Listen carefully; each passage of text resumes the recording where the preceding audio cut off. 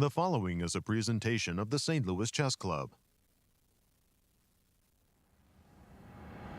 The finals of the second ever American Cup are underway in St. Louis. After a grueling double elimination event featuring the best in the country, each bracket is down to 2.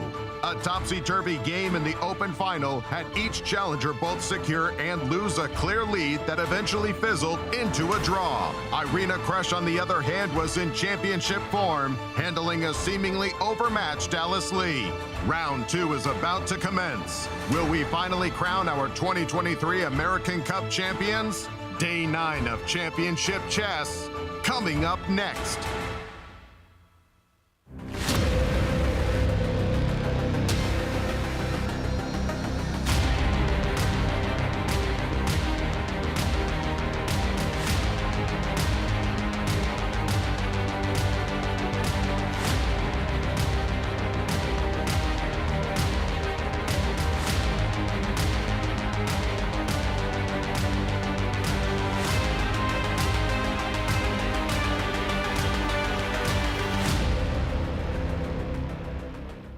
Welcome back, everybody, to Day 9 of the 2023 American Cup, held at the St. Louis Chess Club. We are entering the final stage of this event, and the players will have to find the last ounces of creativity and energy and give us everything over the chessboard. Let's go to the studio and start the action with Yasser and Joe. We welcome you to St. Louis, Missouri, the capital of chess in America. And this is Day 9 of the 2023 American Cup.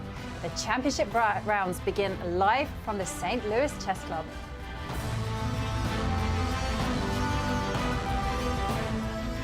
Hello and welcome from the St. Louis Chess Club. I'm Jovanka Houska, and it's been a great pleasure to be calling all the actions of Day 2 of the grand final alongside Grandmaster Yasser Seirawan. Jovanka, as always, a great pleasure to be with you and Cristian in studio. It's been great fun, hasn't it? It's been wonderful. It really is.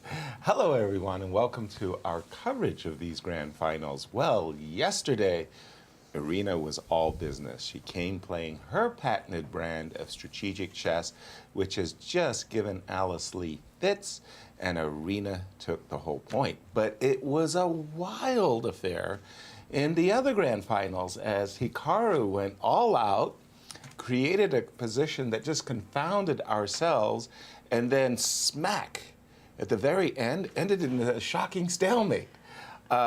And a draw was secured. It was great stuff, and the grand final promises more. Jovi, do the honors. Tell us about the brackets. Yes, definitely. Let's delve into the situation so far. So here was the champions bracket, and Irina just raced to the top. She's still on 2 lives, and who did she knock down along the way? She knocked down Alice Lee into the elimination bracket. But 13-year-old Alice Lee, well, she defeated Naji Paikitsa, and she bounced back up to make her way into the grand final. And in the here she is. This is the standing in the head-to-head. In the current match, Irina is leading, which leaves Alice Lee in a must-win situation. Exactly. And in the champions bracket, in the open? In the open section, you know, he headlined the event and he raced again to the top, also netting a $10,000 bonus along the way. But who did he defeat and knock down into the elimination bracket? None other than Wesley So. And Wesley So, playing in the elimination bracket, well, he had to defeat Levon Aronian, and do that he did to get a place into the grand final. And in the championship match, here is the first round scores, 1 draw. And the format for today's play. Yes. We have seen a very special, very unique tournament, 2 8-player double elimination, and in the champions bracket, the classical classical time control of 90 minutes plus 30-second increment. In the elimination bracket, that's passed, that's done, but it was played at rapid 25 minutes plus 10-second increment. And the schedule for today. And the schedule, well, it's going to be very, very exciting because the players will start off with one classical game. Now, if the match is tied, we're going to see playoffs, and the match will be decided. Now, this is the way it gets very spicy because if Alice Lee and Wesley So win their matches, then we're going to see some more chess because Hikaru and Irina are both on their second lives, so they're entitled to a rematch. Absolutely, but to drill down even further on the possibilities, Cristian, good to see you in studio, my friend.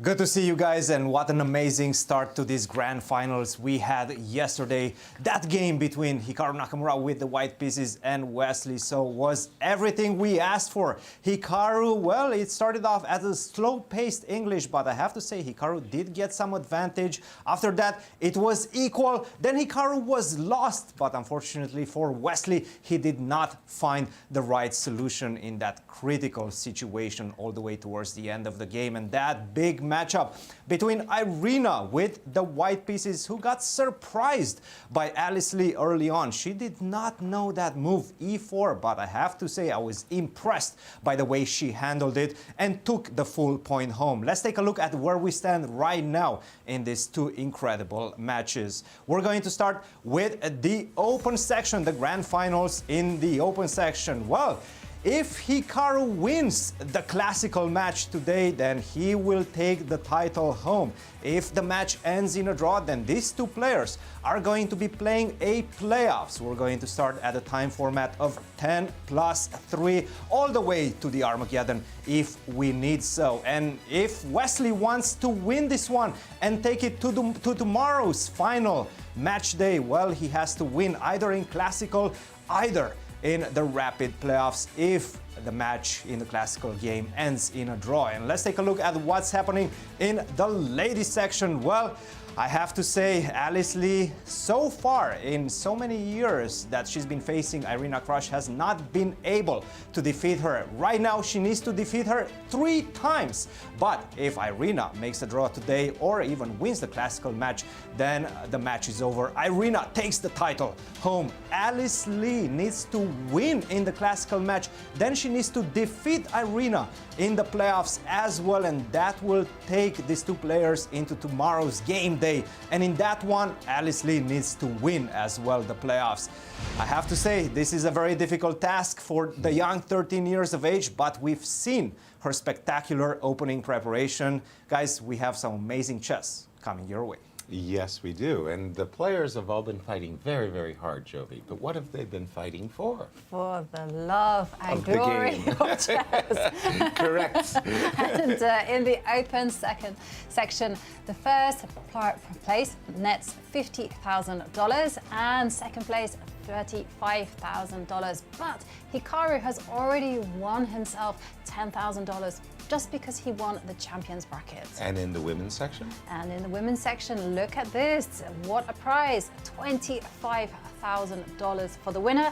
Second place nets $18,000. And Irina has actually already gotten $5,000 for winning the champions bracket. And in case we do crown 2 champions today, tomorrow we will feature a blitz tournament, and we'll be giving live coverage of that event. And tell us more about the event. Yeah, it's a 9-round Swiss, no draw offers because draw offers are not acceptable in St. Louis. Right. So very fast time control of 3 minutes +2. And this is my favorite point. It includes players from local universities. Yes. Read very strong players and Exactly. eliminated American Cup participants. Right, like Olympic, participants of Olympiad, I mean to say. And there you see the players getting wanded, no electronics allowed, of course. I noticed that Hikaru came in very early today. He's been at the board for more than 5 minutes as he's really focusing it down. This is unusual, right, It's Cristian? very He's unusual. really basking in the moment right now. He really enjoys this. He knows that he could potentially take the full title today, and yeah, he's ready to go. Now, he surprised Lanier by playing the open Sicilian, a Kalashnikov that he had prepared incredibly well. Do you I can't reckon say he's... I can't say I expect that. In Yeah, no. myself either, but E4, E5... Yes, that's my guess. E4, E5. I really don't see him taking Wesley in the Sicilian. He did take Wesley in the Sicilian, but in the rapid playoffs of their first encounter. I don't know, Not Joe. in the classic. I don't think he'll try the No, you don't yeah, think... I don't think so. His combativeness in this event has been without peer. He's like yesterday. He could have taken a draw at multiple moments. He kept refusing, and he was playing for the win throughout. But Yeah. by the way, Wesley doesn't have to start with E4, right?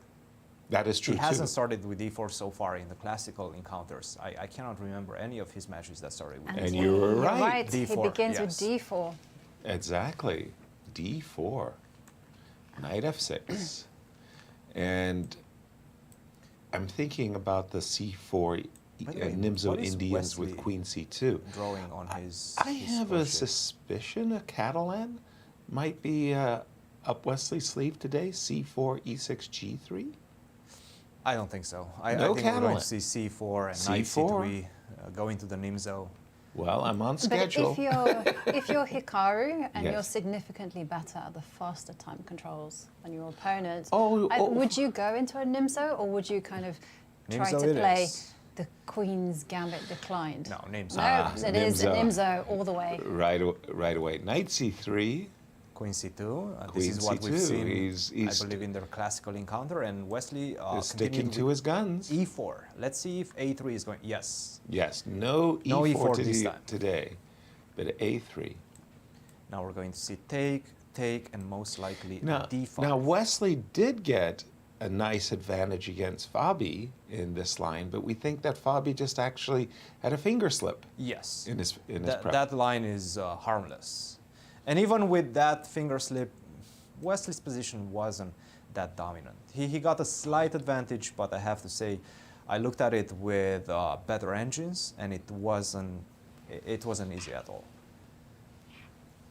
Okay, and let's jump over to the ladies as once again, Alice Lee facing an opponent, sadly to say, she's never defeated before.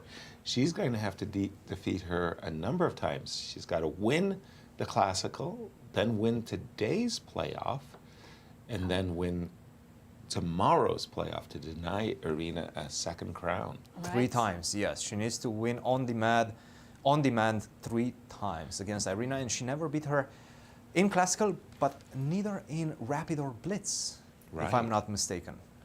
Apologies, I don't thing have is, though, a link to Alice the game. is so young. Yeah, right? I mean, it's really just a question of when this is going to happen. Okay, so we have seen Is Bogo Indian in your repertoire? It has been in mine for quite a number of only years. on the white side. Only on And I reckon Queen okay, E7 is oh, the main move here.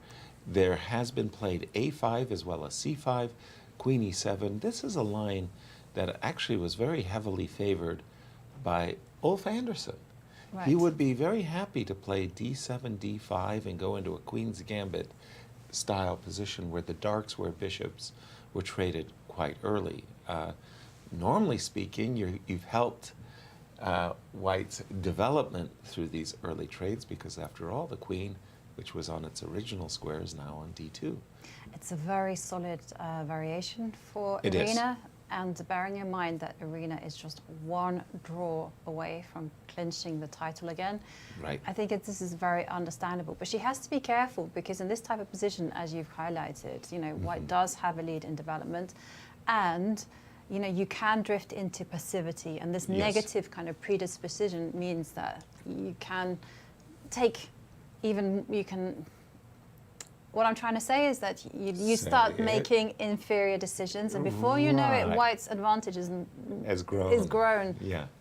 Coach, Christian, what do you advise your players who are playing black and all they need is a draw for the Grandmaster norm or for the tournament victory? How do you advise them to play? Well, first of all, I just tell them that it's a great position to be in. The first step of the whole process has already been achieved, to put yourself in that position, right? Clear. And this is, I can guarantee you, what Irina is feeling right now. She already feels a sense of accomplishment. She got all the way up to this point. Now all she needs to do is close the show. And I really like what she's doing, first of all, in this particular case, because she's taking a bit of a sideline approach with this bishop to d4, and after that immediately capturing on a d2. We don't see that very often. We see either the retreat to e7 or the defense of the bishop on b4 with either a5, c5, queen to e7. All of those are main lines. This bishop takes d2 is considered to give a slight edge to white. But what she's doing, she's taking her very well-prepared opponent out of the theory very early on. And we've seen what happened with Alice Lee yesterday when she was out of the theory after that move bishop to b5, which was an inferior move. It was giving, in fact, Alice with the black pieces an advantage, but she didn't know how to handle it. I think this is one of her biggest weaknesses because of her age, right? She's not experienced. She loves to be in her comfort zone and to know exactly what she's doing.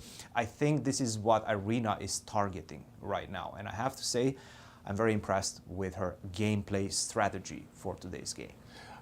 Do we know offhand if Alice Lee has actually faced the Bogo Indian before? Does she have much experience on the white side? I'm sure she has. I'm sure she has. But perhaps, once again, not this bishop takes d2. It's a pretty rare occurrence. Again, bishop takes d2 is considered to give white a very slight and pleasant advantage. Bishop to e7, a5, c5, those are the main moves. Yeah. Exactly.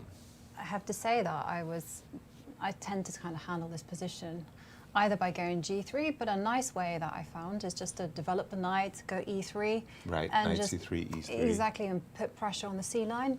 Yep. And again, ask black, how are you going to develop the light square bishop? Exactly. In these positions, the tendency is to go with the fianchetto, with either d5 takes c4 first, but you know, the only way that light square bishop, which is hemmed in by the e6 pawn, you know, you got to fianchetto it. Right. I think it's a good line, actually. Something to be said for g3. I do like g3 a lot, though. Yeah. Also. All right. And what do we think of the game between Hikaru and Wesley? Well, it's the queen c2 and c takes d. C takes Well, d5 that's and Wesley. actually, I find that move to be helpful for black, just because after e6 takes d5, then it's very clear that the bishop on c8 has a way of getting into the game. I think Alice was better advised to maintain the tension in the I center. think she should have maintained Yeah. the tension. And once again, we see her lack of experience, perhaps, in this type of situations play out. Now, also, when the material gets limited and you truly need to win to continue the match, not to be eliminated, then you start doubting yourself and your decisions, right?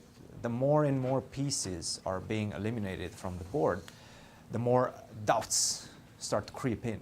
And this is perhaps what Irina is striving to achieve with her opening choice. Right. I have to say I'm not a big fan of relinquishing the tension in the center, as you've No. both mentioned. C takes d5, e takes d5, the bishop is coming out. Sorry. And I was Julie. going to say my golden rule Yeah. in this type of, it really is one that I trust implicitly, and I always do, is I only capture on d5 once black has played something committal on the queen side b6. Then I'm taking, because the light square bishop has to stay on guard on that side of the board.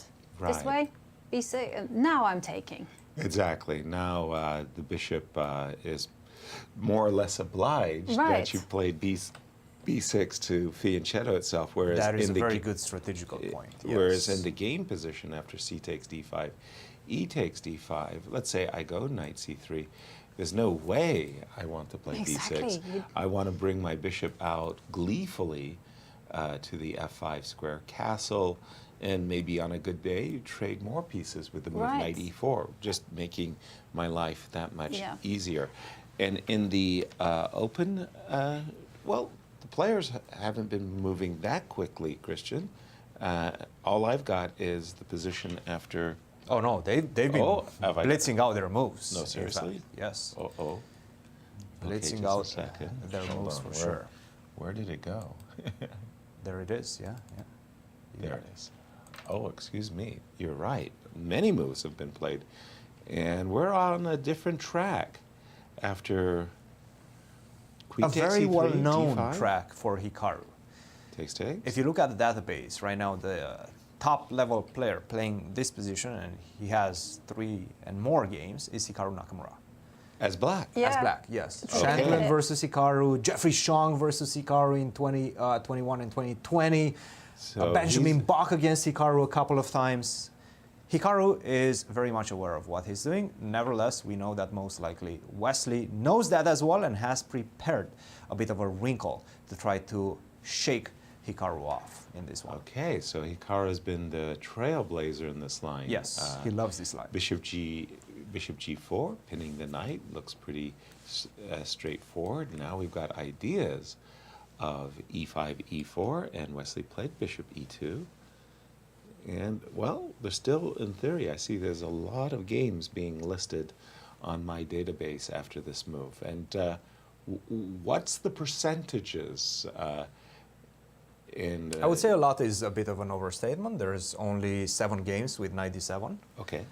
Which is the main line, and in fact, the only move that has been played in this position. Knight David 7. After a bishop to e2, knight to d7.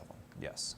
You need to get right. You have a clear plan in the position, and that is to play the move c6 at some point. How do you do that? How do you accomplish that? Most likely after knight to d7, after that rook to c8, and then go c6. You have to attack and target the pawn on d5. Start with knight d7, get your pieces out, it makes the most sense. And by the way, you just played knight to b8. So you have to go to d7 with the knight. It makes perfect sense. I'm not 100% sure why Hikaru is still thinking in this position. He's had this position on his board plenty of times. He should follow it up with knight d7. Hey, Wesley, show me what you got. Show me what you prepared. I know you know that I've played this position. Just show me where the novelty lies. But this is where you kind of have to also delve into the opponent's minds, because yes, you know, if I were in this situation, I would say, yes, I know that I've played this many times before. Right. But what you got up the sleeve, and you know, your Hikaru's opponent is none other than Wesley So, who's incredibly well prepared. So you know it's something. Exactly. You feel that, okay, this could be unpleasant. So I can understand Hikaru's hesitation, is what I'm trying to say. I can understand why he's thinking, is it now the time to diverge from my theory and freestyle something so that Wesley is also on his own, or do I just go right into the trap? Well, he should go right into the trap. Shall we take a look at the trap? There's no trap. Well, for me, there's two no moves trap. that I consider. Castles, that's like the third move. For me, I would like to clarify what's going on the king's side. H2, H3, asking the bishop, are you going to capture? And the reason why I would play H3 is because of the following. If I play the move Queen takes C7, which nobody has done, by the way. No. People are not capturing this pawn. Rook C8 now attacks my queen, and the rook is going to land on C2, and I'm not a happy camper. But if I had included the move H3 and the bishop had dropped back, well, now, you know, I'm happy to take this pawn because I do so with a gain of tempo. Therefore, I'm thinking that it will probably precipitate bishop takes Right. f3, bishop. Now, Cristian was mentioning rook c8, and that was why I was attracted to the move h3. Because But I then- go e4 in this position. Yes, in fact, black is precisely. already better. Yeah, H3 you play e4, Yes. attacking my queen. Now, let's say I drop back. Queen takes, b takes c3. It's a bishop versus knight position, but the knight is going to have a very nice outpost, either on e5 or c5. I think it's the c5 outpost. Precisely, yeah. C5, I get the pawn to b6 to defend that. I create that Right. beautiful outpost. That's so It's great, nice. isn't it? It's just a really, really nice position for black, Yes. which makes me think about the move e4. First of all, I stopped black from playing e4. I prepared the move h3, and I'm still keeping the option of queen takes c2, queen takes c7. But interestingly Open, enough, Hikaru has actually faced e4. Yeah. And So, how did it go? How did it go? So let's have a look at that. That was the game between himself and Jeffrey Chong. He played queen to Queen d6, d6. castle, knight to f6. He didn't seem to have any big problems in that game. It seems like, once again, in fact, Black has not had a lot of problems in this position. He hasn't lost a single game. Out of those 7, I think 6 of them finished in a draw. 1 of them, Black has managed to be victorious. So this is one thing that elite level players, by the way, if I would be playing and analyzing this position as white, I would probably never go for this line. Just because I see the percentages, I always look at the percentages. If I see Black doing well, in general, I feel like they have a comfortable position, and I'm not going to enter those type of variations. I'm looking for variations in which white scores better, in which white manages to put some practical pressure on their opponent. This is why I'm a bit befuddled by Wesley's choice, this idea of bishop to e2, allowing knight d7, entering the den, entering the variation that Hikaru is an expert in. Well, let me be the agent provocateur that I am. Queen takes c7. Let's imagine that Wesley has Sissy, the supercomputer from Norway, Yeah, as his bedside companion, and he goes queen takes c7. Go ahead and do your worst. Tell me, no, castles is what he has done, by the way. But just out of curiosity, how would the line have gone? Would you have used the Rook a8? c8. AC8. Rook a c8. Well, there goes pawn number 2. e4. e5, e4. I got to move the knight. I take on e2 most likely. Take on e2. Here I have to pause because I can see that the knight is going to go to c5 and d3 if I take with the knight, but if I take with the king, Isn't Rook b8 almost feels You're like really it's playing with working. fire Rook here. b8 With is the idea. that looks really strong, right? Because you're going to Queen, go. queen takes knight, you have pawn takes, and then you do have rook d2, but I feel like after... Let's calculate No, that. but hang on a second, there's knight e2 at the end of it. Sorry, Right. I'm jumping way ahead. Rook takes rook, Right, king takes, and I was thinking here queen takes pawn. but after I'm with you on this one. Knight Knight e2. e2, and then after rook b8. I'll probably figure out Exactly, some clever yeah. way of defending against rook to b2. None of that ought to happen because Wesley did play castles, and after castles, Here comes the novelty. here comes the novelty. Castles, rook a8, c8. And that's why I'm saying Whoa. Hikaru is such a well-prepared. I love what Player you in this- what in you this- said in this about queen d6 and knight f6, something that Hikaru played previously against Jeffrey Zhang. That looks really solid to my eyes. Rook c8, Immediately responded with queen to b4. queen to b4, and that's a nice. That now that's a serious pawn. That pawn is a pawn I feel I can clip. And now we're going to have to enter some sort of a more or less semi-forced line. I'm going to have to take on f3. You take on f3. Otherwise, Yeah. you lose the pawn, right? Right. Bishop Or you go e4, but e4 has some strategical drawbacks. You don't want to get so overextended on that side. Knight to d4, it does seem like white is getting the advantage here. And this pawn feels more of a liability than a strength. I can see lines for white that would go knight c3 and rook d4, immediately targeting the pawn, which is why you didn't want to play e4. You wanted to take, but then just queen b6? Queen to b6, yeah, Well, has to be played. Well, this is the, a moment ago, this was the, I'm not sure this is the moment I was playing for when I was thinking about bishop g4, but definitely something of this type. What if I take the queen? Trade. Then let's get off that diagonal. I guess so. Could Knight you- f6, pardon me. Yeah, I was wondering whether you could go b5. Now? Yeah. It looks a bit weird, but my idea is... I'm a little yeah. annoyed by this double hit. Okay. Yeah, I sorry. don't have the time for that. Okay, so For yeah. the moment. So you have to defend E4? that, right, with e4, but Okay. I don't know. It seems like black is getting his his good moves in. And just checking in on their live ratings, this includes their game from yesterday? I'm sure it Cristian? does, yes. Nice. Not a lot has changed because they're so evenly matched in their world ranking right now that with a draw, maybe it's a change of 0.2 ratings. I see. One of the things that surprised me is that Hikaru came in here yesterday after his game, was very happy about the game and the great fight that took place. And he said, well, I accomplished what I wanted to do when I came into the American Cup. I'm not going to lose any rating points regardless of today's result. And I thought, well, that's kind of a strange attitude.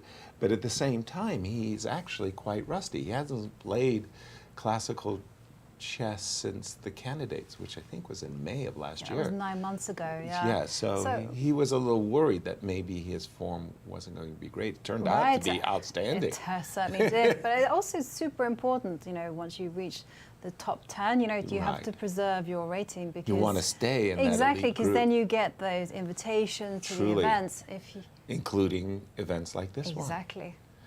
Rook A C8, Queen B4, Bishop F3, Bishop F3, and how are the engines evaluating this specific position? They're giving white a slight advantage, but that usually dissipates if you go along with the variation. So if you go deeper into the variation, that usually dissipates into an Queen equal B6 situation. on the board, by the way? Yes, best move in the position. Right. By far. If you don't play Queen B6, then you're in some sort of danger. So for example, if you go something like B6, it looks like a normal move, right? The problem is you're giving me so many light squares, right?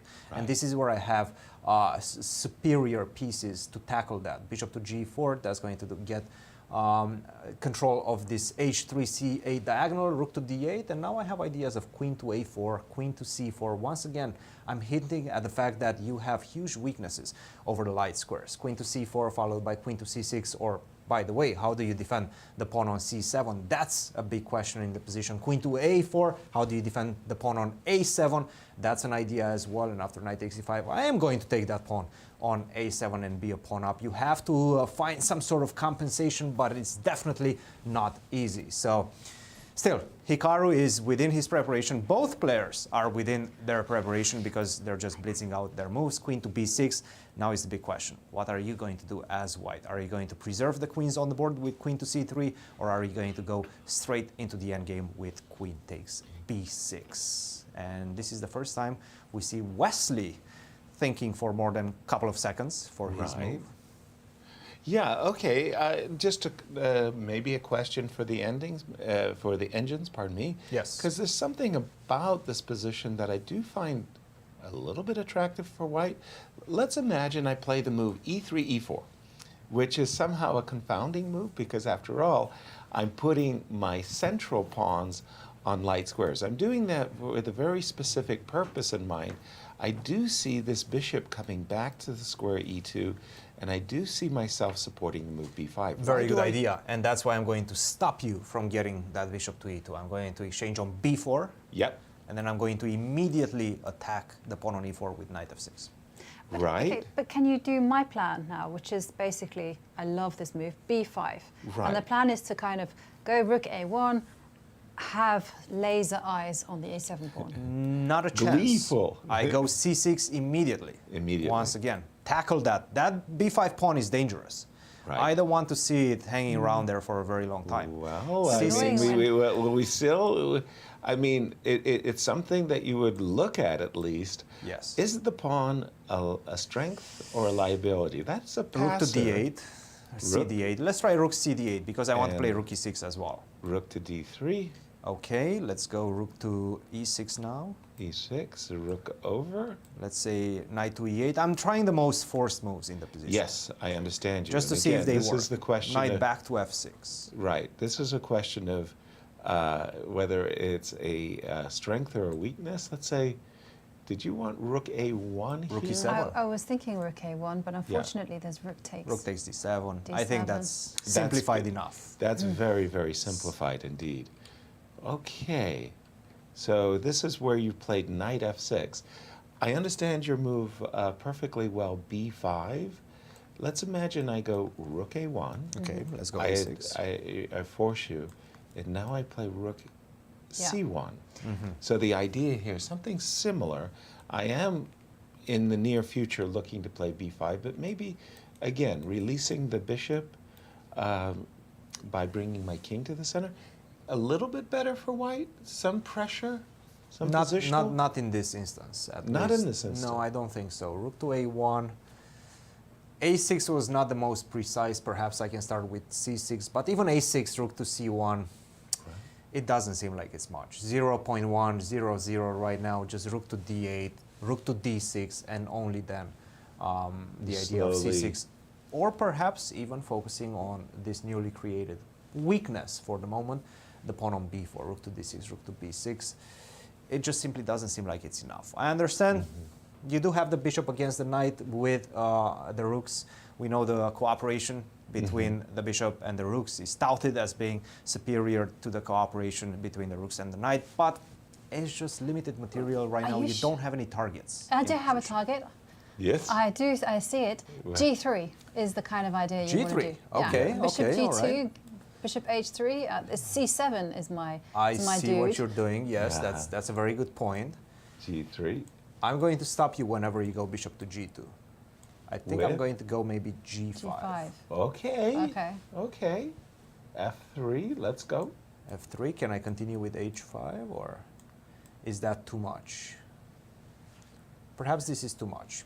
Rook to b6. Rook to b6. Nice, Yes. nice. I like Okay, it. we're in for a penny, in for a pound. Bishop h3, let's have some fun. Ooh. Don't Let's I have some fun. If I When go we get these G4? imbalances with the rooks and the bishops and g5, I take on e4. g5, G5. Let's move the rook. You take this one. I take this one. You still have a lot of weaknesses. This one, liability or a weak or a strength. The pawn on b4, liability in my opinion. bishop c8, Bishop c8. Okay. Whoa. I'll take this one. and rook f1. Hang on, but- not D6. Nah, d6, yeah, d6 is... But hang on, D6, Knight E6 is, yeah. Also Rook D1. No, Rook D1. Sorry, I tricked the Grandmaster. Your Jedi mind tricks are too strong for me, Jovi. Be careful. I have my own he's, tricks. He's got ideas. That's at least a draw, right? now. Right, That's right, that is yeah. true. So No, you no, have to no. defend with Bishop G4. No. I don't think you have enough. Okay, well, we'll keep an eye on this one, and we'll jump to the Hikaru game for just a moment.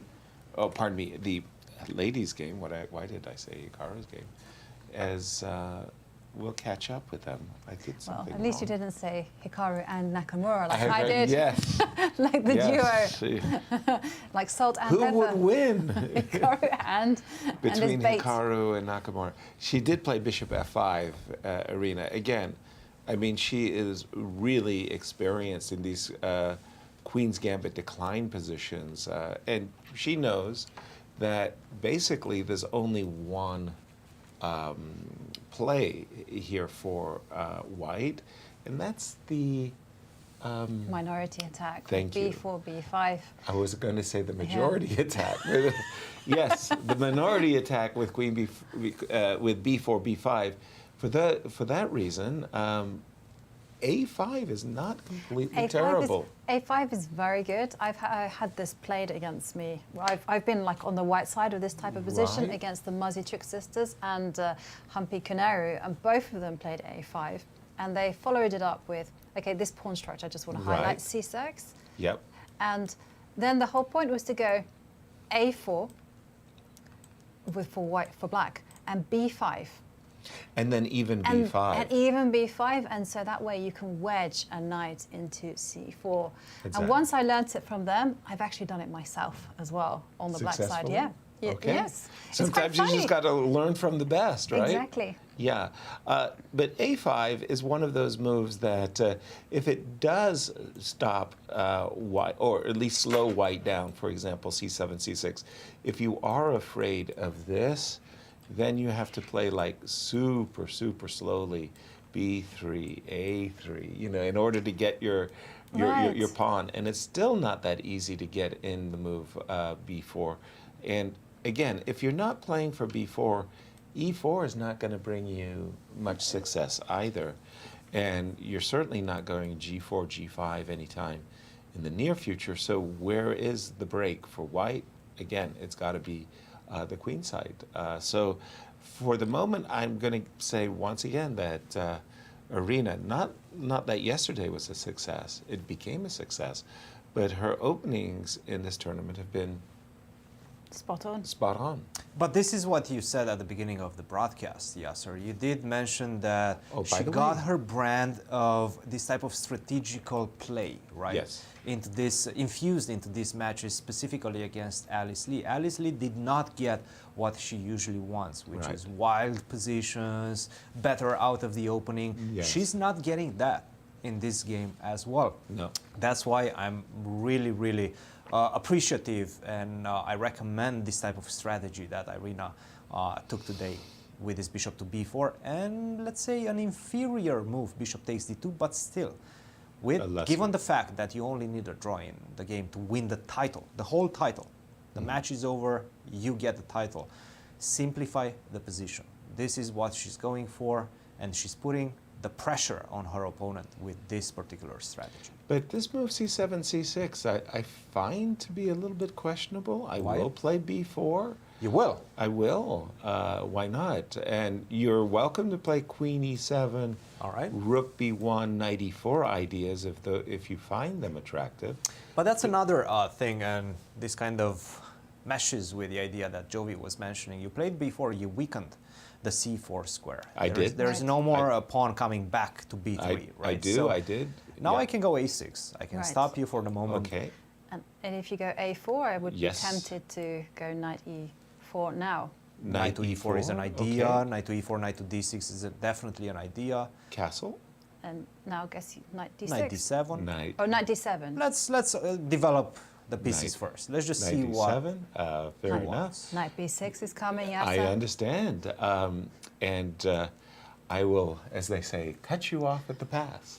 But now where's the minority attack? Well, a new attack is coming. I'm going to put my knight on the c5 square. I'm going to invite you to capture, and then I will have a backward pawn that I will gnaw on. There was a marvelous game between Anatoly Karpov and Ulf Andersson. Ulf Andersson was on the black side.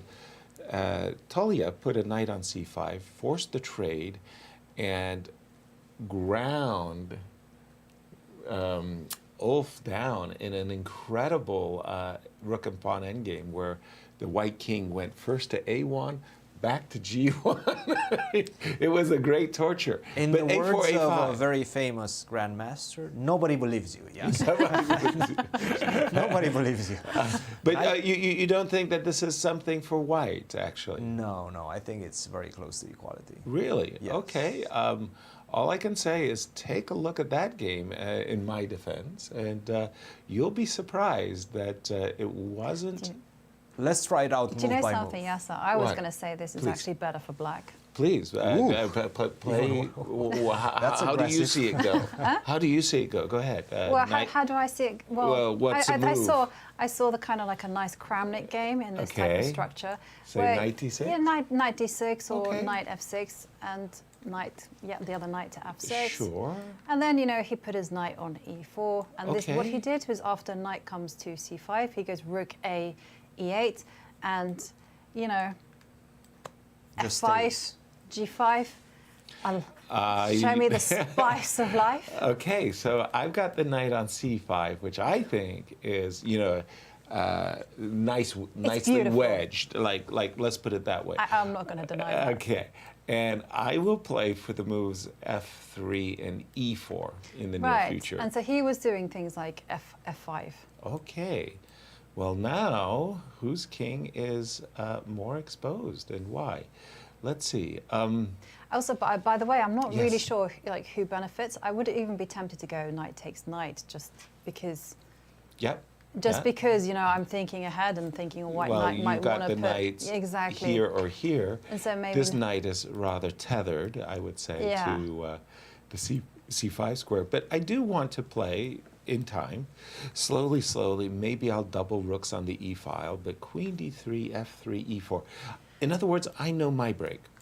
exactly here, you've got a good position. Right. I'm not arguing that the advantage is somewhat severe or so on, but you and I will both agree that white has to play for f3 and e4. I completely agree with that. And what is black playing for? Black is playing for, a la Kramnik, controlling e4, and then when it's under control, f5, and because you have the extra space, you can go rook f6, g5, just and not necessarily to attack the white king, but just Right. to grab the space. All right, one question I have for you, Yasser. Yep. What if I give you everything you want?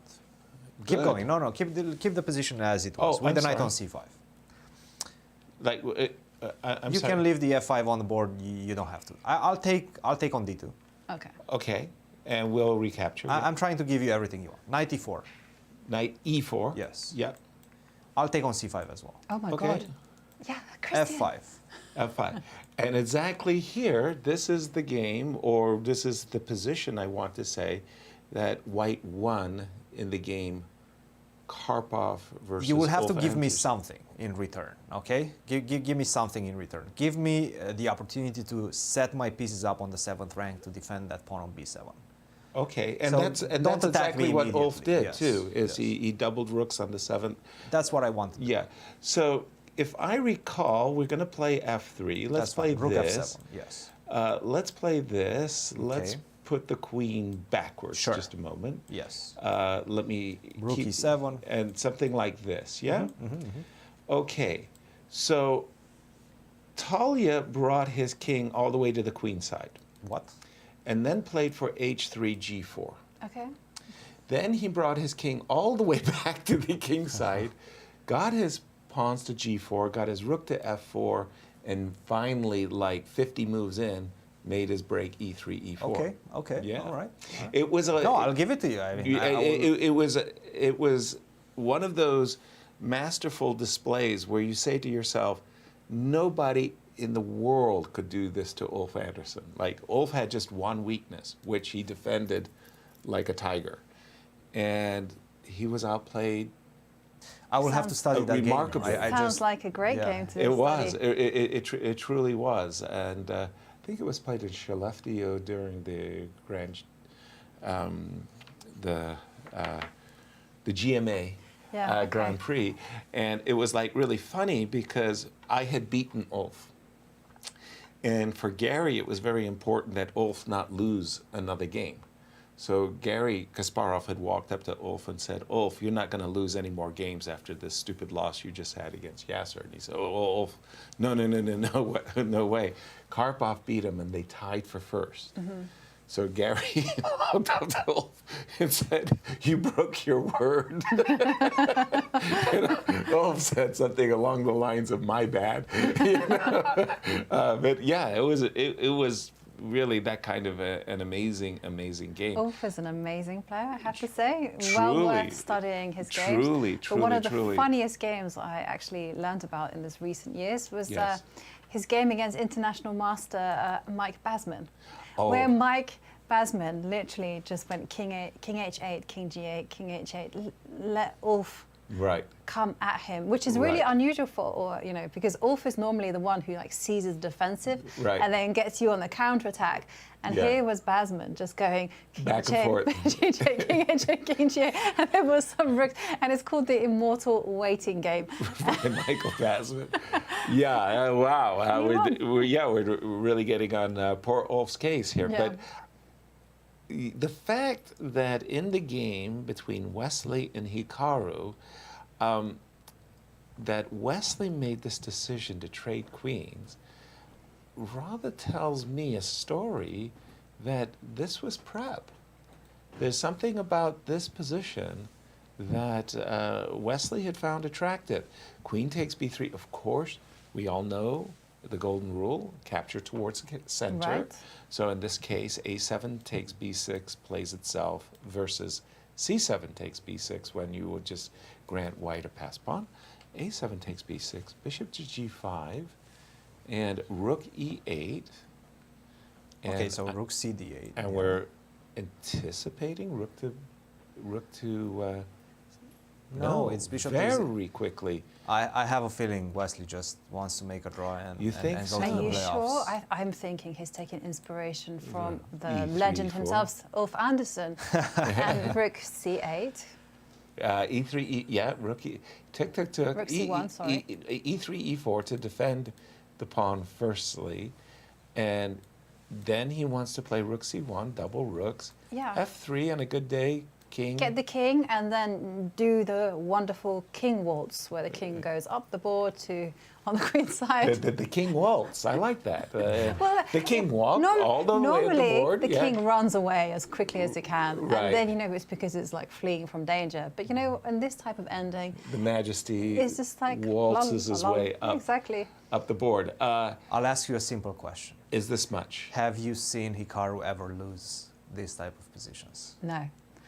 But then again, Okay, don't bother me with facts. We're talking about real feelings over here. It's the waltz of the king. He's trying to get. Is he hinting at b5 or c6?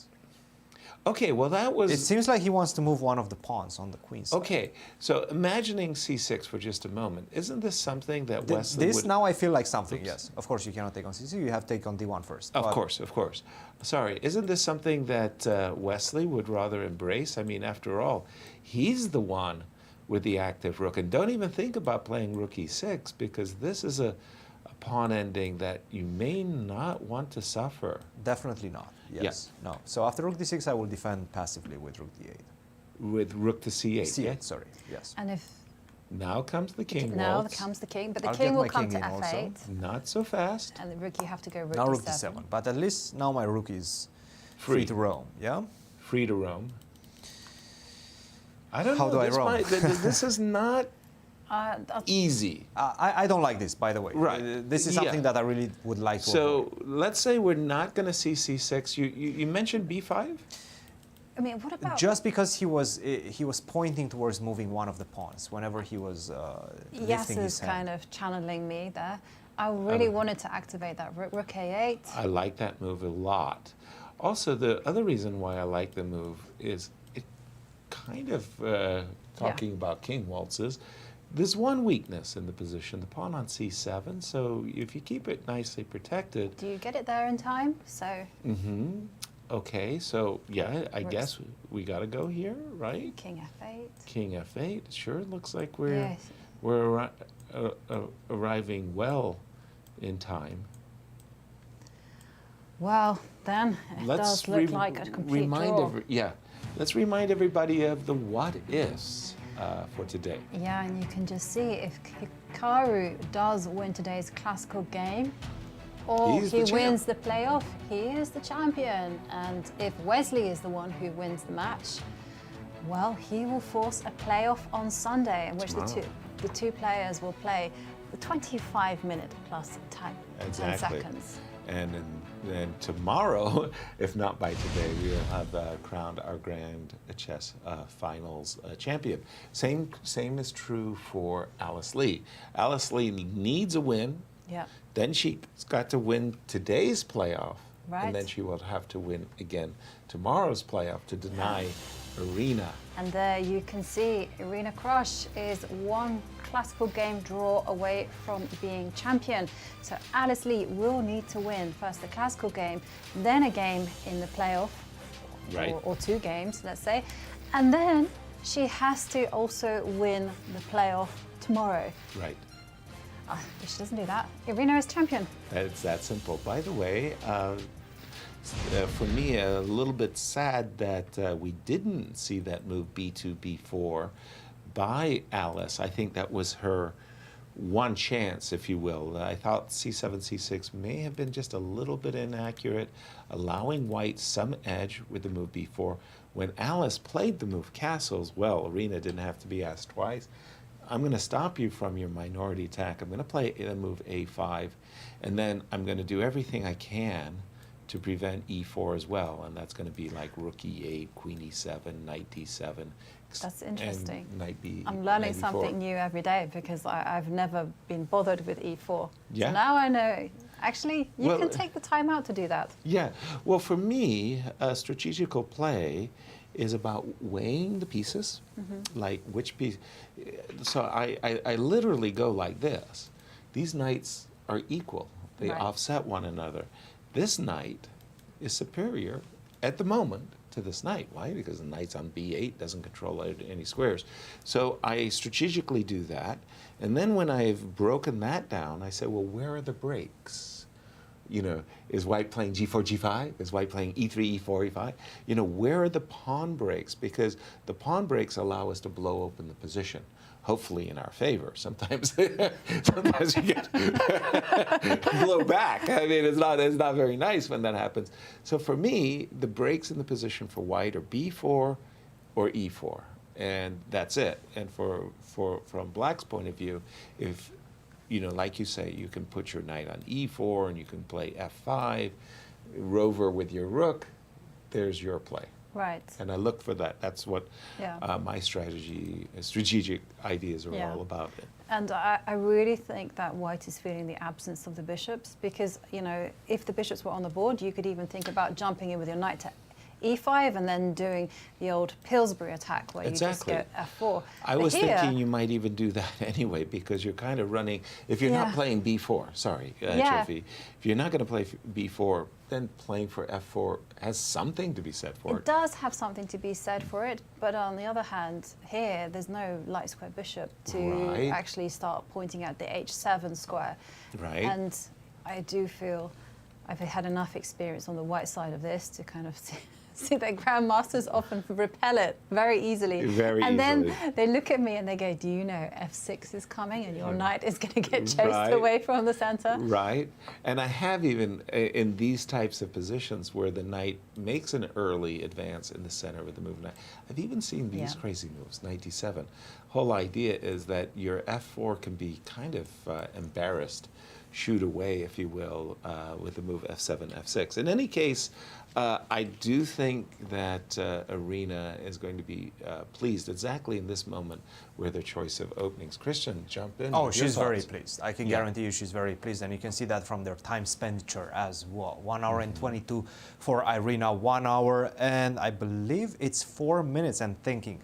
Definitely Alice Lee not very comfortable in this position. She has to create something out of nothing, and we know that this is not necessarily her cup of tea in this particular case, but also, you know, she's so young. You don't know how to outplay your much more experienced opponents when you're so young. I don't remember ever beating a grandmaster in this type of situations when I was 13. I think I Right. did beat a grandmaster, but not from this type of situations, right? Right. I was playing much more active, much more tactical chess. Well, there's no tactical chess available in this position. You have to create something like you guys were mentioning, either with a minority attack on the queen side, either with this idea of knight to e5. But you know that Irina knows the responses, the general typical responses, as you guys nicely pointed out, knight to e5, knight f to d7, and then this idea of f6. When did you learn, Jovi, about this idea of knight d7, f6 from your grandmaster friends? Because you were mentioning that as well. How old were you? How old was I? Well, I mean... Were you 13? A teen. Not at She was all. just a teen. Not at all. No, the move knight to fd7 came actually when I was playing on the black side. Someone did it to me, and I was like, ha ha ha, knight f to d7. I've played these positions quite a bit in my life, but But not at the beginning of your career. not at Not the beginning. no. Not at the beginning of my Exactly, career. exactly. And I would say that when I was jumping in with my knight into the center with the white pieces, Yes. I had some bishops on the board, Right. and it looked a lot more aggressive. Precisely. And even then, you know, they would neutralize my initiative and then just play very simple chess. And You have some Greek gift sacrifices. Right. If the knight goes to d7, you get bishop takes h7 going in. Yes, that doesn't exist in this position. Right. If you put a white bishop on the h4 square and a black bishop on the e7 square, and you followed your move knight to e5 up with f4, it would be much more threatening. The bishops having been gone, it just makes the defender's life that easier. As we were coming onto the show, and I was mentioning that Irina's getting to play her strategic brand of chess, and Christian, you had said that for Alice Lee, she wants chaos. sorry, but there's nothing chaotic at all that we can talk about today's position or Right. exactly this position. I mean, and here, one of the big things that I see as well, she's not able to set problems to Irina or give Exactly. Irina any choices, because Irina's played this type of position many times. She Exactly. knows a knight belongs on d6. Mm-hmm. She knows, you know, the queen can just move. The rooks will connect themselves. There's a half open line to play with. She's neutralized the minority attack. Exactly. It's Alice, the one who has to come up with some creative moves. And to be honest, I don't see it. Exactly. Once I see this pawn on a5, I think the idea of a minority attack is basically stuffed. I'll Yeah. use that expression, stuffed. I just stopped the minority attack, which kind of suggests to me in some fashion, we'll do it this way. Let's show our extraordinary sense of accuracy. F3, I mean, it may not look anything special, and it probably is not, but at least it's a play to get some kind of imbalance. Right. You know, I've got to play for some break in the position, and I don't think b4 is going to bring me Right. laurels. Do you know something? I Please. just had like a flashback to this chapter that I read in Chess for Life, which is all about this pawn structure. And one of the great experts on this pawn structure is English Grandmaster Keith Arkle. And he often plays it, you know, without the bishops. Right. And one thing that he does is he goes knight to e2. So in the restarting position, Like, say, he here. will go knight to e2, he will transfer the knight to f4. Okay. And we're looking for a really long. He'll also control. I have to say, he will also control this pawn move a4 as well to make sure it doesn't happen on the board. And then the plan is to go the minority attack, a3, b4. Still with the minority Still attack. with the minority attack. Oh boy, yeah. So I mean, but this is like So you're saying you like- got to do something incredibly long-winded. very, something very like long-winded. this, like this. I'll just put a few moves on Right. the board to try to get to Keith's And then- setup. Yeah, exactly. And let's say, I don't know, Queen E7 for argument's Right, sake, and and Knight F4, yeah? Yeah, knight f4. He'll play some h3 move. He'll put the knight on d3. I see. He'll go b4, but it's like very, very slow, I and see. he will massage that position until you know black has basically groveled enough to draw. Yeah, one of the things I can say about the position that Alice has is it's not something that's going to peter out. It's something that you can play like Keith for a very, very long time, like Anatoly Karpov, who just tortured all for probably upwards of 90 moves, if I've got that right. And the reason why I'm so familiar with that particular game, too, is I had analyzed it in a book, King Walks, because it was this really great king march that Tully made all the way from G1 to A1 and all the way back to like H3. He decided he didn't like it on A1. By the way, we have a move by Alice, and that was knight to A4. Okay, that is that's a little bit of a surprise, I must say. I don't see that as being anything that black will be upset about. Knight D7. Maybe put the rook on c1. Which One rook. The one rook, yeah, but the A rook, which rook? F rook. F rook, excellent, excellent, okay. So while you're busily controlling this square, I'm going to be very busily controlling this square. So queen to E7. And knight d2 has, I feel. Knight to D2, and I'll drop my knight to E4. Yeah. And I feel like if white has to do something, because bearing in mind that she's in a must-win situation. Exactly. I feel almost like she's obliged to go either f3 or actually change the pawn structure and go knight takes knight. Okay. But I'm not a fan, to be honest. Not a fan. Neither am I. I'm thinking, you know, you've got a square, like, good for you, but She's got knight. I've gets got a to square d5. too, you know, good for me. And those knights, in my mind, will be equal. Yeah. And pretty even. What about the open game, Christian? I'm looking at, I'm trying to understand what's happening in this very interesting endgame. Simplified, but it remains interesting because I was going through the lines and black indeed can get into a worse position. By the way, this is, I think, where we left it off after the move e4, rook to d6, not touching any of the pawns yet by Hikaru, but obviously this move rook to d6 creates a clear signal. I want to play the move c6, right? And whenever you take back, I want to take back potentially with a rook, get my rook on the c file, penetrate via the second rank, and start creating my own counter chances. Rook to d3, b5 first, not c6 yet. My guess is that after c6, which by the way would have indeed been the best move in the position, perhaps he was afraid or concerned about this move, rook f to d1. If you go rook to d8, then maybe I can try to bring my king to e2 and then take on c6, or anyway create some sort of imbalances in the position. Nevertheless, I do feel c6 would have been the right solution. He played b5, rook to c1. This is what we have on the board. c6, king to f1.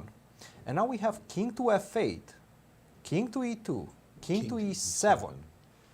But how is this position? The engine, by the way, is starting to really like white after this move rook to c5. I'm trying to understand why. Me too. There's a big threat. You want to take on c6, and then you have some problems with the pawn on e5. So how do you defend this? I think you have to play f6, right? What if I go rook to d8? Oh, not f6. Right. Rook d8, you take, and I think this is good. I mean, you still have c7, but this is just equal. We're going to get a perpetual check, check, check. You don't want to go to c8, but you're just checking me all the way to eternity. So rook to d8 seems to be just okay. Nevertheless, I can play this move, rook dc3. We do have a trade on c6 already. Okay, so. yeah. If he took on c6, then this is a draw, yes. Now with the king on e7, taking on c6, you don't have any advantages in the position anymore. Rook to c6 is going to easily be met by f6, maybe even rook takes d3 and then put the king to d6. This is not enough, definitely not enough. And I don't think you want to take on e5 because king d7, take on e8, rook to b3. You might indeed have some problems with the white pieces. I'm going to pick up the b2 pawn. You don't pick up any of my pawns on the king side. This is looking good for black. Rook cd1, I have to say, guys, the players are speeding through this process, and most likely we will be seeing a shake of hands very soon and a result of a draw. I wouldn't be in any way surprised by a draw. I just want to say that because of the possibility of b3, a4, it means that you don't ever want to go into a king and pawn endgame as black. Yes. Like, I would see this not necessarily as lost or anything like this, but I would see this ending as very dangerous. Sure. Let's just say that, because I always have the possibility of using my A pawn as a decoy and forcing your king maybe into a passive way.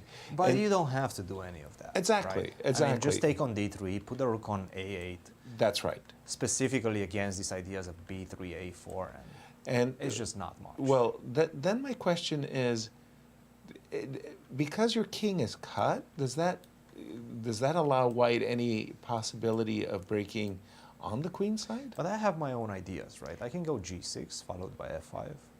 G6 followed by f5.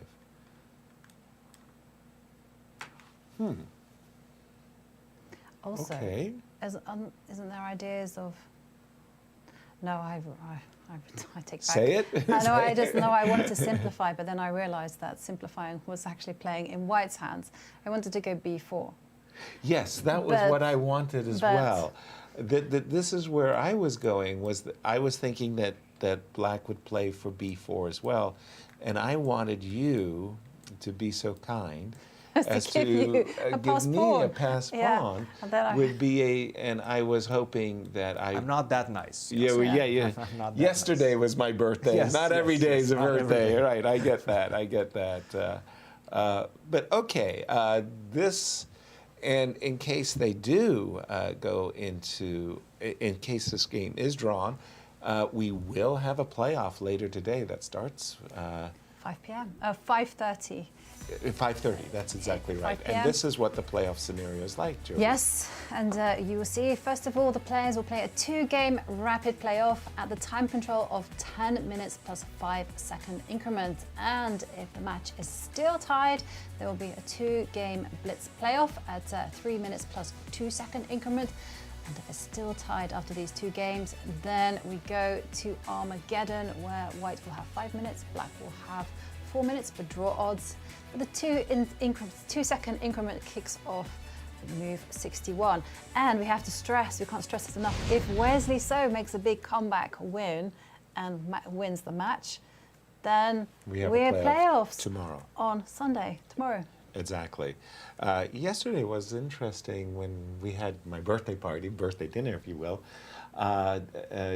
Hikaru joined us with Chris Littlejohn II and his stepfather, Suno Weir-Mantry, and we were asking Hikaru about the time controls. Does he like game 25? Does he like game 10? Does he like game 3 and +2? He likes them all. He just said very, very, very clearly that, you know, these are great time controls, and anything that, you know, speeds the game up. He was a favorite. He was a big favorite, but he didn't. It wasn't like he was lobbying for one time control over another. He likes them all. Yes, I have to say the same is not true of me. I prefer no increment. I think it has a place in the sporting world because you know, just imagine you're playing basketball every time they touch. I know. 1 second increment there. If you are not a chess player, the increment for a lot of sports fans, they will not like that at all. In American football, we look at that clock and we see it ticking down, and we almost 10, 9, 8. So the increments.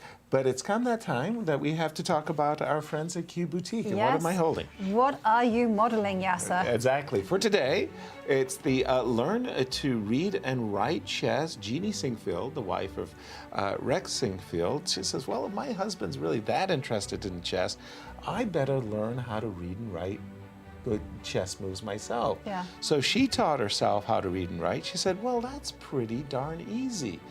And all of these great players come from all over the world, whether it be Indonesia, China, Europe, any country, and she nabs them. Jeannie says, could you translate this for me? And so this read and write pamphlet, it's for free. You can download it. And it has been translated into how many languages now? Multiple languages. Multiple languages. I think, Cristian, you even had to do it in Romanian. I have indeed, yeah. I did. I mean, Romanian is one of them. I didn't have to, I just wanted to do it. And no, when Jeannie asks you for something, you kind of feel like, will next week be okay? Right. No, I mean, but this is such a fantastic idea, making chess accessible. Accessible, that was it. You can, as you say, it's free. You can download it on the website and go out there and enjoy it. Spread the word. If you love chess, make sure that everyone else plays chess as well. And we're going to take a quick break. See you on the other side. St. Louis, the chess capital of the United States, boasts the world-class St. Louis Chess Club and the World Chess Hall of Fame. It also plays host to an award-winning shop dedicated to chess merchandise, all-occasion gifts, and plenty more. At Q Boutique, you can shop both in-store and online for chess merchandise, autographed collectibles, chess campus souvenirs, and much, much more. From quirky greeting cards to luxury chess sets, there is something for everyone at Q Boutique. And all purchases go right to benefiting new exhibitions and programs at the World Chess Hall of Fame, dedicated to exploring chess and its immense impact on art and culture. Located on the first floor of the World Chess Hall of Fame, enjoy a shopping experience like no other and become everyone's favorite gift giver. If you can shop in store, make sure to check out QBoutiqueSTL.com for a wide variety of gifts for everyone to enjoy. Meet me at the Muni in Forest Park. The Muni's premiere season, bursting with comedies, romance, and magic, begins June 12th with the Muni premiere of Beautiful, the Carole King musical. The epic summer continues with Disney's Beauty and the Beast, Chess, West Side Story, Little Shop of Horrors, Rent, and Sister Act. Meet me at the Muni in Forest Park.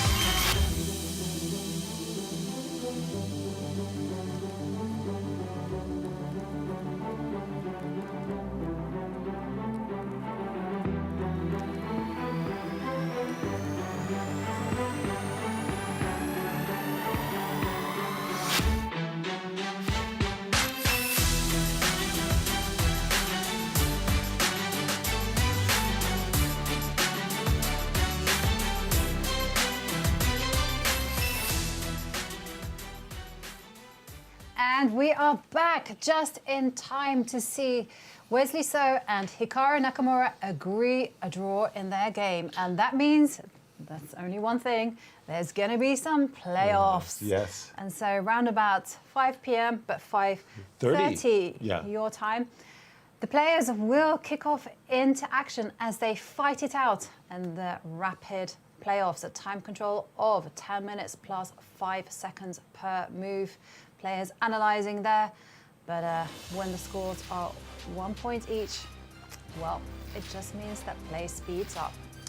Yes, indeed. And too much adventure from yesterday's game. It felt like as Wesley didn't really, I want to say, pressure Hikaru. He knows that this is a special line that Hikaru has played quite often, and he didn't put any particular pressure on Hikaru. So, playoffs. I know. And in the other game where Irina is just gunning for a draw, I've got to say, it looks to my mind like she's doing really, really well. Alice has just played a move I didn't particularly like. I didn't like knight a4, but I especially didn't like her follow-up in this position. She played the move knight c5.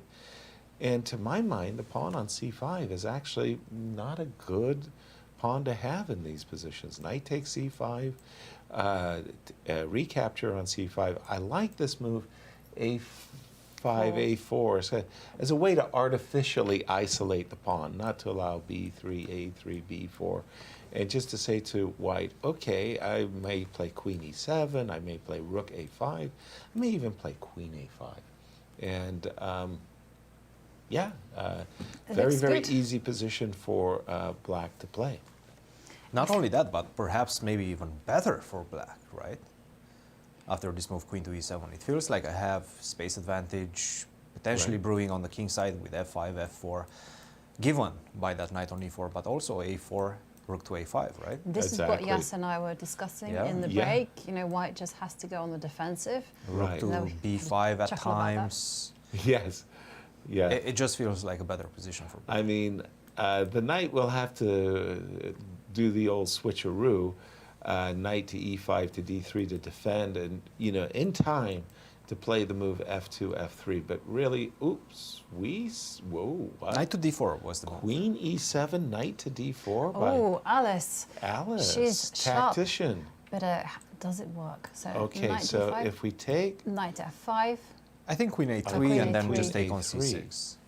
Knight f5, we would just trade queens, right? You have complications, yeah. Yeah, it's nice that we get to capture with check, but no, this knight, but queen a3 is the issue, and then you've got to play b6, and this is actually something that white has a definite advantage in, the isolated queen pawn position here. So we can't take right away, but we can ask white to step back and force something along these lines. Maybe you'd go rook c2, because. I'm sorry. Oh no! Sorry. The pawn is the pawn is on prise. Yes. Sorry, I was drifting. I was confused by this knight d4 for some reason. Me too. Yeah. Me too. Queen back to c2. But then a4 is happening. A4 is happening. Well, it's one of those. Do I have time to give you the old? Try it. Yeah. But you said it in a kind of a Clint Eastwood way that said, like, make my day. You know, give it a try. F3. Because you know you can put your knight on f5. F5 to d6. Yes. I like that. I like where you're going here. So let's take away that option from white. Okay. From the beginning, from the get-go, let's play From g6. the get-go. Did you like rook e8, No. Cristian? No. No. Why not g6? G6? Yeah. I mean, it's not like you have a dark square bishop to hinder me on the dark squares, right? True. Okay, so away you go. Knight g5. Knight g5, and I see that you want to challenge. Yep. Again, all I need is a draw. I know. Any exchanges favor me at this point. Exactly. I'm playing with this goal in mind. I'm trying to put myself in Irina's shoes. She only needs a draw to finish the match and take the title. Why not? Okay, and if we can carry on, like if white plays a4. A4. Okay, I that know, was a little bit of a surprise Yes, for it me. is a surprise. Let's go Me rook too. e8 first. I'm always happy. Rook c3 is the idea. Okay, and then let's Knight get rid of e6. this guy. This guy's your best guy. So Yeah. if I get rid of your all-star, I'm a happy camper. Yes, I'm indeed. not touching that. So You can go knight b3. no, yeah. Knight to b3. But now that you just played this move a4, do I have some ideas of maybe annoying you with queen h4? Just try to look at that pawn on a4. Make Yep, your rooks a bit I more think passive. it's Yeah, now what I time. was planning with my rook was actually just to wish that you played knight takes d4, and then the whole idea with a4 was to go rook b3. I see. Okay, okay. That yes. was the So idea. something along the lines of, Of just- h3, even though I was the thinking c5 rook pawn- c1 or something like that. Okay, let's do it. Let's do it. Rook c1. You're Yeah. defending this Right. guy. I'm going to get rid of your strongest suit. Yes, pawn takes, and then I feel like you've corrected my pawn structure a little bit, and then rook b3. I've corrected your pawn structure, but I've got an active rook as well. I've got active pieces, don't I? Right, but I'm kind of hoping that At It least will some be tempting. imbalances, right, in the position. yeah, but I can. It just feels like you need to do something. I'm feeling this as a draw. I got the bad news for Alice Lee's fans here. It's very close. Yeah. With limited material like this, sure, you're going to attack my pawn on b7, but also I will attack via the d file your pawn on d4. Okay, but Rook we to have a d2 move is from going to Irina. come a4. Do we? a4, and okay. We have a4? Yes, we do. And what happens if we start with the golden plan of going f3, Well, knight f5? here there is. So the idea is that knight takes c5 still can't be played. For a moment there, I thought I had rook a5. Maybe I do. Maybe you do, Rook a5, and but there's a pin. right, Ha ha ha. Oh, you got knight f5. knight f5. Who's laughing now? Knight f5. Uh-oh. And my queen is forced off the diagonal, and I'll end up losing my rook. Though I don't think this is something Irina That's has one thing any she shouldn't fall intention for. whatsoever of Let's go going back into. just a second. Instead of knight to e6, all the way towards the end. So you take on Well, c5. well, this is the current position. Yeah, all the way towards the end. So f3, you take on c5, queen a3, rook a5, b4. Do I have knight a6? Yes. Now knight f5, I take on b4, so you have to lose a tempo to do something else. Ah. My queen is still trapped. My rook, excuse me, is still trapped. So True. I'm still not out of the woods yet. And the moment you move your knight, I go knight f5 in order to take the rook. So and do I have enough time? Do you have a threat right now? Yes. Yes, queen c3. Yeah, you're right. I don't think this one is looking good. That's actually a funny, an unusual tactical sequence, that b4, you can't play en passant. Yeah. You have to move the knight, and then suddenly you're in a kind of a pickle. My final question. Let's keep going with that variation. Instead of knight a6, I take on b3. No, I take on b3 instead of knight a6. He does what? He I takes take on on b3. b3. Yeah, I was also thinking about this as well. Queen and then takes queen e3. takes e3, and you do. You have to go king h1, and now I go knight d3. Do I have enough compensation Well, can you not? Yes. For a piece. for a rook? For a piece, because I'm going to give you a rook either on the f2 square or on the c1 square. No compensation. Not enough. Not No, enough. not enough. Knight takes b3 kind of throws me off. And if I start with b2, you just take on Yeah, c5. that was my question. A tricky line might No, be... but you take on c5 with the rook. Oh, That's the problem. I apologize. That's much cleaner. Yes. That's the problem. Ah. Yeah, I don't have enough. Hang on. Can you go back to that position? I Sure. thought I saw a fabulous Against queen move. d3, I have queen e1. If that's what you want. Queen e1, yes. I saw that trick. What Yeah. move? No, I missed it. I missed it. Help me out. What did I miss? Yeah. Queen So if you takes take on d3? c5, if you go b2, take on c5, now queen to d3, attacking both the rooks and trying to promote, but I have queen e1. Yeah. I was looking. Yes. That, Party I pooper. didn't see that one. Nope. That That's a finishes the goodie. game. That was a goodie. A4 on the board.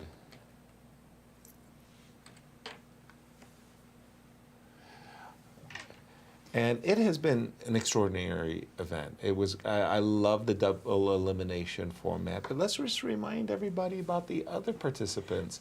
And they had some great games as well. They certainly did, because you have to remember, we started with 8, only 2 remain. So let's take a look at everyone's With the journey. ladies. And here is Katka Nemkova. So she was relegated to the elimination bracket in the first round by Begim Tokenjanova, and unfortunately eliminated from the competition by Tatev Abrahamyan in the first round of the elimination bracket. Right. And then we had Anna Zatonsky. She was relegated in the first round by Naji Paikitsa and eliminated from the competition by Atusa Pokashian in the first round. And then we have Tatev Abrahamyan, and she was relegated in the first round, I remember this, by Irina Krush, and unfortunately eliminated by Naji Paikitsi in the second round. And then we have Atusa Pokashian, and she was relegated in the first round by Alice Lee. It was a very convincing demonstration by the 13-year-old.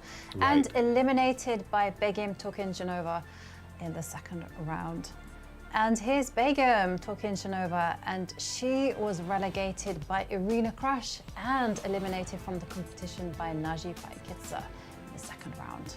I think this was the third It was round like of the elimination, right? Naji, Yeah. who had really regaled us with Yes. her elimination Naji. match Naji play. was in spectacular form, and she was relegated in the second round by Alice Lee. And I remember Who was really informed. very, Yeah. very much. Great game. And eliminated from the competition by Alice Lee in the fourth round of the elimination bracket. And that's it. And in the open section, we have Sam Sevian. He was relegated in the first round by Hikaru Nakamura, and remember, he lost in the classical games portion, and eliminated from the competition by Levon Aronian in the first round of the elimination bracket. Then we had Ray Robson, who had a very similar journey, relegated in the first round by Fabiano Caruana, and eliminated by Sam Shankland in the first round. Which was unfortunately for Ray Robson fans, because he had the joy of winning one of the best games of the tournament against Sam Shankland, who won the war. Lost a battle, did Sam, Yes. but won the war. And Sam himself got relegated to the elimination bracket in the second round by Lenia Dominguez and eliminated from the competition by Wesley So. And then we have last year's Defending champion, champion. Fabiano Caruana, who was relegated in the second round of the championship bracket by Wesley So. That match was close, it went to tie breaks, and was eliminated by Levon Aronian in an Armageddon game in the second round of the elimination bracket. One of the most spectacular matchups I've ever witnessed. 7 playoff games, 7 decisive playoff games in that elimination with Levon. Really, it was fantastic. And then we have Lenia Dominguez, who was relegated in the second round by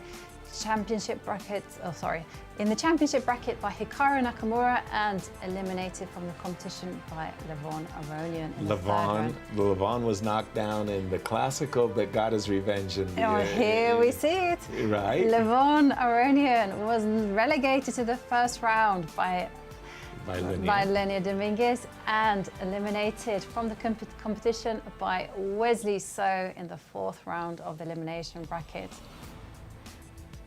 And don't feel too sorry for everyone, because look at this. They'll be in the Blitz event. They're back in action. They'll be playing 9 Blitz rounds, no draw offers, time control of 3 minutes plus 2 seconds.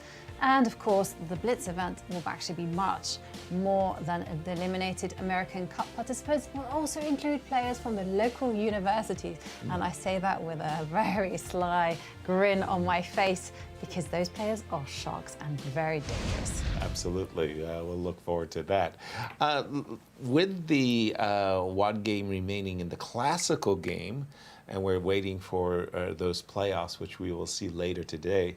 After the move A5, A4, how do the engines evaluate this current position? You mean F2, F3? Oh, I didn't realize F3 was on the board. Pardon me. Yes. So A5, F3 was played, and right now the engines are recommending black as the favorite in this position. Same idea. Knight to G5, knight to E6, that makes the most sense. Get the knight to a better square. I mean, E4 is a beautiful square, but it can be attacked. From E6, you cannot really attack that knight. The only thing that you need to be worried about as black in the position is to not allow the knight to get to D6. The white knight to get via F5 to D6. So the obvious question arises, what if I do it now? What if I do it? Yes, exactly. What if I do it now? Queen F6. Queen E5 is also definitely a good move, but unfortunately after Queen E5 you have ideas of F4, right? Okay. Maybe in the future.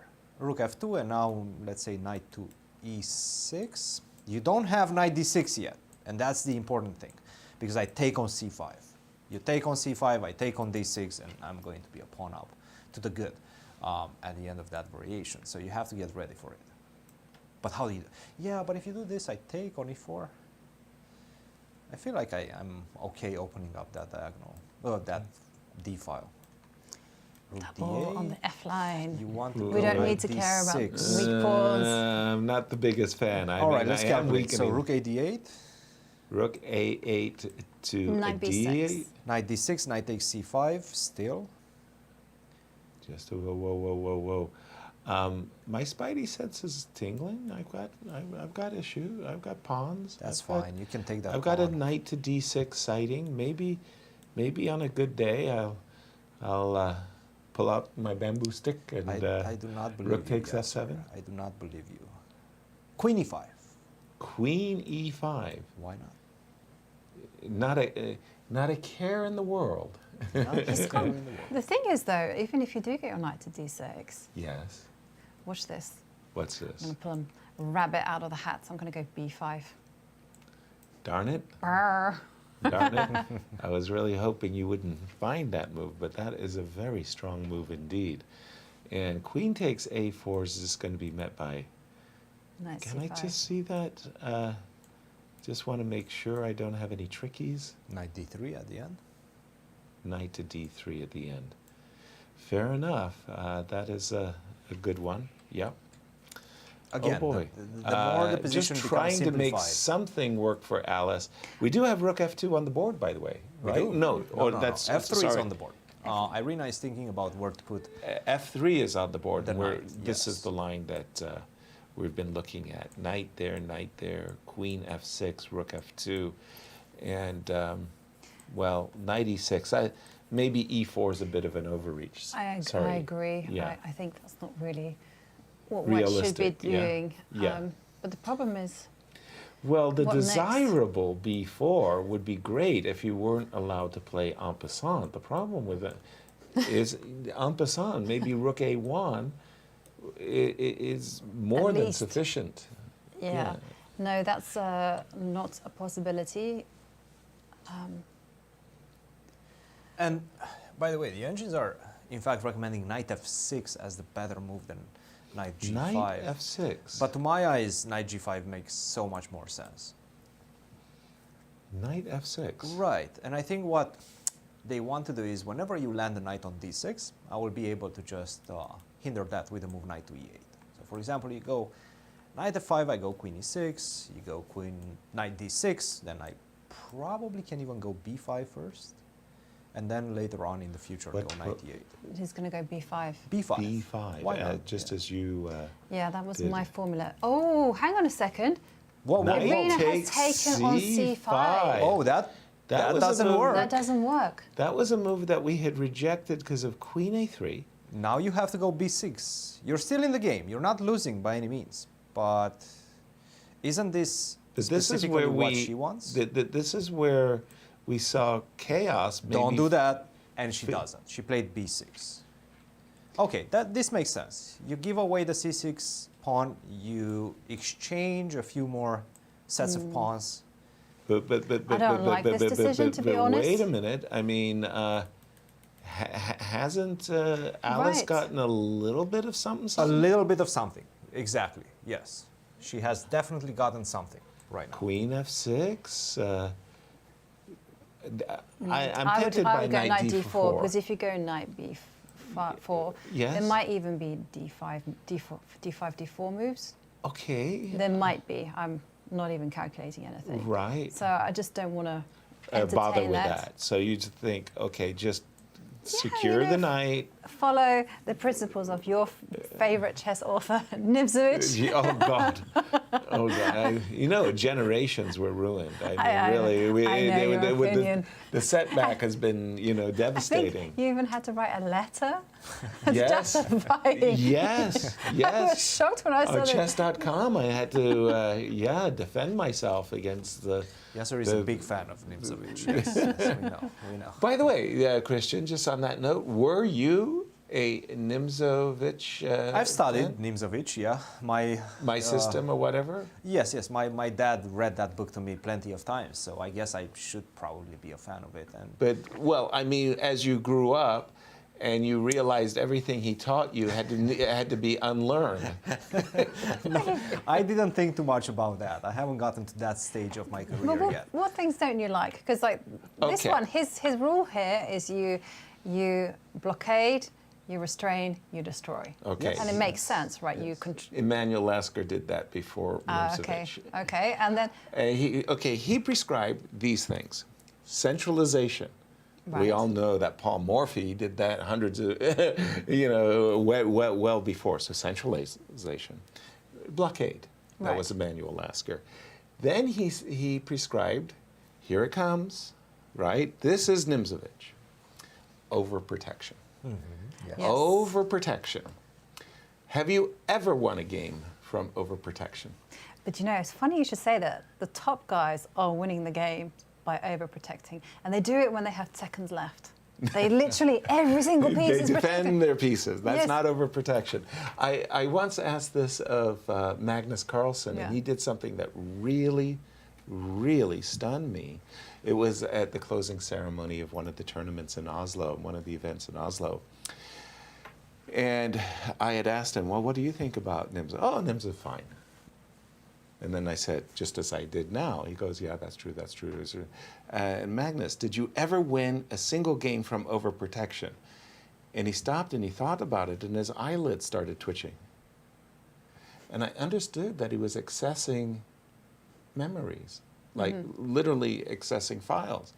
And he goes, once against Hikaru Nakamura. And I said, no, that doesn't count because you were overprotecting the pawn on b2. He had castled on the queens. So with king a1 and rook b1, you were overprotecting b2, defending. Overprotection is in the center as defined by Nimzovich. And he goes, yeah, you're right, Nimzovich is terrible. I was like, yes! But it took that.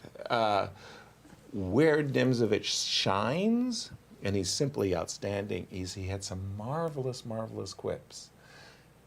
The threat is stronger than the execution. And do you know where that comes from? No. Emmanuel Lasker chomped on during the games, and he smoked the most foul-smelling cigars this side of Cuba. It was really, really bad.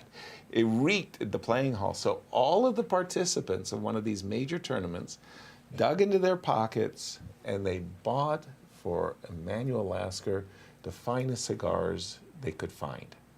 And Emmanuel was very, very grateful, and he came the next day with the awful smelling cigars and put them on his table. And Nimzovich ran to the arbiter and said, "Arbiter, look at these cigars but he's not even smoking them." "Yes, but the threat is stronger than the execution," complained Nimzovich. And in this case, you got to give the guy credit. That was brilliant. That was a great quip. He had some great quips, but don't study his games because you think you'll understand chess. It'll ruin your game. What's going on in this particular game? Well, she didn't play knight d4 as She we didn't? were anticipating. No, she did not play knight d4. She played knight b4 with an immediate threat, obviously, to take on d5. Okay. Doesn't this allow the move d4 and the potential trade of another set of pawns? Well, white does that was have the why- response of e4. But that was why I liked what you were suggesting. Just blockade that and make sure the pawn doesn't step forward. You could play knight d5 as a prelude, if you like, to playing e4, or would you like to Yeah. just play e4 instantly? The problem with e4 is that I can go d3, can't I? Yeah, there was that. d3. I'm going to have to play rook.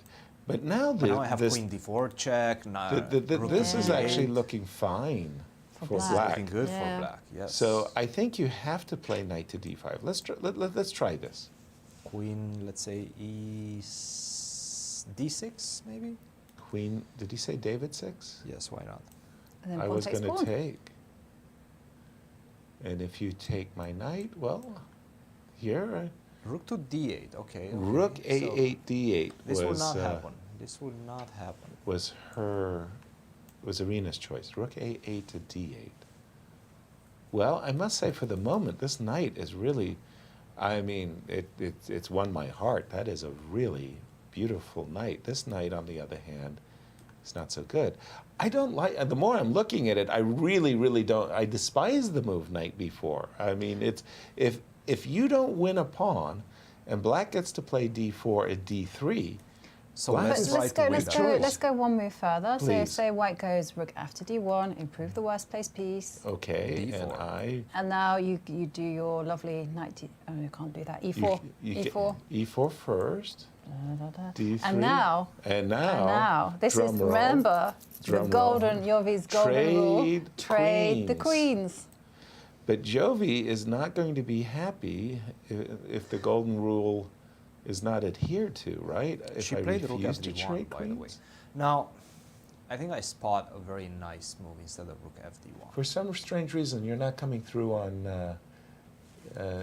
Yeah, I don't think we're hooked up to your mic or something. Really? Do you?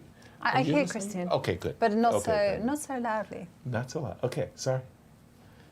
All right, go, Christian. What? So instead of rook fd1, yeah, if you go rook cd1, rook c d1. And I the don't think you have d4, do you?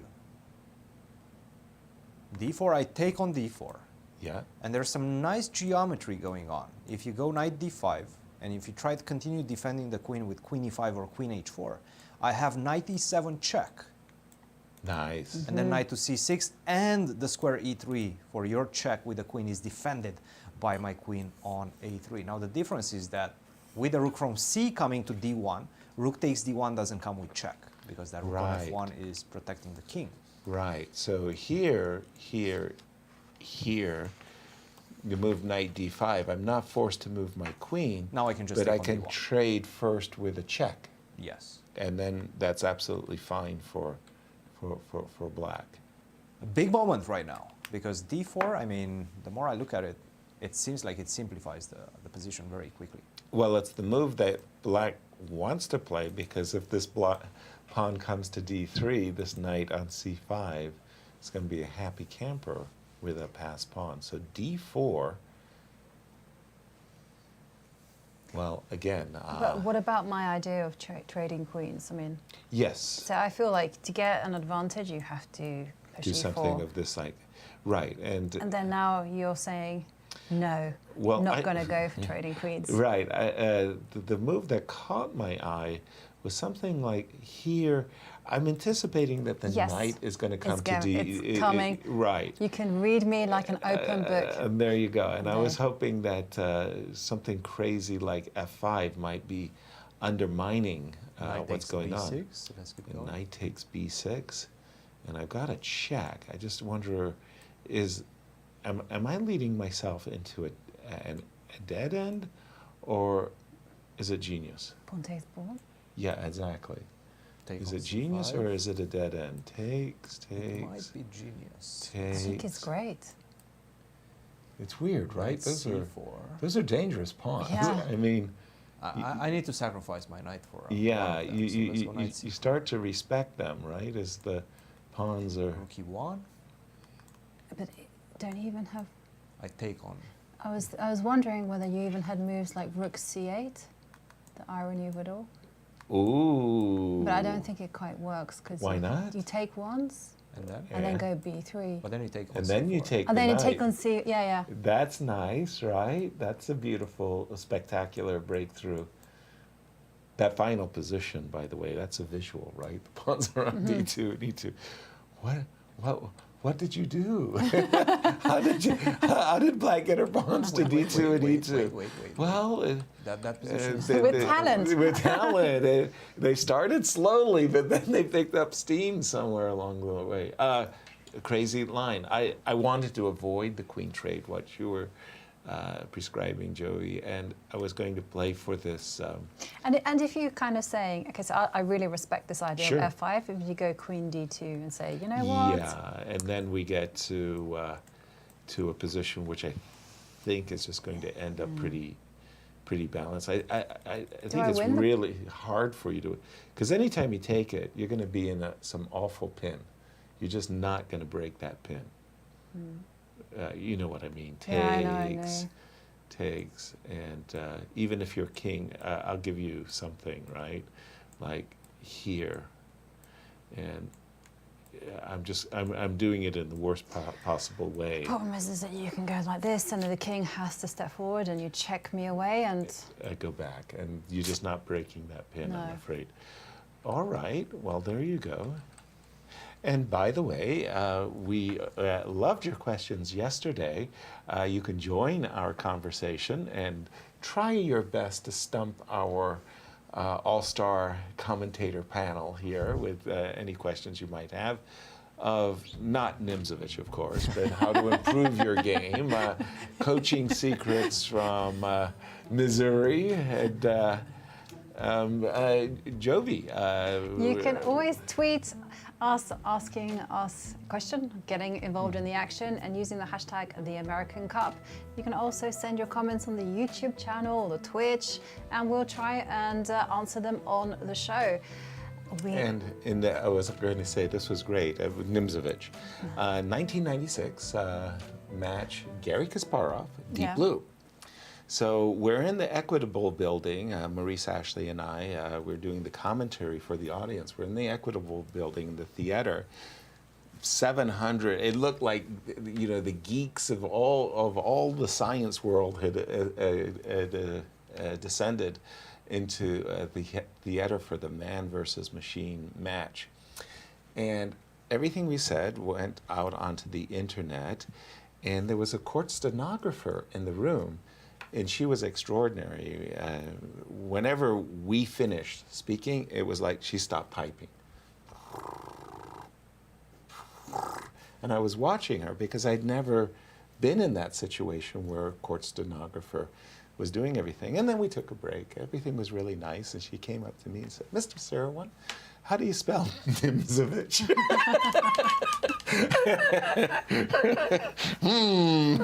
Can't we just call him Nimzo and leave it at that? And of course, there are like 12 spellings with W's and Z's, and there's a Polish spelling, and there's a German spelling, and it was like, no. I didn't have an answer. So can I ask you a question? Please. So if someone came up to you and said, yes, sir, can you sign this book for me? Yes. And you get it. You And look at it, it's my system by and Nimzovich. I will sign You it. will sign it. I'm a good sport in these matters. Yes. And I'll appreciate the fact that you're playing a dirty joke on me. Yes, indeed. So, ask your question. And let's just take a look at how Irina got to the grand finals. She Yes. did it in the best way possible. She did it in the best way because she is still on 2 lives.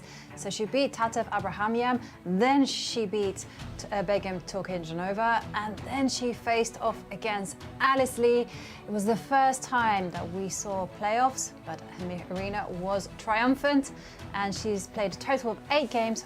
Get this, 5 wins, 3 draws, no losses whatsoever. That's how you become champion. That is how you become champion. It's so simple. You Yes. just win your games. And poor Alice, who hasn't beaten her, nonetheless, she herself is also in the finals. And she did it pretty impressively to start. she She did. won her first match 2-0, I believe, and then Yeah, she won, and then she also won 1.5 against Nagy. And before then she losing met, the playoff. Irina in the playoff. And Exactly. I have to say, she also hasn't lost a single classical game. Right. She's lost games in playoffs and in Right. rapid format, but not in classical. Exactly. And we are looking at this position. We do expect Irina to play the move d5, d4. What's her alternative? What do you think she is considering beside the move d5, d4? I mean, it's not that obvious, is it? You could overprotect the d5 pawn. I'm sorry, Riaz. I can't help it. What can I say? I'm an older sister. And how would you overprotect your d5 pawn, my dear? Okay, sorry. It was just a joke. It I would feel have been some queen. venom in Yasser's voice. I mean, I'm fading fast here, right? Because I have a trick for you. Okay, imagine you were to play Queen e6. Yeah. Okay, now I will gift me the pawn. Right. You will attack my pawn. I will attack your pawn. You will be obliging. You will be Right. very kind. I will take. And here you'll get the cold shower. Right. As you realize that knight takes has nasty ideas of a double, a discovered attack on the rook and the knight on the rook on e3. That was why I was thinking that Irina really didn't have a choice about the move d5, d4. Does she have a choice, Cristian? Yes, but they're not that great. So if you don't play d4, you will suffer the strategical consequences of having to play with an isolated queen's pawn for the rest of the game, or at least for the prolonged period. Now, d4, I was looking at these lines. Take a look at what I found. First of all, I found that we're pretty good. So e4, d4, knight, queen c3, queen g5. If you do go knight to d5 and this f5, this line is exactly the correct line. Queen e3 check, take on e4, take on c5, and this ends in a draw. e2, I can go d2, you can take, sure, king g1, you will pick up this pawn, but in the process, I'm picking up the other pawns on the queen side. That's going to be 3 versus 3, that's going to be a draw. This is exactly what Irina wants from this game, right? So Alice Lee has to shy away from that. But how do you do that? If you try to go queen to d2, for example, or perhaps after knight to d5, f5, by the way, if you don't see f5 and if you're unable to calculate all these crazy lines with giving up the knight and going with the two passed pawns all the way on the third rank, if you play rook to e8, you have to understand that knight takes b6 is not such a bad threat, because once you take, I take on e4, and now I have queen to e3 check, I regain the piece, and that's going to be most likely an equal position once again. You take, I take, and I take on b2. That's going to be 4 versus 4. That's going to be limited material and a draw. And she played it. d4 is on the board, guys. She's on her way to retaining her title. I don't see a lot of ways in which Alice Lee can complicate the position unless she puts that knight on d5. And once she does that, we've seen this very important idea, which I'm sure Irina understood, involving the move f5. It's all about the outposts. That knight on d5, you need to get rid of its outpost. The way to do that is by playing the move f5. Yeah, I see this active move d5, d4. I appreciate the variations you're showing us there, Cristian, but I'm seeing that, and I'm saying that if I'm in Alice's shoes, I don't want my opponent playing moves like rook d8 and d5, d4 with a great outpost of her knight on c5. I think it's just too easy. That's why I think that the move knight c6, b4 was a step in the wrong direction, and Irina is inching ever closer to retaining her title. In the meanwhile, as we get prepared for break, tell our viewers what they can expect over this break. A feature film that was featured Dr. Jeannie Singfield, and it's celebrating the bicentennial anniversary of the Boy Scouts. In 2019, the Missouri Bicentennial Commission, along with Governor Mike Parson, approved the building of a life-size chessboard to celebrate the 200th anniversary of the state of Missouri. Dr. Jeannie Singfield, a lifelong patron of Scouting and Great Rivers Council Board member, proposed that the project be built as an Eagle Scout project. Jeannie invited 16-year-old Andrew Dowden of Troop 6, Jefferson City, to take on this incredibly important project. My name is Andrew Dowden, and I belong to Troop 6 in Jefferson City, Missouri. So my troop, we were down camping down at the Sing Fields, and Jeannie came down and asked, is anyone close to getting their Eagle or needing a project? She had this idea of the Eagle Scout Project chessboard, and she wanted somebody to kind of work with her to see what we could come up with. At the time, I kind of had a project in line, but when she brought up this idea, obviously I wanted to choose it because it was a lot better idea than what I had started. Prior to this project, I did not really know anything about chess. Once I got into this project, I downloaded an app on my phone and started playing chess, and I took the chess merit badge down at Scout Camp. This was a bicentennial chessboard for the Historical Society of Missouri. There were a lot of people that helped me with this project because whenever I got the pictures from the Historical Society to engrave onto the granite, I wasn't very familiar with the technology needed to engrave on there, so I needed some assistance with that and learning how to do it. And after all that, I'm pretty sure I know how to do it now. So to engrave those edge pieces, I went down to the Lake of the Ozarks Scout Reservation, and we used the Epilogue laser, me and Thomas Yang did. I wasn't really expecting it to end out this big, but as me and Jeannie were working, it just kind of got bigger and bigger and bigger, which I didn't have a problem with. I thought, I can take on a little bit more and a little bit more, and it ended out to be a really, really cool project. So we had a ribbon cutting of the chessboard, and there were a whole bunch of people there, including the governor, the St. Louis Chess Club, the World Chess Hall of Fame, the State Historical Society, which all helped out during this entire project. Jeannie was there. I had to give a little speech that I didn't really know I had to do, but that kind of has taught me a little bit about speaking too, so I think that has helped me too. This project, it's made me real proud that everyone is enjoying it. Like every time I go down there, somebody's playing, and that they're taking care of it, which really makes me proud because me sinking all that time and everyone else that's helped me sinking in all that time, I like to see people use it, but I also like to see people appreciate it.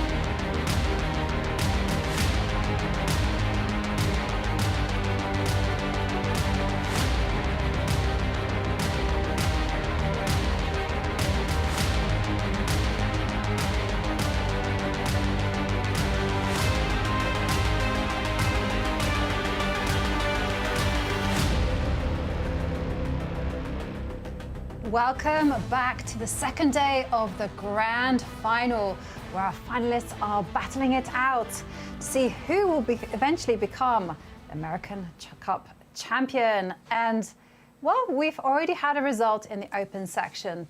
But, Cristian, what's going to happen if today ends in a victory? Well, let's take a look at the what-if scenarios, and we're going to start with the open section. Well, Nakamura did not win today's classical game. The game did end in a draw, so these two players are headed for a playoff scenario, and that's going to start at 5:30 p.m. Central Time. Wesley needs to win that playoff to continue the matches, because if he doesn't, if Hikaru wins that, then he takes the title home today. If Wesley wins that playoff, then we will see another playoff between these two players in tomorrow's matches. That is Sunday, Championship Sunday, here at the St. Louis Chess Club. So that could be a very intriguing scenario. Now, Alice Lee, I have to say, has an even more difficult task ahead of herself, because right now she's in a very difficult position against Irina Krush, and she needs to win today's game to force a playoff. A draw is not available for her right now because she lost the first game against Irina yesterday. So if she wins right now in the classical match, we will be seeing a playoff at 5:30 p.m. Central Time. She has to win that playoff as well, and then we will be seeing her in Championship Sunday as well. Very, very difficult task ahead of herself for Alice Lee. If none of those results happen, Irina Krush takes the title today. Right. And, interesting scenario and desperate absolutely. times for Alice Lee. And talking about desperate times, Let's have a look. let's have a look at her We position. do have this position. We didn't expect the move rook d8, d4. We didn't expect the move rook d6. I think we were primarily focused on the move queen g5, intending the quick f5. Irina spotted something a little bit different. Rook to d6, knight to d5, current position on the board. Now queen g5. You still can't take on d4. And that's why And I you've got was the thinking, rover. desperate times call for desperate measures. Yes. Could Alice take the knight with her rook? Okay. So let's have a look. There's some waters to navigate. So after pawn takes rook, obviously. Well, unless you're going to flick in. I was thinking to include the move rook g6, yes. Yes. But in that particular case, you can defend it. So I have no choice, actually. I must take. And then queen takes pawn. Exactly. And so my big threat, my big idea is that if you move the rook, and you have to guard the e7 square. Yes, and move the rook. Yes, and then I can just simply take the pawn. With the rook With or the- even the queen. The, And you've got two pawns. right, and maybe a third. And maybe a third. Gotcha. Okay, so queen take, but the desperate times, desperate measures, right? No rook take, no counter sacrifices. I can't believe that the counter sacrifices would work.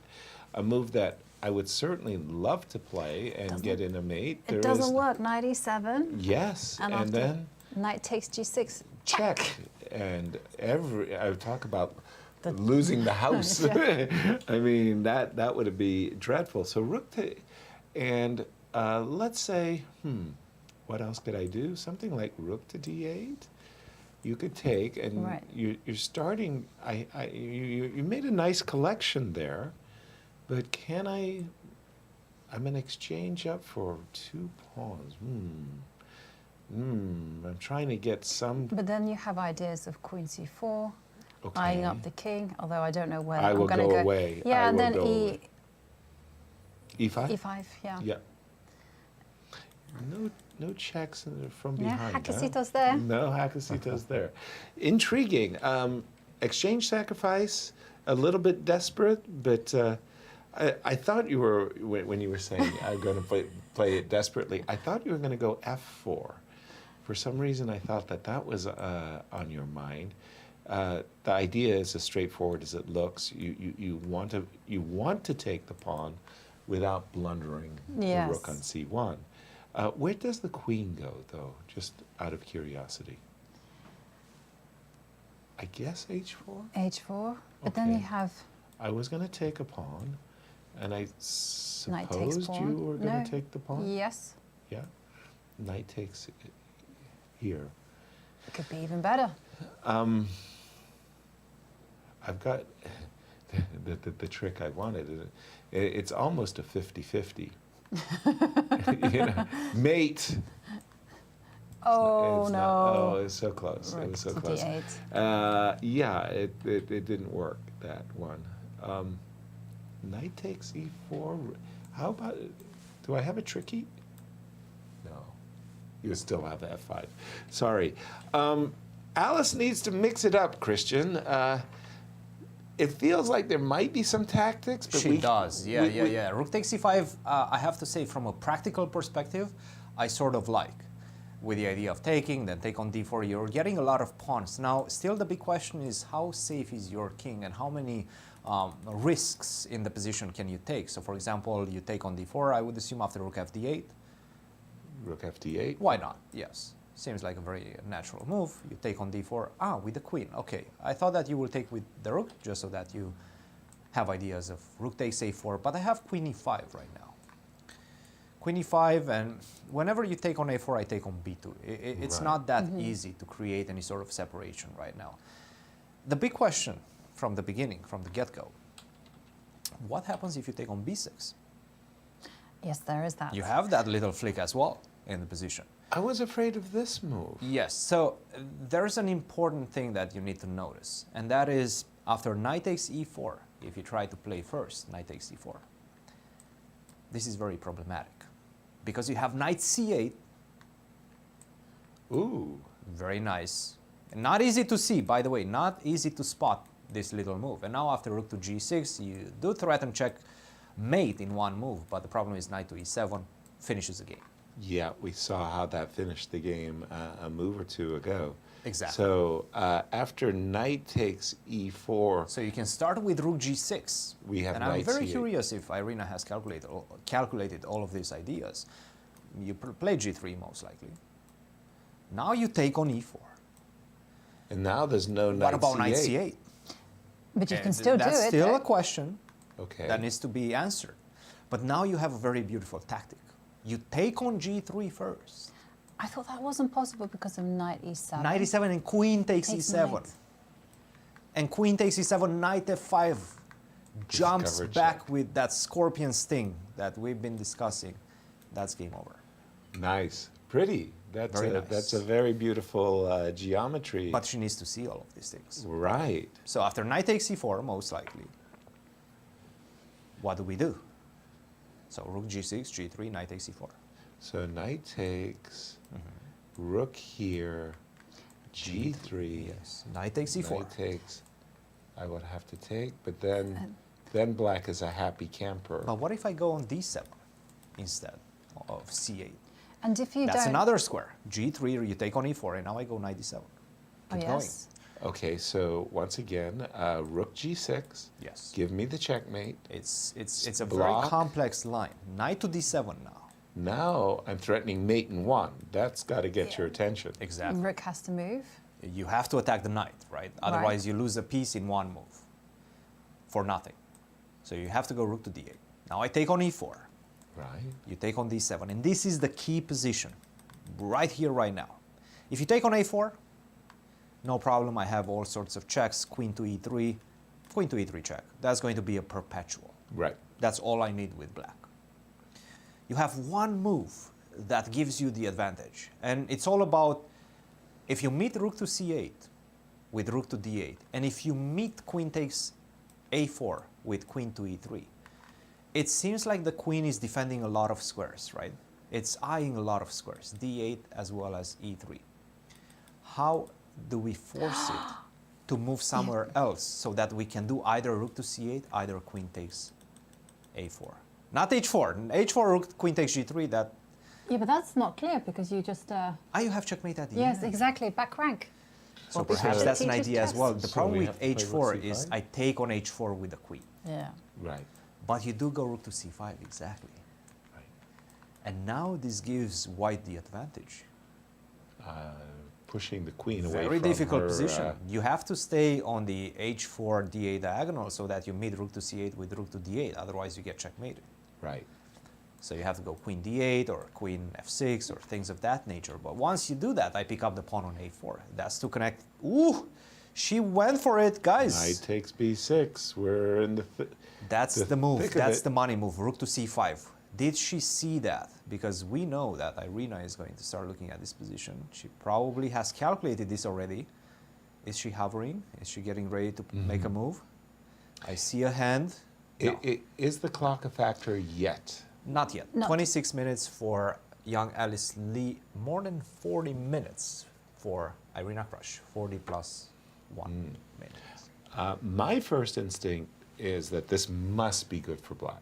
Like I know, right? It feels like it just it's good. looks like this knight on b6 is way off sides, and I see this move rook to d, and again, all I need is a draw, right? Exactly, So yes. after moves like g3, I'm almost thinking, go ahead, take my knight, let me sacrifice my rook, and I'll take your knight. I know. In this particular case, f3 is not the perpetual Because check of the that queen I'm on looking a3. at. Yeah. So knight takes. This move, knight d7. It's easy to spot. Perhaps easy to spot if you calculate for a little bit. In my opinion, rook to c5 is very, very difficult. If you manage What was to his get there, opinion? I'm sorry, I can't hear him. Yeah, I didn't catch it either. Yeah. So you think it's difficult to spot? yes, you guys cannot hear me very well. Yeah,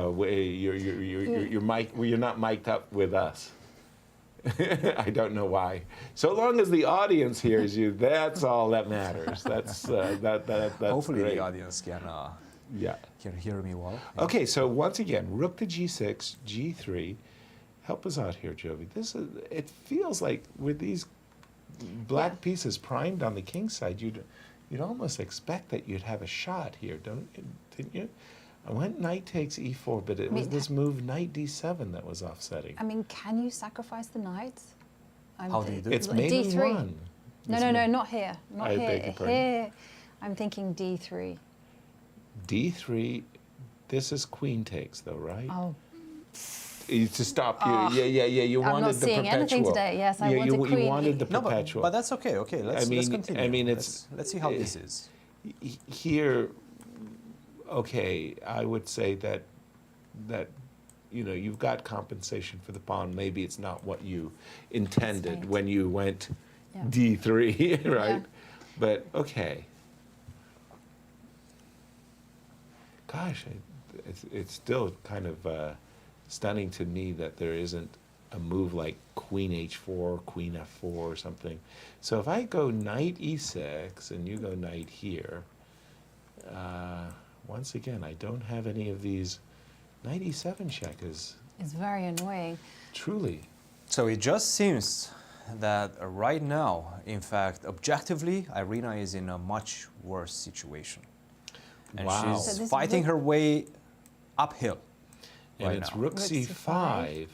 This And- is the key move, rook to c5. And here, the black queen, if she goes to D8, then I can just take the pawn. then you right? take the pawn. And doesn't black have enough counterplay based on I this would very think so. powerful? There's still d counter. pawn? I would think so. Yeah, And in my w- view, yes. One thing that I did see, instead of taking the pawn, if you were to drop back to D8, Oh, I sorry, apologize. because people at home might be like, hey, hang on a second, rook DC1. Isn't that going to be great for That's white? another good move, yes. That is another good move. Oh, I it's a probably good have to go queen f- I was going to Why? say, black has D6, D3, sorry. D3, Yeah. but that is a queen, Yeah, that's a queen, unfortunately. yeah. D2 check. Check, and the rook D1, And the yeah. rook to D1, and you don't get the wonderful Yeah, so play you with can't rook do C. that, so you Yeah. have to actually, I have to move my queen, you have to move the queen to... probably to f8 after rook d1. So after rook c1. C5, Yeah, queen d8 is fine, and then after rook c1, queen f8, let's say. okay. I have to get ready to meet rook c8 with rook to d8. Yeah, again, I'm with you, Jovi. I would have thought that this pawn would, really give you, sufficient counterplay after queen d8, rook d1. You got to do something like queen f8, but Not that easy, guys. Not easy. No, it seems Huh. like Alice finally has gotten something. So it means that rook d6 really was the wrong move, and Yes. she should have gone for the queen g5, f5. D3 break that first. we- She was supposed to go to D3 first. Right. Rook So to it was D6. somewhere here that we had anticipated a D3. move like queen g5, Not yet. D3. followed by f5. D3 first. Not Or queen d3 G5. first. Apologies. d3, Knight D5. knight You attack d5, my queen and now queen g5. This Yeah. is where we were, and then we were heading for F5. f5. But Irina tossed in what she thought was a clever little move, rook d6, because like ourselves, she probably saw a situation where she was going to get in this nice little rook g6 tempo, and she was thinking, oh, now I'm going to be better. But to my eyes, this move rook to d6 is a bit strange because, okay, knight d5 is one way to deal with things, and it's a very concrete way. But can't I just simply blockade that pawn on d4 with the move knight d3 from the get-go instead of knight to d5 after rook to d6? I'm not following what he said. After rook to d6, maybe can I go knight to d3? Knight to Rook to d6, can I go knight to D- d3? oh yeah, did no. he say? Instead of knight d5, he was saying that white could play knight d3. Blockade the pawn. Uh-huh. Yeah, Looks- that's, But it It's doesn't feel perfectly as legal. active. You know, Alice's continuation is much more Yeah. natural because, you know, she is in a situation where she needs to ride or die, you know, so exactly. throw it forward. So, I mean, knight d3 was a nice, how do you say, positional way of playing the position. But Alice is like saying, okay, let's mix it up tactically. Knight takes d6, and I hope I'll come out on top. And we've been looking at, in this position, the move rook g6, g3, knight takes e4, knight to d7 with a rather massive threat of mate in 1, rook to d8, and only because of this, it seems like the queen is a little bit overloaded. Yeah, on the one hand, the queen defends or attacks the e3 square, so it stops. Queen takes a4. On the other hand, it's necessary that the queen defend the d8 square in order to meet rook c8 check, and that's why we play this petite little move rook c5 and say to the queen, choose your poison. Give up the e3 square or give up the d8 square. The d8 square is more crucial. Yes, it's There's more no fun. choose. Exactly. There's no There's choice. no- We went queen d8, rook c1, and we got an advantage for white as well as queen takes a4. So I mean, here, if we were to play it from the black side, I mean, how easy is it for Alice? Because to me, to my eyes, it doesn't look that easy. So for instance, queen takes a4, Yeah. Okay. and say you kind of go, let's get, I would think I The would get little, motoring. oh, pardon me. You want d3. Yes, because Can I essay this move? Because Then- again, you've got these back rank problems, right? So if you trade, you're not going to take twice. That would really make my day. Queen e8 would be mate. So Yeah. that was why I was thinking Yes. you yeah, needed get the h6 or you- h. yes, you needed the Luft. Yeah. And by the way, I was in Dusseldorf, and Elizabeth Pates said, it's not Luft, it's Luft something. It's like Luft with a square. It's air pocket. Okay. It's an air square. So that the correct German is Luft with a secondary word. We Americans have always just said, oh, make space for the king. We create Luft. But the Germans say an air pocket, an air square. Just thought I'd throw that in. is You never nice. know what you're going to It's learn on a chess show, right? Nice tidbit of information. And but- you know, my brain is going to keep that for the rest of its life. Will it Right. remember the theory? No. No, but remember your air pockets. How good is it, Christian? The engines are giving white an almost +1 pawn advantage. Oh. Almost +1 advantage, 0.7, sometimes 0.8. But once again, those are achieved for black, those only one pawn advantage with perfect play. Rook to g6 and go all the way into this rook to c5 idea and try to survive in that position. This is not easy because you can easily try to find some sort of a very aggressive way to survive this and create your counter chances. And those usually don't work. And in fact, throw you into a much, much deeper abyss than you are in right now. So I have to say, Alice Lee has her chances in this one, and we could potentially see a playoff in this match as well. Wow, first of all, it would be so surprising because Irina came out of the opening with one of the most solid Queen's Gambit decline type of positions that you could ever hope to achieve. Then she purposefully mixed it up with this whole captures on c5. Whoa, she took on e4. And this is over. Knight takes e4. Knight takes e4, knight c8. This is over. This is a blunder. She didn't play rook g6. This is a blunder alert right here. Knight to c8 finishes the game. I mean, the best thing you can get is maybe be a piece down, go rook to d8 or something along those lines, knight e8, knight e7, excuse me, and then take on e4, piece up for no compensation. We saw this before, that the move rook g6 loses the entire house after knight e7 check. King h8, knight takes g6. Knight c8 finishes the game right now. Can we zoom out to see the reactions of the players? Because I'm very curious to see how Alice is reacted. Looking. And there it is. Knight c8. Knight c8. We need to see Irina's reaction right now because she missed this. She certainly missed this move. So knight c8, and she's hunkered over. She's looking at that knight. Where did you come from? Oh, she doesn't like it. Look at her. Oh no. Knight c8. We've all had that cold. That's the cold shower experience of like, I didn't see this move. Knight c8. It's an easy move to miss when you're just like calculating to yourself, you attack my rook, I'll move with gain of tempo. You don't have time to capture the knight because of checkmate. And you take my knight, I'll take your knight. And here we see the blunder once more. All the time in the world, 30 minutes. She thinks she's got it all under control. Knight takes and she e4. Forgets to run through that list of alternatives that white can play. Exactly. Because you're thinking pawn takes knight, rook takes knight. Exactly. Check, check, check. No, no, no. But this move, it's a very unusual pattern in the sense of knight c8 to attack the e7 square. If the knight's on f5 and the knight's on d5, you're automatically drawn to the e7 square. But knight c8 to e7, you have no time for rook g6, knight e7. And if you move the knight now, well, you're losing the rook. And as Cristian said, if you go back hoping to trade knights, nope. One check, and this time, Alice winning.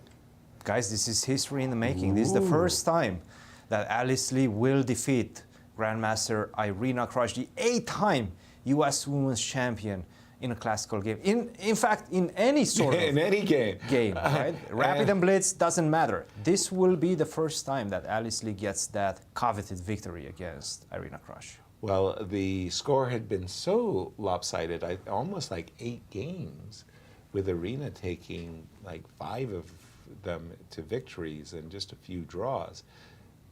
But if Alice wins, holy look at smokes. this, because we are bound for the playoffs, and that means the players will play a 2-game rapid playoff, and the time control is 10 minutes plus 5-second increment. If the match is still tied, then we're going to go off to the blitz, and after those 2 blitz games, if it's still tied, then we're going to see Armageddon. And however, it is not all over for Alice, because yes, she's reached the playoffs, but she still needs to win more games. Right, because Irina has 2 lives, having won the Champions bracket without a defeat. Knight c8, and Irina is stopped. I mean, she's just like frozen in her chair as she realizes the horror of what she's done to her position. Her rook is hanging, her knight is hanging, knight e7 check binds the king, You're not or even getting unbinds the any king sort to the of- rook on f8. Sorry. You're not even getting any compensation in the No. position. Like, it's zero compensation. Right. It's not even like the knight's going to be misplaced. It's going to find itself on d5. Right. Oh, Like a huge home there. And that move, yeah, sometimes you're just blind to a move. And that move, knight c8, and I remember very, very well, I was calling a match between Vladimir Kramnik and Deep Fritz. And the computer had put the knight on e8. And Vladimir, after much thought, made his move, stood up from the board, was looking, and was feeling very good about his position. And the computer operator played mate in one. yeah. I Queen remember takes eight. It was like knight f8, Knight queen F8, takes queen h7, H7. mate, because you're not used to seeing the knight attack the pawn on h7 from the F8. f8 square. Yeah. It's usually the f6 or g5, and he was completely out. He just missed it, and it was mate in one. But it happens to all of us. I remember Sure. there's a very famous game where Ivanchuk was playing against Anand, I think, in some PCA rapid tournament, and he misses like something super simple, like queen takes rook. Right. Like bang. the queen is on e4, and you can take on on h1, and it's There's your checkmate. rook, yeah. But somehow the g2 squares are covered, and the other squares are all covered. So he has like a blind spot. Right. And he doesn't play the mate in one. Oh. And I remember the commentators, Danny King and Maurice, they were like, he's missed it, but Sometimes it happens. Sometimes the double blind spot. That's very, Yeah. very, very frequent. I also had this with a friend of mine. A friend of mine, it was my teammate, and he thought he'd played a great game. And he analysed it with his opponent, and she also concluded, this was a great game. Well done. And then he got back to his room, and his father sent him a message and said, it was interesting. It was a great game, but what's up with you blundering the rook? And he goes, what rook? What rook? Where did I blunder this rook? Right. And he goes, there was a black knight on c2. It could have taken the rook on a1. And he goes, no. And then he goes and rechecks, and he says, okay, yes, I did. I did blunder my rook. And it was just funny because not only did they both miss it during the game, but they both missed it in the analysis As afterwards. well. So it happens. Right. Your stories of blind spots there, Christian? So, all right, I'm trying to think of these type of situations, and I can remember one from the Romanian National Championship. I think it was the last round. I had a terrible tournament. I was just coming back from winning the World Youth Championship, but in the National Championship, I was doing poorly. I think I was 10th in that situation, no chances for a medal, and I just wanted the tournament to be over. And in the last round, the one thing that I did, I played the second move from my calculation. So I started with the second move from my calculation. And obviously I resigned 2 moves later because that was just losing a piece. So not necessarily blindness, but just one of those hiccups. And I was thinking about this position, and I was starting to feel the trend reverse in this game, because take a look at this. Knight takes c5. Already we understood this was not the right step for Irina. It seemed like she was getting on shaky grounds. Queen to a3, b6, sure, you're not going to go rook to a5 to give up the piece in one move. But take a look at that. As we go through the variations, knight to b4, rook to d8, rook to d1, rook fd1, d4, sure, that's good. But now rook to d6, another mistake, right?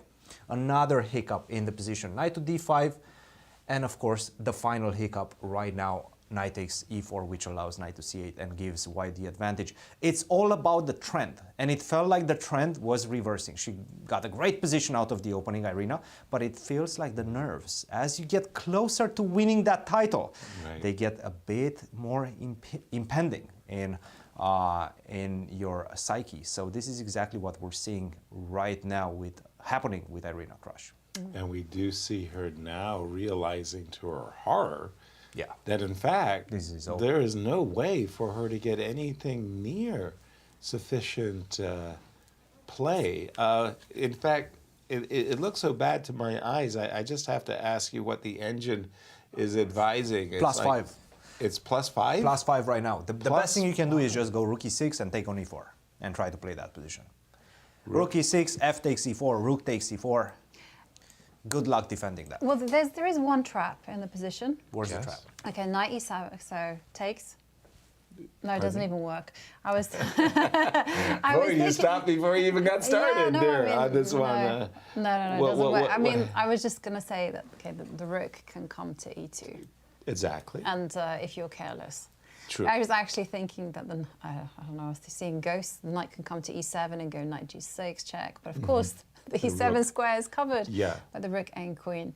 No, rook. I mean, the main thing is just don't go queen takes pawn. Don't get greedy. Don't go greedy. Yeah, something like rook c5, queen c5, very, very. I like queen c5. That looks like a very.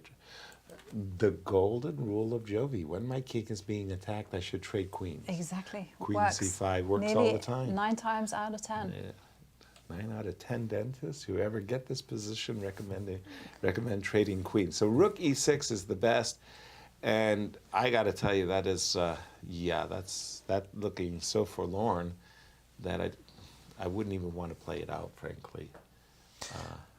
If I had to do that. Do you play it out is the question, given the match situation? Like, do you try to adjust? How do you try to adjust to this new reality? The fact that you lost and you have to play another mini match against this young lady to try to clinch and finish the show. How do you get to that? How do you accept that reality? Psychologically, you have to get to that stage. And it's very difficult to do that in one move, right? Because so do you resign and go back to your... No, Yeah. I mean... For me, it's this idea that, okay, I blew it. I blew it. But guess what? I'm still doing great in the competition, like really great. If I win this playoff, match is over. And my opponent has to win 2 playoffs. So I have to build myself back up and say, okay, well done, I blundered, but guess what? I had a really good position. So you try to talk yourself into this. It's not the end of the world. All right. Yeah. That is the dream. Right. That is your inner guru speaking. Right. But the reality we know is like, why on earth did I do that? You know, and I know the howler, man. Exactly, but also Irina was thinking, I had such a great position out there open. Everything was a dream. And I just started complicating things like an idiot. And so I know it's very, you know, it's very, very good for people to say, well, you know, You just go and you say, I made a howler, well done, exactly. Dig deep down inside of you. But the howler, of course, is a chess term that we use where, you know, you've blundered this winning position.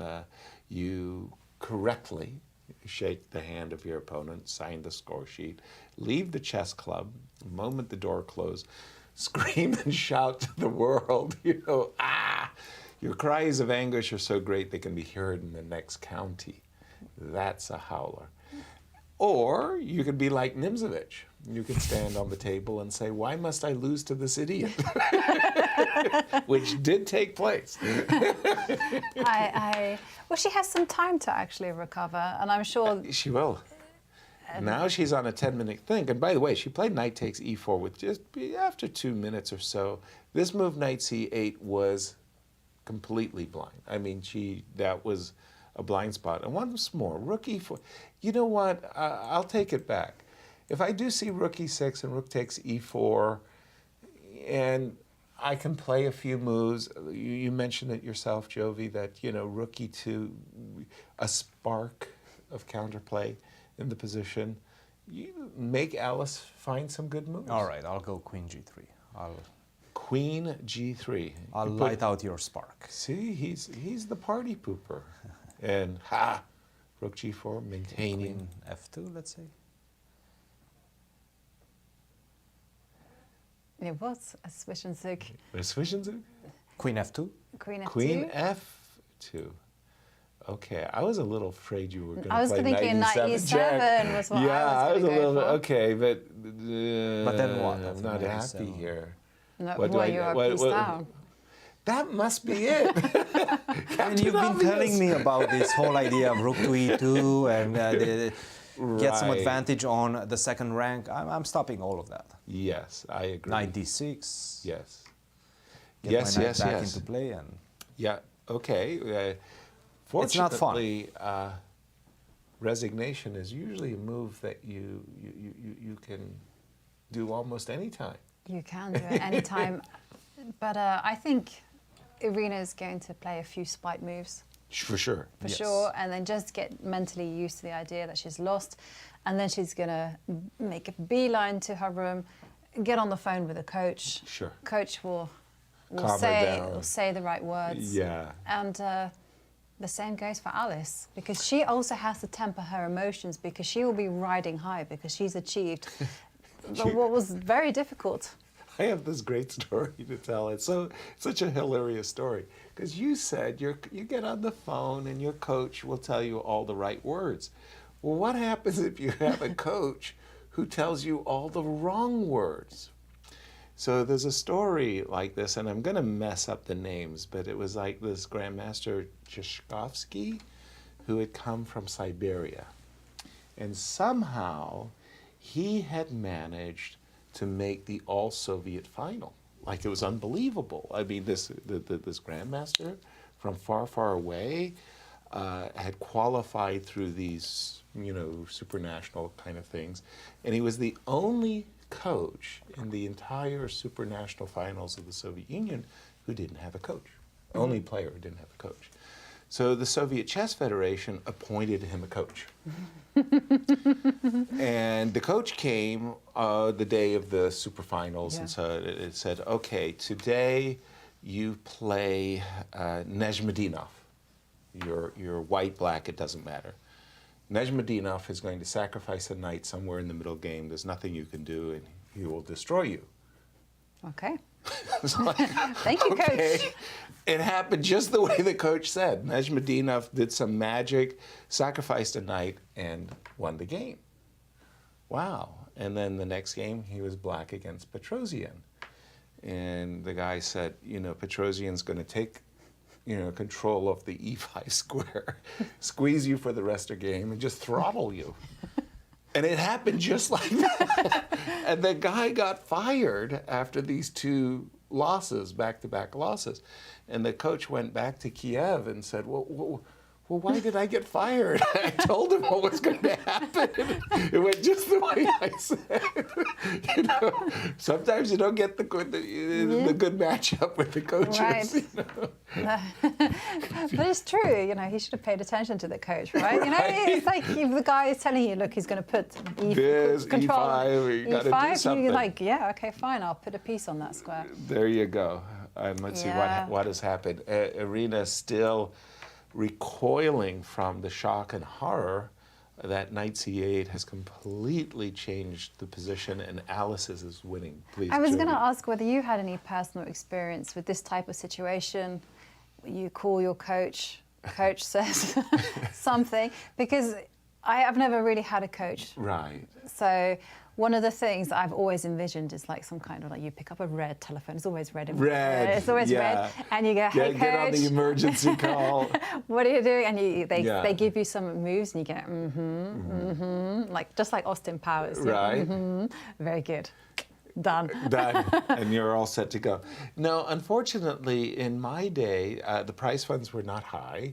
I simply could not afford a coach. I was very, very lucky to have some very dear friends like John Donaldson who could at times accompany me to a competition, but mostly I just didn't have a coach at all. And so I didn't have that solace of having somebody I could call and say, I played like an idiot today. Oh, that's too bad. You'll do better tomorrow. Okay. Didn't have it. But you see, it's actually quite important to the top players. I mean, today, no I mean, they're always hanging Magnus around. Magnus has a whole team. Yeah, he has Peter Heine Nielsen, and his father around is a very good support network. Sure. And things that they do is they know how to put Magnus in a good mood. Right. They know what to say. They know what stories to tell. They know how he's going to snap out of it. And also, I have to say, a lot of the top players, they've told me on a personal level that they've played so many games, they've lost so many games that then they can just go.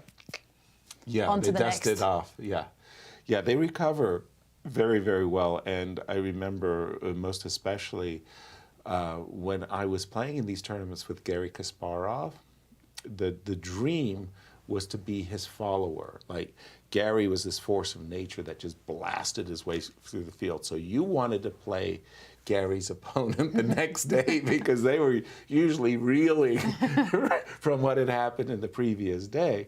And yeah, this idea that you have to be in this mindset. And I remember Garry and Anatoly both, they had some of the best coaches that the Soviets could provide. And they were long time coaches, so they knew how to interact with one another too. Like sometimes you just need to be left alone, and they intuited that. This position, well, what can we say? It's been a 15-minute thing suddenly for Irina. Well, she's down to her last 12 minutes, so she will need to do something at some point. Again, perhaps she's in fact considering just resigning, and because we only have 1 hour left until the playoffs are supposed to start. So again, comes the question, what do you do? Do you just try to play it out for another 20, 30 minutes and then you will not have that much time to recover before the playoffs? Or do you just resign here because you will be a piece down? That's quite a lot. Go home, speak with your coach, have an hour of preparation and trying to go through your lines and try to come to the round refreshed after this disaster of a game for Irina Krush. Well, Rookie 6, Rookie 4, I would play those moves. And I'm forcibly reminded of a playoff at a U.S. championship between Irina and Jennifer. Jennifer blundered a bishop. She was just a piece down. And rather than resign and, woe is me, she kept playing on, and Irina was trying to force and slip, slide. And one of the great, turnarounds of all time we witnessed here in St. Louis was Irina, a full piece up against Jennifer Yu. Jennifer went on to win the women's championship because of that. But there was a difference in that one. There was a difference in that one. What was it? It was with 5 minutes. With a draw or a loss, the match would have been over. Exactly.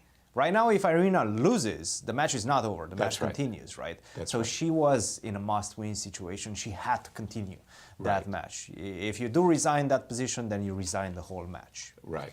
Now this is a completely different situation from an energy-preserving perspective. At least that's the way I see it. And Irina has come to the startling realization that she's just dead lost. Again, when she played the move knight takes e4, she expected that she was well within a drawing zone. There wasn't even any problems. She didn't see knight c8. It was just a total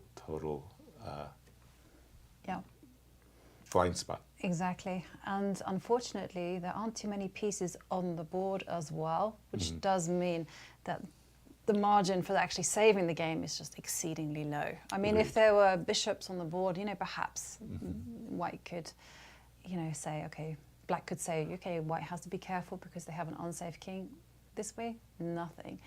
When it comes to big saves, I do also remember Magnus Carlsen against Gawain Jones. Yes. Where he blundered a piece out of the opening. Yeah, Magnus. And But Gawain he kind of shrugged his shoulders and went, let's carry on. Let's carry on. Very recently, let me get it right.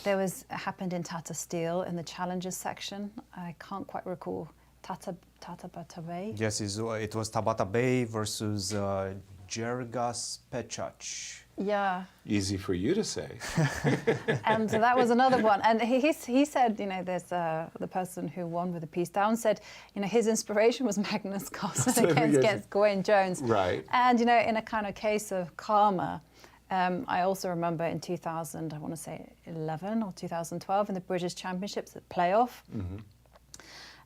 Stephen Gordon was facing Gawain Jones. Gawain blunders his queen. His queen? His queen, yeah. Oh, dear. I think he gets a bishop in return. Oh, That's dear. it. But he kind of carries on, we were all kind of really shocked and we were thinking, oh no, Gawain has to resign. But he just kept on playing because rather like the situation with Irina Krush and Jennifer Yu. You know, if he lost, he would lose everything, and the title would go to Stephen Gordon. And so he just kept playing. He kept playing scrappy moves, and he turned it around.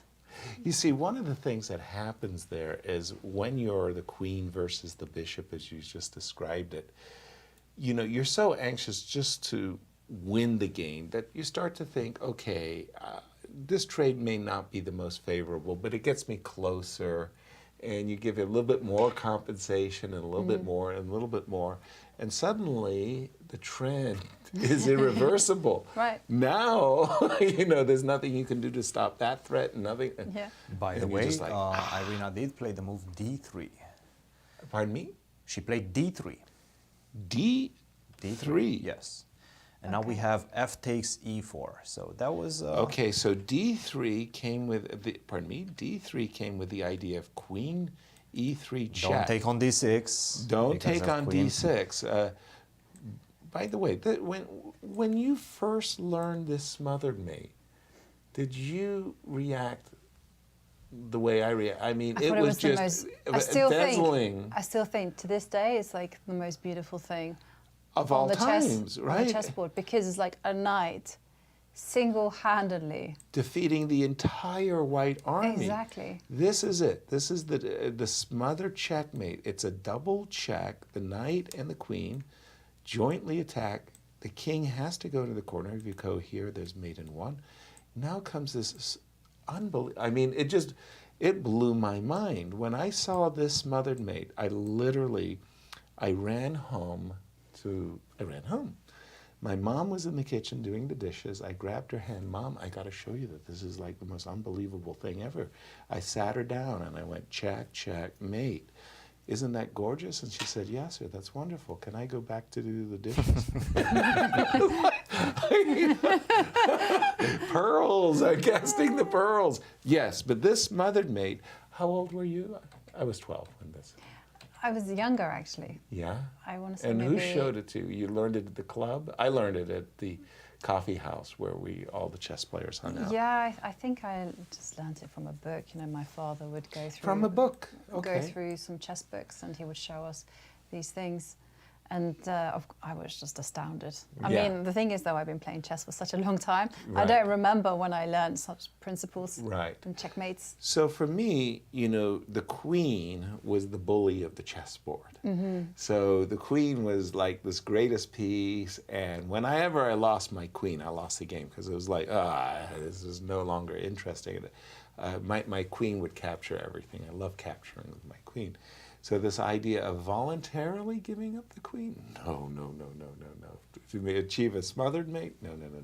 So it was something very special. We do have Irina continuing to play. She's trying to lay a trap for Alice. In this particular position, you can see the desirable knight b6 in order to bring the knight back into the fray, and you're a full piece up would be met by the cold shower check, winning back the piece. Here, I think... Knight goes back to d6, right? Oh, I was about to suggest queen c5 is a great move as well. But knight to d6, actually, gosh darn it, when I see that move...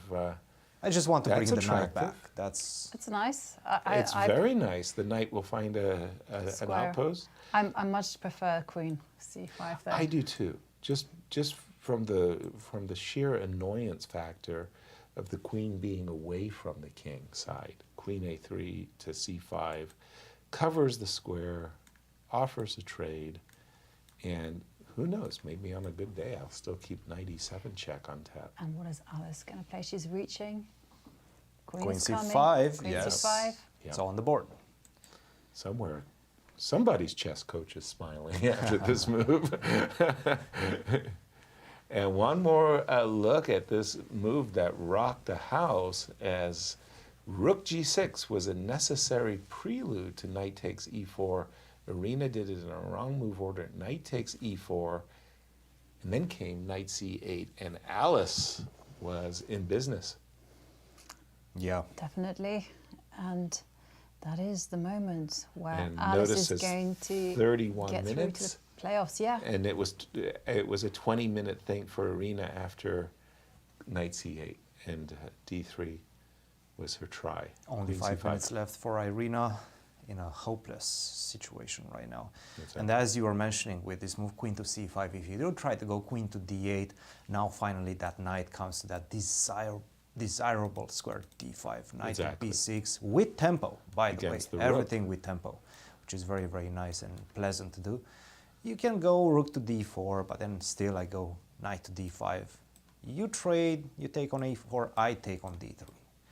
Let's trade those pawns, And full you- piece up. This one is over. Yeah, I'm such a greedy. I would say trades. I'm all about willingness to trade in such moments. I might find the move rook c4, but I agree with you wholeheartedly, Christian. Knight d5, take this pawn, and really there's nothing at all. White is just one A whole whole- night up. I yeah. mean, no You know, pawns that in was compensation. that was the great line of Michael Tall. So at one moment, Bobby Fischer said that he could give the Soviet women's world champion knight odds of a knight and still win a match. The Soviets said, we accept. Bobby recanted, said, no, thank you, only being facetious. And Michael Tall explained Bobby's decision. Bobby's Bobby, but a knight's a knight. Interesting enough, there was a match that was held maybe a few years ago between an Australian grandmaster, David Smurden, against the computer, I think Okay. Stockfish, where the given- grandmaster had the knight odds. No way. Yes. And? Okay, well, we were asked, like what The knight's a knight. Well, most people went, I'm sorry, but the computer's the computer. You make a mistake and it's going to pounce. Right. But I know he did Win. He did win. I thought it Piece was up. remarkable that the computer could win with pawn and move. The computer would take a pawn off the board, and you got the white pieces and the move. So you could go e4, d4, 2 moves, and you'd have a pawn up. And somehow the computers were playing against top grandmasters successfully with those odds. I didn't think a knight. Good to hear that David got him. Yes. Yes. Nicely done. And queen c5, queen d8 on the board. We're expecting knight b6. Just bring that knight back to a protected square. Not the only move to win the game, of course. Lots of winning moments. And the here problem for- is, after knight b6, you don't even have time to go d2. Because I can take on d7, you take on c1, I take back with the queen, That's nice. and it's over once again. And yeah, you just want a pawn in that whole trade as well Knight to b6 was on the board. played. I think we...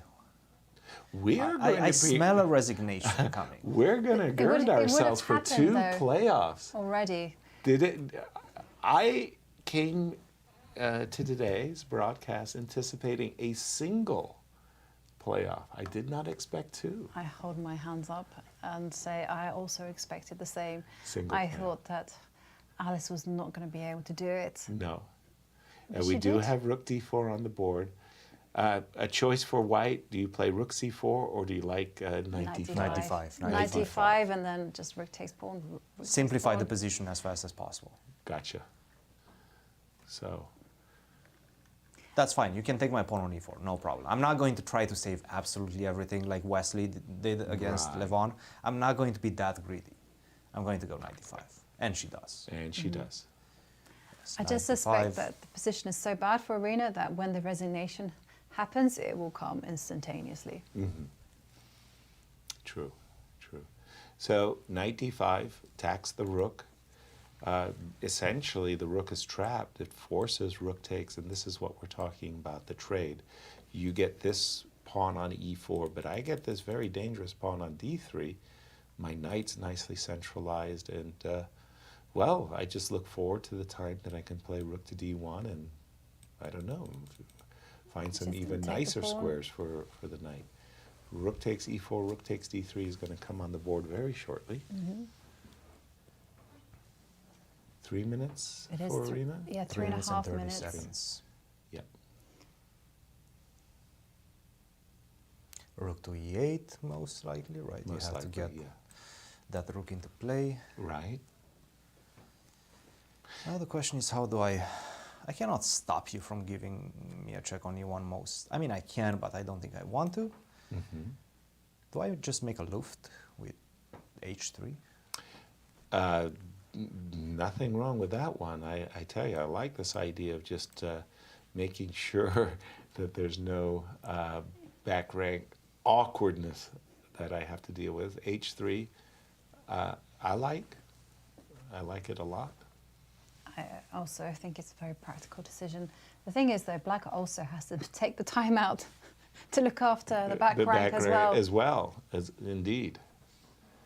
The only thing I would say in such positions like this, where your king is that slight, does have some slight vulnerability, is the knight on d5. If it was on f3, I would be absolutely stone cold certain of my victory. Just maybe something just to be said for rook f1 and rook f3, and making sure that my king is, quote, overprotected. I can use that. I like rook f1. Yeah. I also like rook f1, Why protecting the king. And just to let you know that if this game ends soon, Yes. then the men will still be playing their tie breaks at 5:30, whereas yes. the women do get a half-hour rest. Okay, gotcha. So does that mean that they start earlier? Because right now we're still an hour away from the playoffs. So all of them start at the same time. At Unless this game goes let's say this game closes out at 5:15 local time, they're going to have a 30-minute break. Right. Got it, Yeah, got it. right. But this game, we're not anticipating. We're not expecting it to last that much longer. And Irina is really wondering, oh my goodness, why have I let my opponent do this to me? Rook to d1, stopping any sort of checks. I don't think there's anything wrong with that. On the contrary, it's a very, very safe consolidating move. Just covering the first rank. Big threat. Maybe setting up for a knight And c3. another one, knight c7. And another one, knight c7. Yes, yes. Boy, I must say, the more I look at rook d3 to d1, and So what if you try to get the queen out? 2 thumbs Where are you up. gonna go? Let's go queen g5. Yes, I was hoping for that because you can go Yes. knight c7, but I have to be quick. I have to be careful because there's a trap, rook e1 on the board. But then I'm... That one, yes, that's a tricky, tricky little Because move because if you take the queen with check on c5. That's Yes, right. exactly. You're ready to give checkmate. I just literally blundered myself. Check. Okay, so let's not play knight c7. So still... For some reason, when I saw knight c7 and rook e1, the theme song of The Good, Bad, and Ugly went through my mind like, ah! Yeah. Dun, dun, dun. By the way, Enrico, his ambition, the man who composed that, his ambition was to be a professional chess player. Oh, Yes. I didn't know that. Exactly. I was on the ChessBase website. Nice interview with him. Queen g5. Again, you know, in Irina's shoes, you've got to be your most irritating best. I mean, Queen if h4, if you allow Alice to consolidate, Guys, yes, there's a checkmating yes, threat there's in a the very position. serious. You take that threat very, very serious. Yes, and the first thing that I would do is queen f2. Queen How f2. about that for a moral victory? I threatened checkmate in the position, at least for a second. I pat myself on the back for such things, even when, you know, the moral victor. You know, my threats were very strong. Okay, Queen queen f2.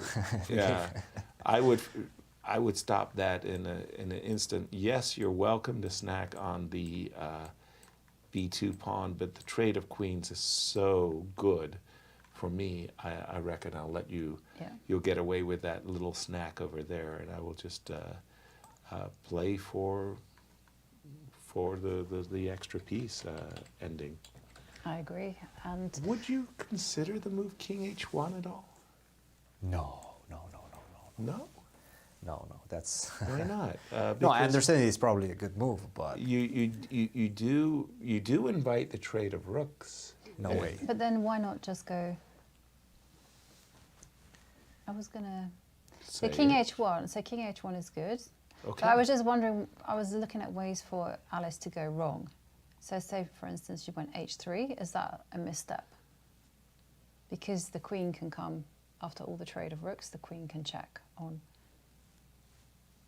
On E5. E5. Although you're But not even then you have obliged. King H1 and then Queen to G1 and Yeah. you cover up. So check, But King yeah. H2 is a possibility. Another move I would be attracted to if I was in Alice's shoes would be the move Knight E3, because I'm just thinking, as soon as I get my knight to the king side, then my slightly vulnerable king, no more. And of But what course, if I go H6? I do have the Bobby Fischer teaches chess back right now. You go What if I H6, go H6, yes. and then I go Knight F1. Knight F1 and say Yay. Knight on F1. Knight F1, No I fun. never get mated. Yeah, but the rhyme doesn't work. Doesn't work. No, So because it's Knight F1, F8. Yeah, Knight F8. Don't Yeah. get mate. Knight F1. I'm gonna coin one. You don't have fun. I like it. Queen Queen F2, F2. of course. Yeah, Queen. that's the most natural move in the position. I think everybody likes the move Queen F2 very, very much indeed. And And Irina doesn't have so much time on the clock. She is not there at the board, and she has 2 minutes to get back and make a move if she wants to continue the game. So, all right, let's keep going. Queen takes F2. And I really didn't like the fact that he went back on the first rank, Yasser, after rook you B2. wanted me to go up, Just go up, yeah, why not? and rook takes B2. You want to go A3, A3. and Rook B3, rook C3. yeah, okay, I hear you. Just stay active, you know? I don't want to... Yeah, queen takes F2, okay, so we're going straight into this endgame. You wanted to be active. I How just like an intriguing. active king, yes. I'm a big fan of an active king. Big fan of the active king. Yeah. And We'll see if Alice agrees with you. if this game finishes soon, Yes. and it will probably begin at 5:30, but if this game drags on, then the men will always start at 5:30, so that's a guaranteed. Okay. And again, just to reemphasize that the women do get a 30-minute break between the time this game is completed and the time that their tiebreaker begins. At least a 30-minute break. Would either of you be attracted to the double pawn sacrifice of this position? In this position, you got two warthogs on the 7th rank. Usually that's good enough. I mean, but you're giving up the pawns. Oh, that's surely good enough for sure. Okay. Yes, Would you yes. Yeah. go for this? Absolutely.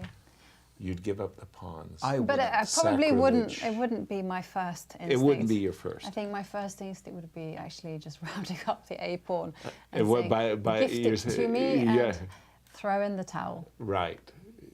But would you do it with knight c3 then, or would you be doing it with a3 and rook check, rook c3 like Christian? I like the rook A3 and then rook lifting up.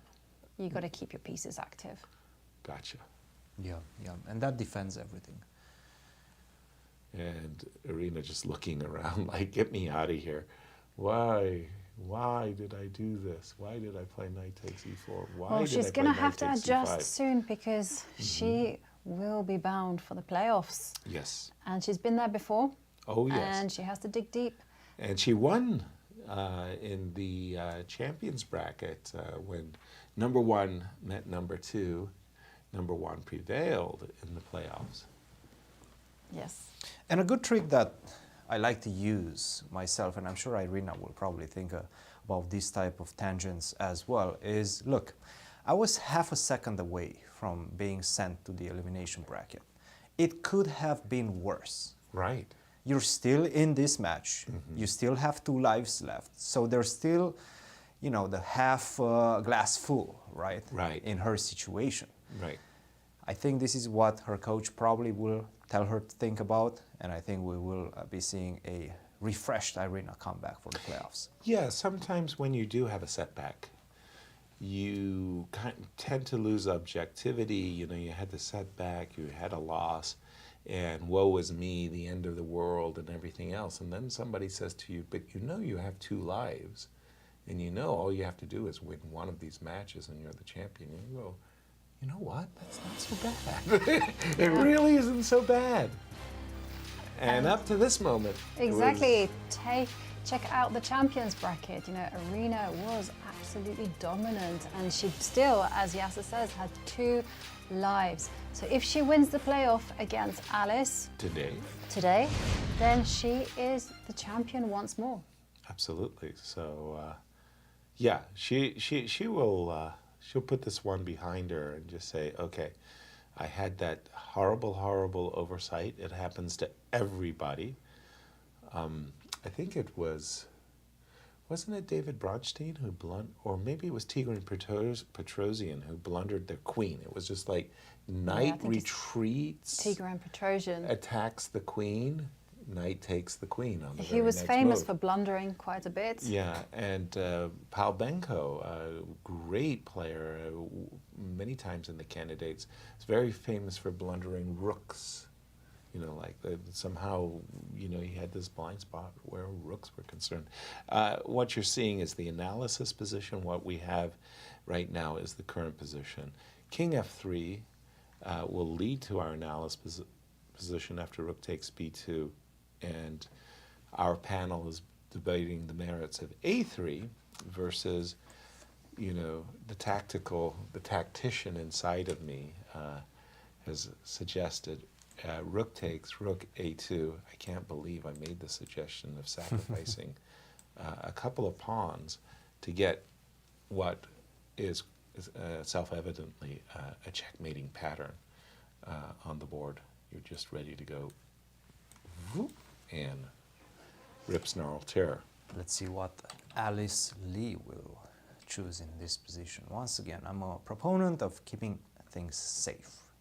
Yeah, just this moment again. I suspect both players might have missed knight e3 because it's not, you know, when you've just played the move rook e8, you know, you're taking control of the square e3. But if you do see knight e3 and you do see, well, I'll just put the knight on f1, you won't even get a pawn. You kind of go for it. Queen f2, I think, is the move that you play. You naturally want to trade queens. And I have to say, I love the fact that Alice is taking her time. Yes. Yes. Because, you know, psychologically, Irina just wants to play exactly. fast moves and get out of there. She does but indeed. Alice is carefully considering every single option. There we see the king lift up to f3. Keep the king safe. I like it.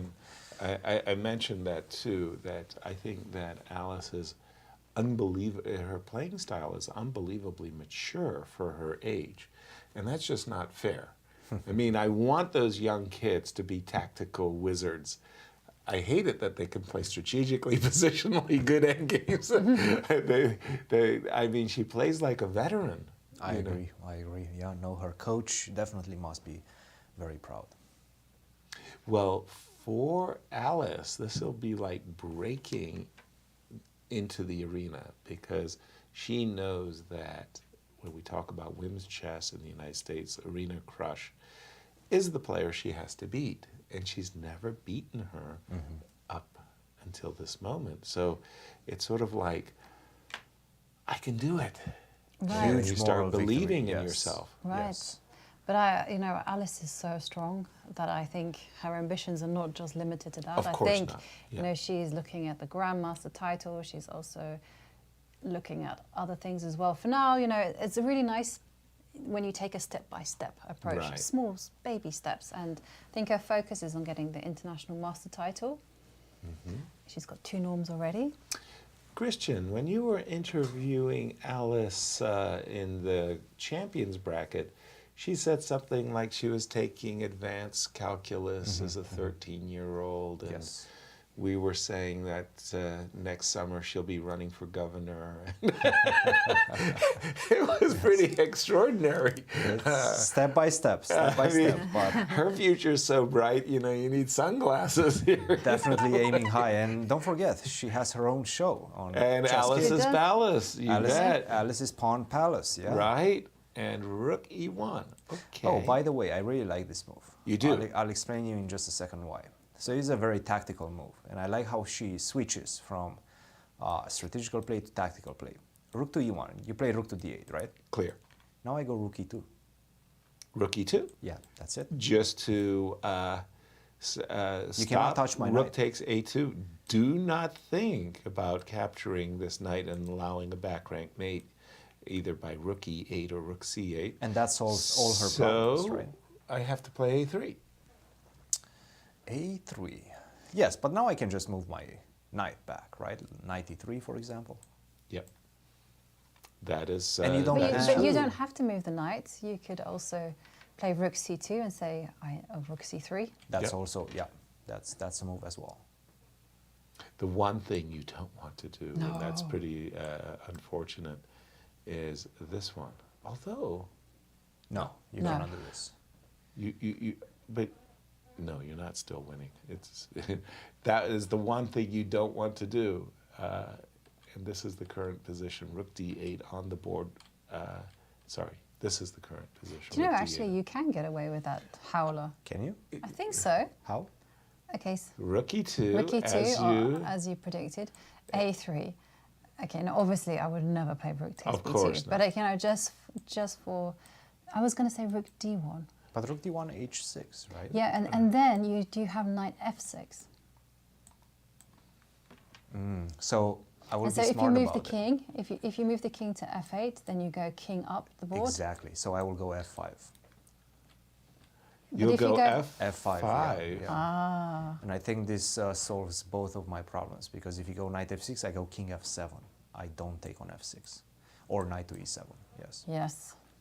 Yeah, okay, so Alice, don't be tempted to out-calculate your opponent by Right. playing rook takes b2. Right. It really that's doesn't just- work. Well, we suggested A3, but yeah, also we could rook C3, but A3 is like the last gasp hope here. And Irina, how much time does she have? No, Irina said, okay, I'll drop back with the rook.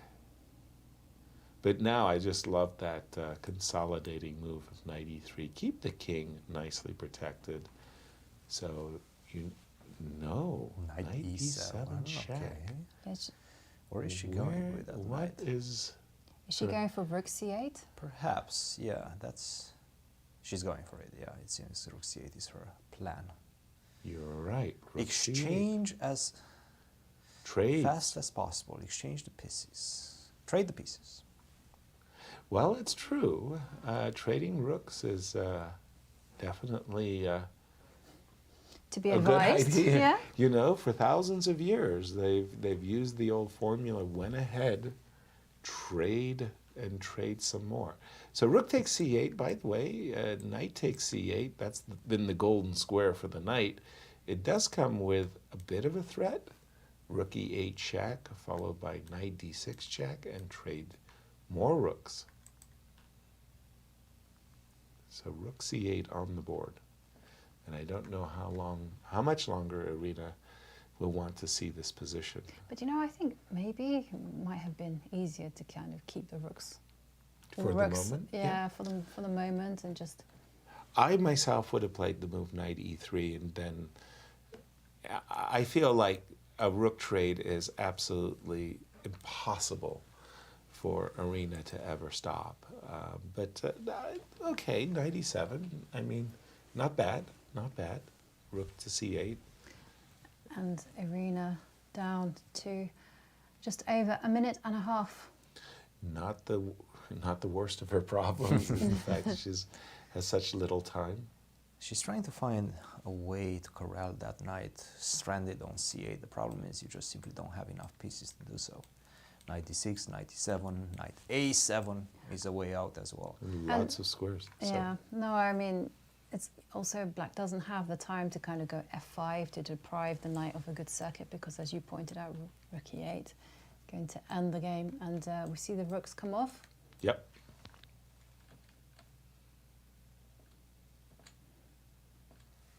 Rook c8, rook, knight takes c8. And by the way, if you do allow my knight to jump to d6, I'm starting to look at your king as well, right? That's a checkmating threat. Mm-hmm. If you go rook d5, try to stop me from going there, then I can go knight b6 now. And you will have some difficulties defending that pawn on a4. So True that. And you also need to defend the d7 square, because you do get checkmated still if you go something like rook a5 or something along those I lines. remember this story told to me by Boris Golko. He's playing in one of the Soviet qualifiers, as we have a rook check on the board. One of the Soviet qualifiers, and his opponent was blind. And the opponent had one of the Braille sets, you know, where the 32 squares are up and 32 squares are low, and you know he could feel the pieces, and then he would make the move on his Braille set, and then the assistant arbiter would make it and press his clock and inform him, the blind player, of how much time he had. So Boris had pawns on f2, g2, and h2, and a king on g1. And his opponent the same, 3 versus 3, and Boris had a rook, and his opponent had a bishop. So Boris went rook on f1 over to the queen side, so he was threatening mate, and he expected luft. And the blind hand was feeling the pieces. Then suddenly the blind hand went like this, as Boris had put his rook on pre to the bishop. And his opponent took the rook, and Boris had to ask himself after the game, who was blind in the position, my opponent or I? The excited hands on the Braille set. Boris said he'll never forget that. I mean, temporary blind spot. Rook check, king e4, g6, defending the rook. I guess. I like the way she plays. I like the way Alice plays. She keeps her pieces active. Knight to Even b6. the kings. Go Knight after to this d6 makes the pawn. most sense. Yeah. And actually, I really like this idea of knight to b6 and even moving your king towards the a4 pawn. Knight to d6. You mentioned also ideas of rook e8. No more check and rook checkmates e7. anymore because the pawn is on g6. Well, it's not just about the. I was thinking rook e8 check and rook e7 in order, like for example, let's say you go here, and the idea of check and rook f1. Okay. Rook f1, we're most likely going to see. But the it doesn't invasion really of the matter. king right now. King No, to I would d5. be. I'd be heading towards this Yeah. guy. I was going to say there's only one move that Alice can't play, but she can play any move she likes. Which is the one move you definitely. Well, you don't want to play knight takes pawn, but I did think, but I did think king d3. But of course you can't. Yeah, king d3. But then of course after rook d1, rook d2. Right, the skewer is not a killer, and it's not a killer check. But king d4, I love that move. You're just making a beeline, and you're saying your extra pawn on the king side is going nowhere. I'm ready to keep that, and maybe on a good day. Maybe check, that's like rook Black's best e7. chance, you know, just to What's get that? f5. F5. Yeah, Let's and go. then- Yeah. So that you Yeah, but yes. get something Right. like this. That's okay. I'll take. You know, it's bad news when this is the best chance that you might have, I'll take on right? A4. Because I'll probably look to trade off everything on H. the king side.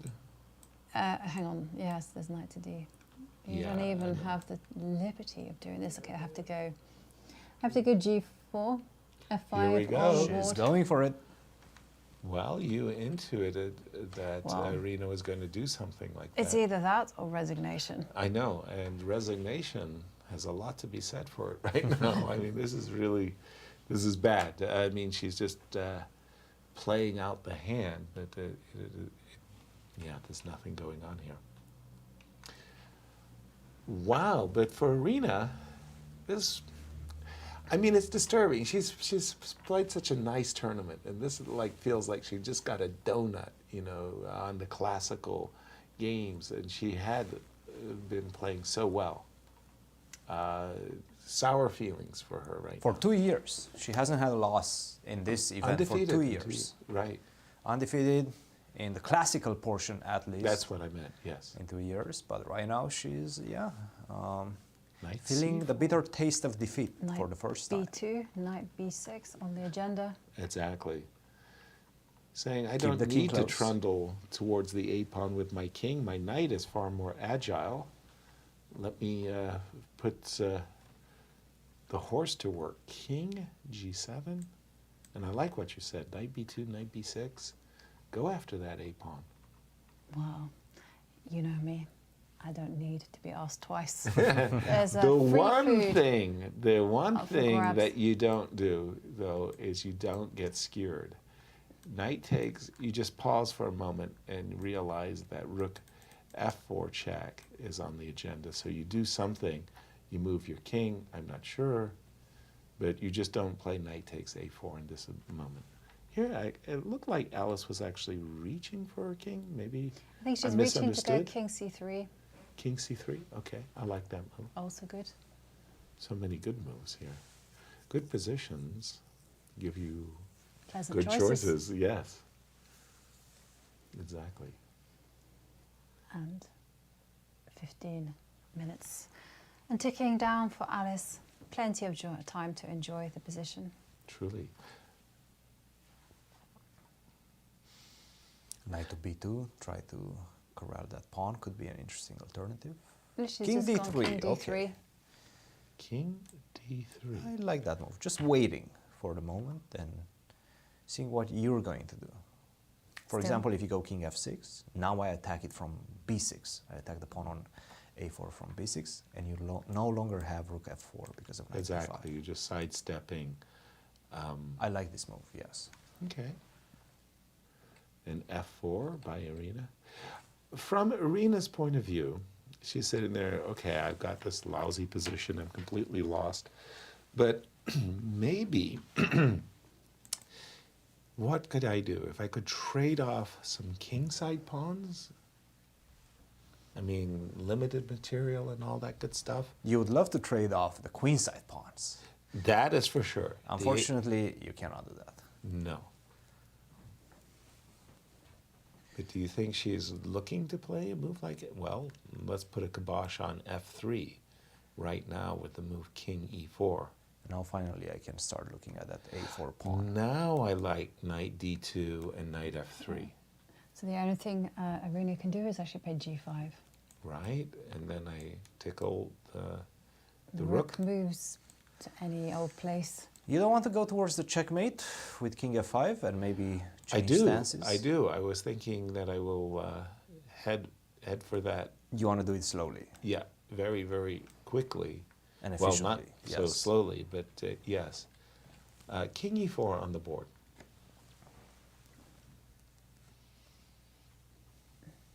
.30 seconds.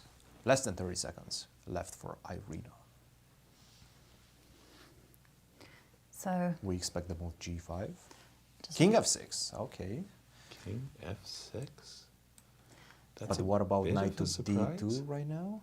Knight d2 sure has my attention.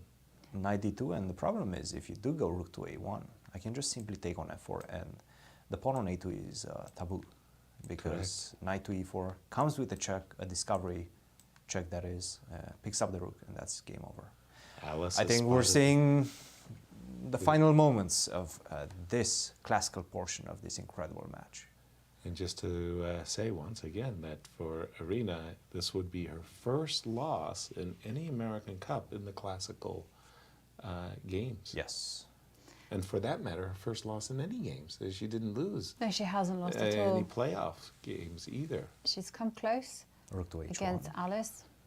Rook to h1. Okay, king h3. You mean h3? h3. Or knight f3. Knight Knight f3. f3. We're going to see g5 come For sure. swiftly. Oh, but knight to f3, g5, rook to e1. Yes, let's trade rooks. Oh, that's a nice That would be the cruelest. Yes. She'll do it. I mean, look, you put your rook on Absolutely. She h1. played rook c8, a while back to trade Wait off the one rooks. second. Is it that bad? Well, it is bad. Oh, It it's is, very bad. you know. Yes. There's no more counterplay of the rook to e1. Yeah, after g5, rook to e1, that's a very good time to give it a rest. Yeah, Look, somehow I she'll was play it. visualizing this position without the king. If the king is not in the middle of the board. Right, So here we go. Yeah. So I say the think- white king was like down on the second row. Uh-huh. She will play. Oh, he Yeah, here you go. Rook e1, and now we're going to see the handshake. That came very, very quickly, Alice says. She did not even blink. If I can deny you. There you go. And that's it. We are We have playoff. 2 playoff-bound grand finals. I know. Unbelievable stuff. Alice Lee defeating Irina Krush in a must-win situation to take it to playoffs. And Wesley So against Hikaru Nakamura. They will be playing in just over half an hour. I was for sure thinking we were going to be calling Blitz tomorrow. I'm no longer that confident that we won't be seeing these grand finalists as both games are playoff bound. So because of the length of the game, of the classical game with the ladies, I understand that they're going to be staggered. They'll start their match about half hour after the Open players do. So we expect the Open to begin. Yes, and we'll take a short commercial break, and then we'll have a very special treat. Some music.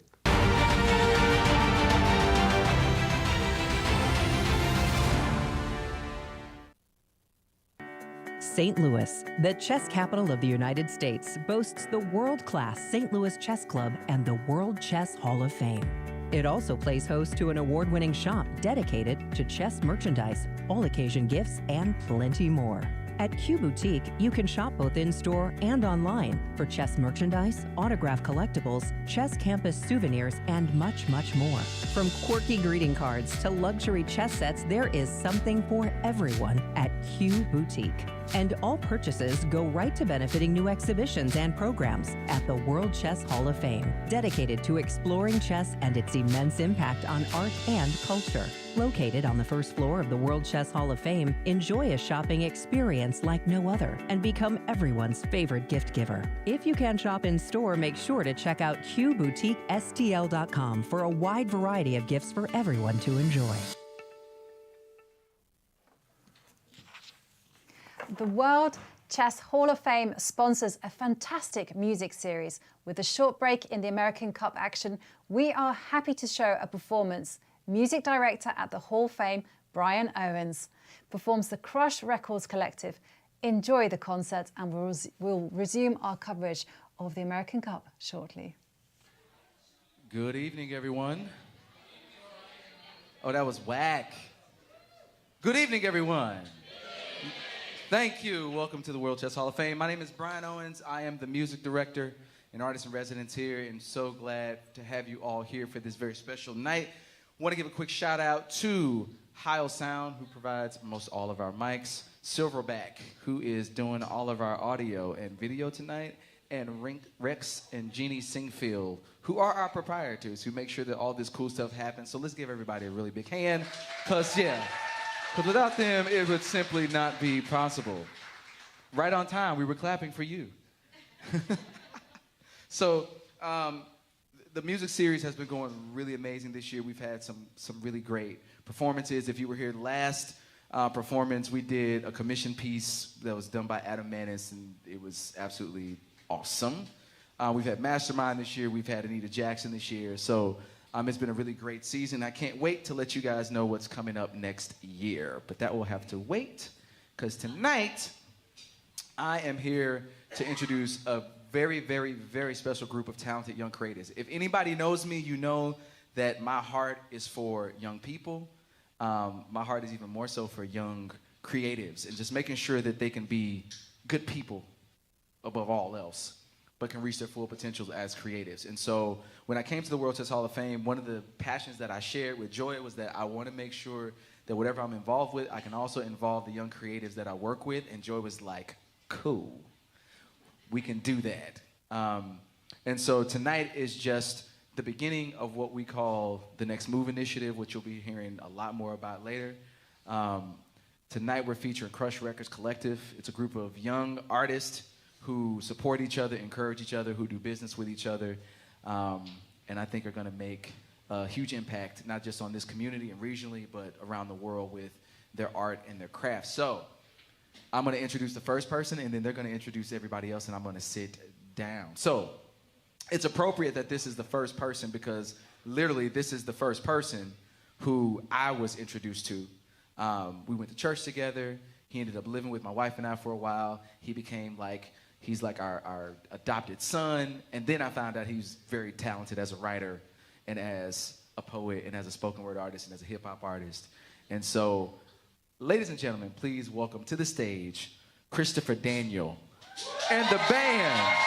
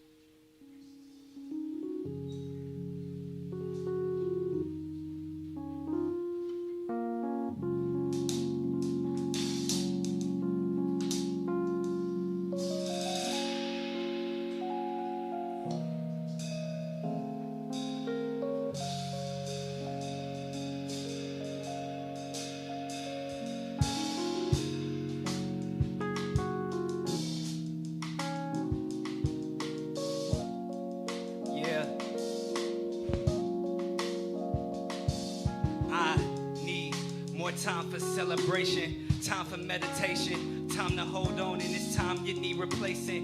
Time to slow down cause you figuring out the basics. Time to speed up, and that's due to my lack of patience. Allow me to be specific, lack of time and commitment. All the time I spend hurting, making me go ballistic. Memories are horrific, wanting to be encouraged, but I am my biggest critic. Hard times is very concerning. Wishing for hours and minutes that you wasn't a burden. Praying to heal the next day, but leave the other one hurting. I know people that want to talk, but I'm keeping it urgent. They say time is money, and money is time. I'm just speaking my mind. You spending time so you can keep more. No matter how much money you got, it's always something you gotta pay for. Hey, where did the time go? Missing my friends and kinfolk. Carrying all these pounds, got my back hurting like limbo. Doubting me is an insult. Problems I never asked for. Wanting to be a hero and slice the game like I'm Kimbo. Continue to give you results. Yeah, uncontrollable mind. I need God to regulate, needing to demonstrate. Give me a better way. I pack my bags to get suited up for a better case. How I handle it anyway. That's how I handle it anyway. That's how I handle it anyway. That's how I handle it anyway. But look, I question what it mean to get tested. Am I really trying to pass or I'm learning a lesson? I got times where I'm asleep but I didn't feel rested. Deal with insecurities that just manifested. Trapped inside of a shelter, fronting the weight like welter. Trying to hit a band till I being better than standing. Walk down the street looking from west to east, call the police. I murdered my own peace but I kept it discreet. Close-minded people should be illegal. I'ma manage what's next like I'm William Regal. I struggle with lust, I struggle with all my trust, and I struggle with pain. Understand, this game I'm finna run it, yeah. But now I'm feeling perplexed, feeling like nothing is left.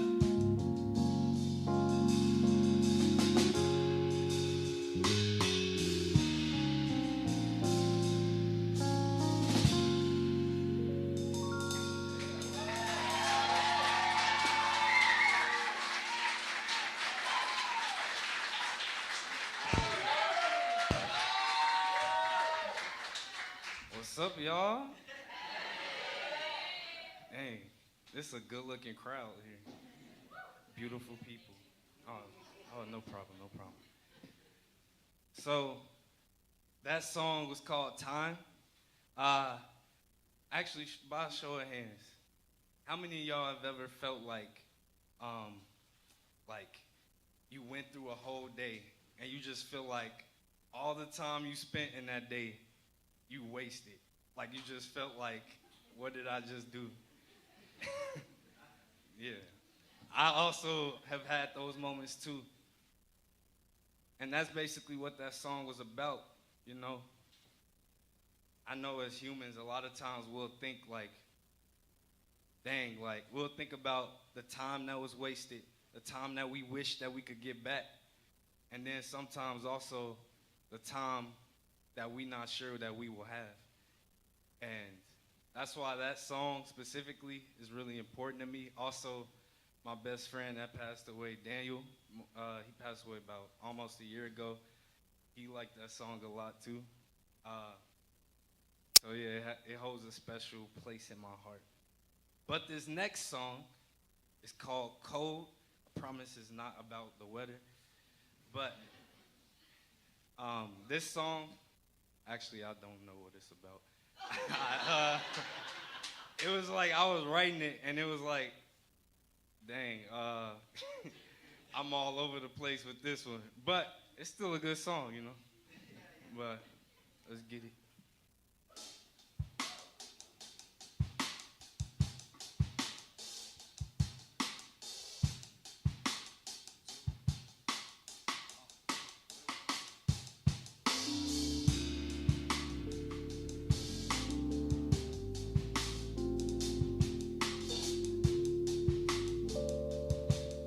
Yeah. Father, my heart going cold. I need you right now before it's gone. I'm losing myself, so what's going on? Where you at? Please pick up the phone. It's about time I tell you what's wrong. Cause I'm in a whole other zone. I'm hearing these shots inside of my home. And the muds, they sound like a gong. I'm saying me, that's a gimme. These haters, they won't no smoke like a chimney. She said she not messing with me, but back I turned her like my name was Timmy. It's something that's making me dizzy. I go in these jeans, but no, I'm not Billy. If you know that I like to be silly, you know I ain't a stranger to things like a millie. People don't know what they even missing. Shout out to London, I'm burning bridges. Show love to the cam like I'm photogenic. And these haters is cancer, I'm in remission. I'm getting blessings. Why am I stressing? I've been to the past. I started assessing. I had to go, was getting depressed. And I'm preaching my life. You call me a rebel.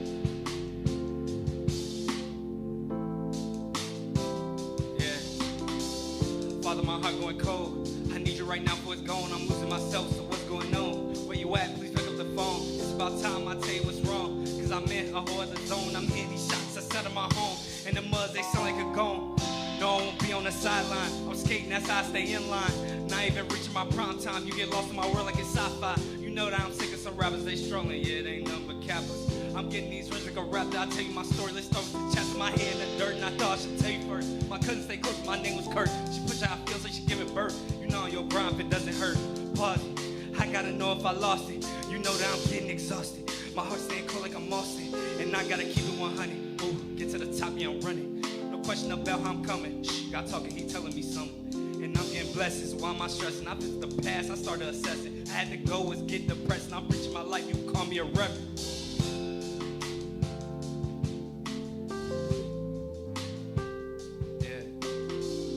Father, my heart going cold. I need you right now before it's gone. I'm losing myself, so what's going on? Where you at? Please pick up the phone. It's about time I tell you what's wrong. Cause I'm in a whole other zone. I'm hearing these shots inside of my home. The muds, they sound like a gong. Father, my heart going cold. I need you right now before it's gone. I'm losing myself, so what's going on? Where you at? Please pick up the phone. It's about time I tell you what's wrong. Cause I'm in a whole other zone. I'm hearing these shots inside of my home.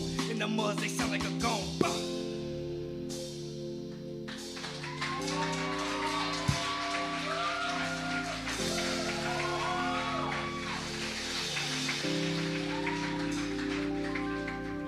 Y'all so much. For this next song, I would like to bring the lovely Sanka Win up to the stage. This next song is called Mind Games. It's one of those songs that's like about, so I know a lot of people that struggle with mental health and depression, anxiety, all those things, especially me. And this song is about how a lot of times, like, those struggles for those people who feel like they're hearing these voices in their head that's telling them they can't do anything, that they suck and all that stuff, it's about how like you struggle with that and how you can potentially overcome that. And I'm ready. Are you ready, son? I'm ready. You ready? Let's go.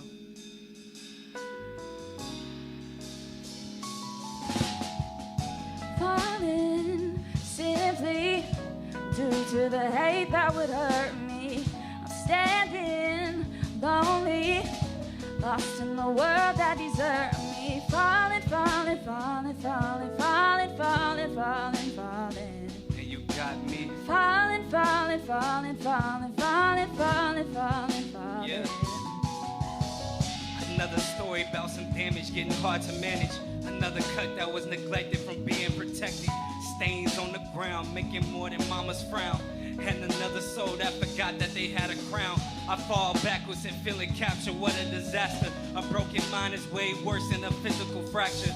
Go through obstacles higher than any rafter. Cancel my laughter, leaving me stuck with hurts, thinking I never mattered. Every door to my confidence shattered, moving to greater passion. People go from security to hazards.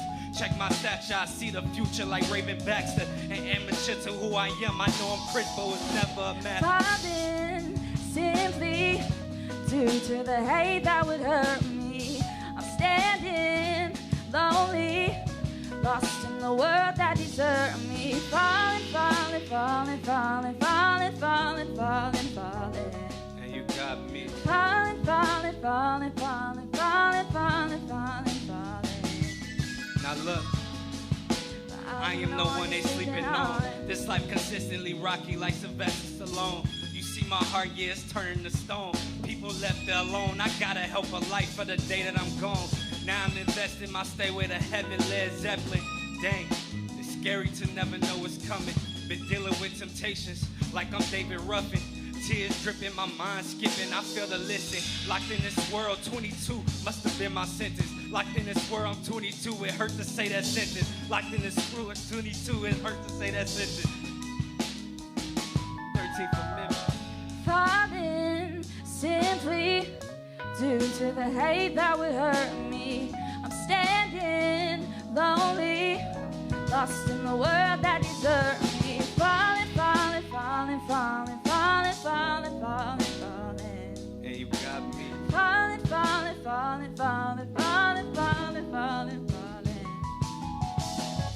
Falling simply due to the hate that would hurt me.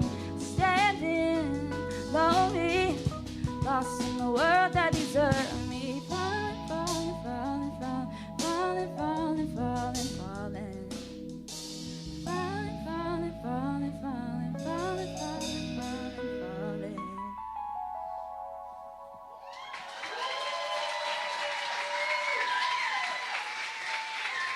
Thank y'all so much.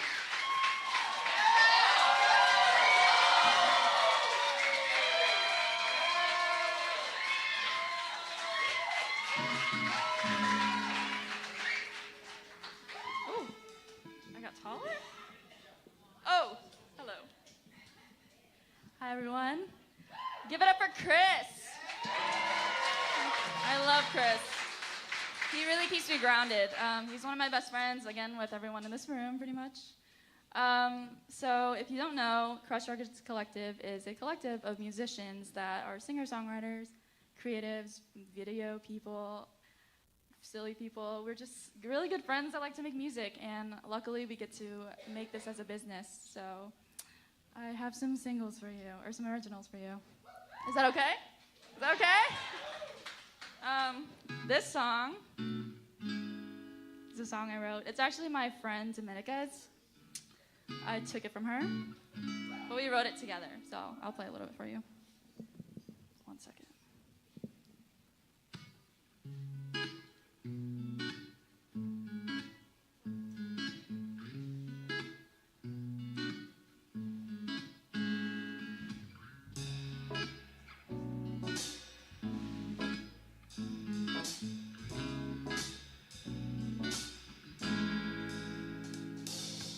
I got too much time, 'cause lately you've been on my mind.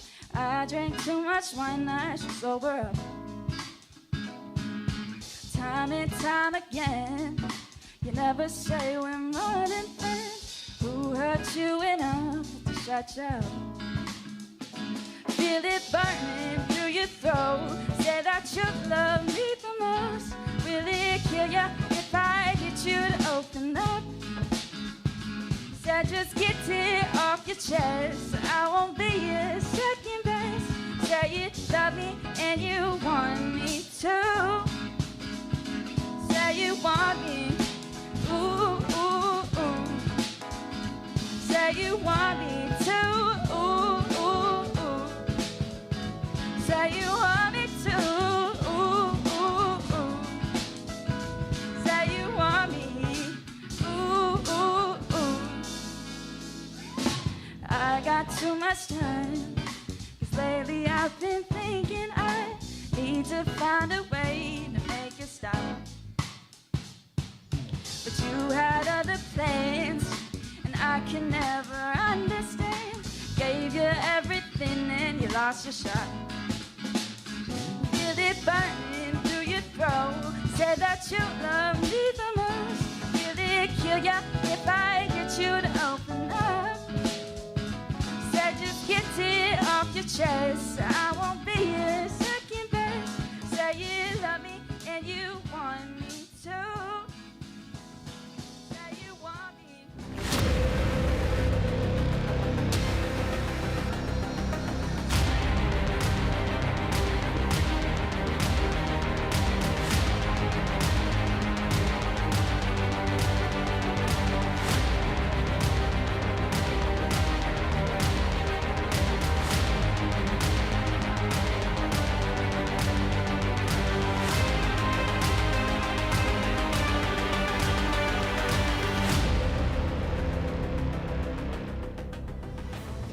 We are back, and it's playoff galore at the championship final of the American Cup. The grand finals were not supposed to give us this, No. but we've got it. We've got playoffs. We have playoffs, Woo. and what a journey our players have been on.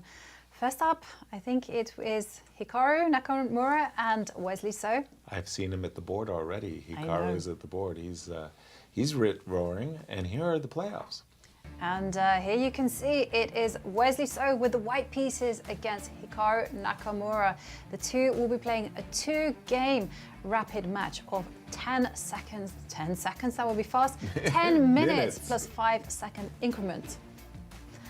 And they'll play 2 games, black and white, as will Alice Lee, also with the white pieces, matches up against Irina Krush. Now, because of the length of their game, they're going to be staggered in by about 30 minutes. So they won't start right away with the open section. Nope, they will not, but... And it's all rapid, as here, what happens in case of a 1-1 result after these 2 well, games? they carry on playing Yasser because they move on to a 2-game blitz playoff with a time control of a very fast 3 minutes plus 2-second increment.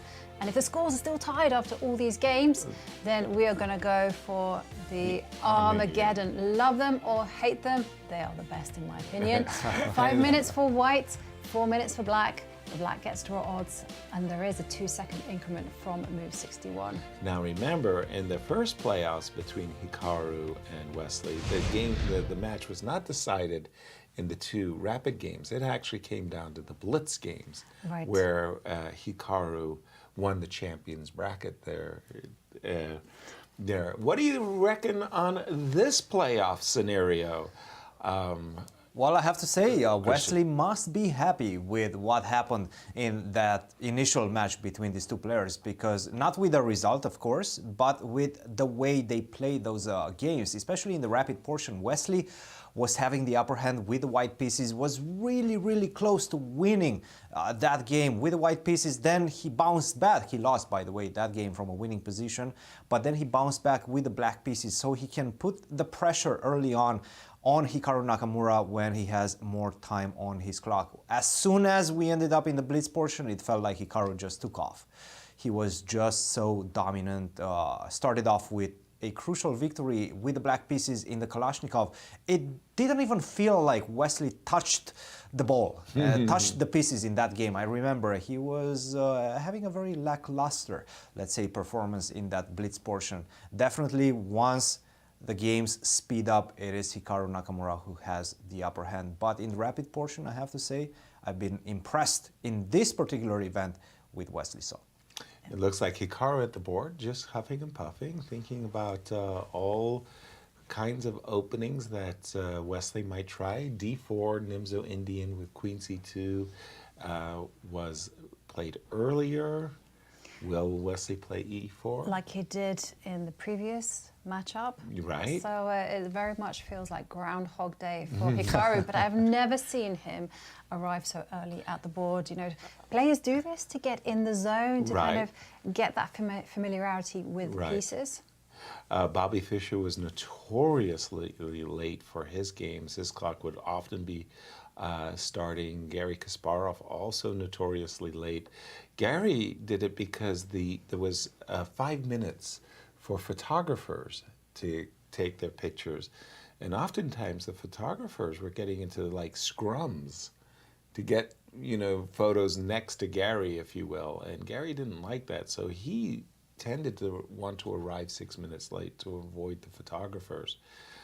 But in this particular case, nothing like that is happening. It's just Hikaru trying to get a sense of the playing hall, playing venue. Yeah. And he certainly is ready for what's come because he had so many hours. He had 3 hours with his second, Chris Littlejohn, to discuss, understand what went wrong in their first match, how he can improve on his opening play. I have to say the strategy definitely worked. The strategy of playing the Sicilian, taking more risks as we have very short time controls. Nevertheless, he needs to play more precise in the opening because we've seen Wesley take full advantage and create imbalances and create a better situation for himself early on with the white pieces in those. Let's just remind the players, remind our viewers, pardon me, how the players got here. Yes, and Hikaru Nakamura did headline the event, and he made his way all the way to the top of the champions bracket, netting a $10,000 bonus and sending Wesley So down to the elimination bracket. Hikaru Nakamura is still on 2 lives. That's right. And Wesley, he did get relegated, but he made his way to the grand final by beating Levon Aronian. Wesley is on his last life. If he does not win this match, that's it. Hikaru Nakamura is the American Cup champion. And E4. And when we looked at those matchups prior to the start, we saw that in classical chess, they're very, very even. In rapid chess, they have a very, very even ELO rating, if you will. But in blitz chess, then it's 19. Wesley's number 19 in the world. Hikaru's number 2, just behind Magnus. By the way, no more Kalashnikov Sicilian from Hikaru. No, he played E5 instantly. By the way, I'm thinking this is the format that Wesley's got to score. I don't like his chances if they get into that 3 and 2. So, I mean, Wesley, with the white pieces to start this playoff, I think he really needs to put the pressure on and hope to score. He needs a win, yes. Yeah. Yes, no, absolutely. I tend to agree with you. It just feels like in blitz, Hikaru is untouchable in this event. Yeah, Bishop E6, encouraging F4. Right, but I just wanted to mention that there is a game in the database with Fabiano Caruana playing against Wesley So with the black pieces. Really? And that game ended in a draw. No, in a win for Fabiano. White. With Bishop E6. H? They're still following that same game. And Fabiano played the move King to H1 in that game. Yes, that's what I was expecting. King H1, prepping F4. Nope. Knight to C4, a novelty. C4. Nice wrinkle by Wesley. By the way, the best move according to the engines. Inviting bishop takes C4. No. Hikaru says, no way, I'm not going to give up the 2 bishops.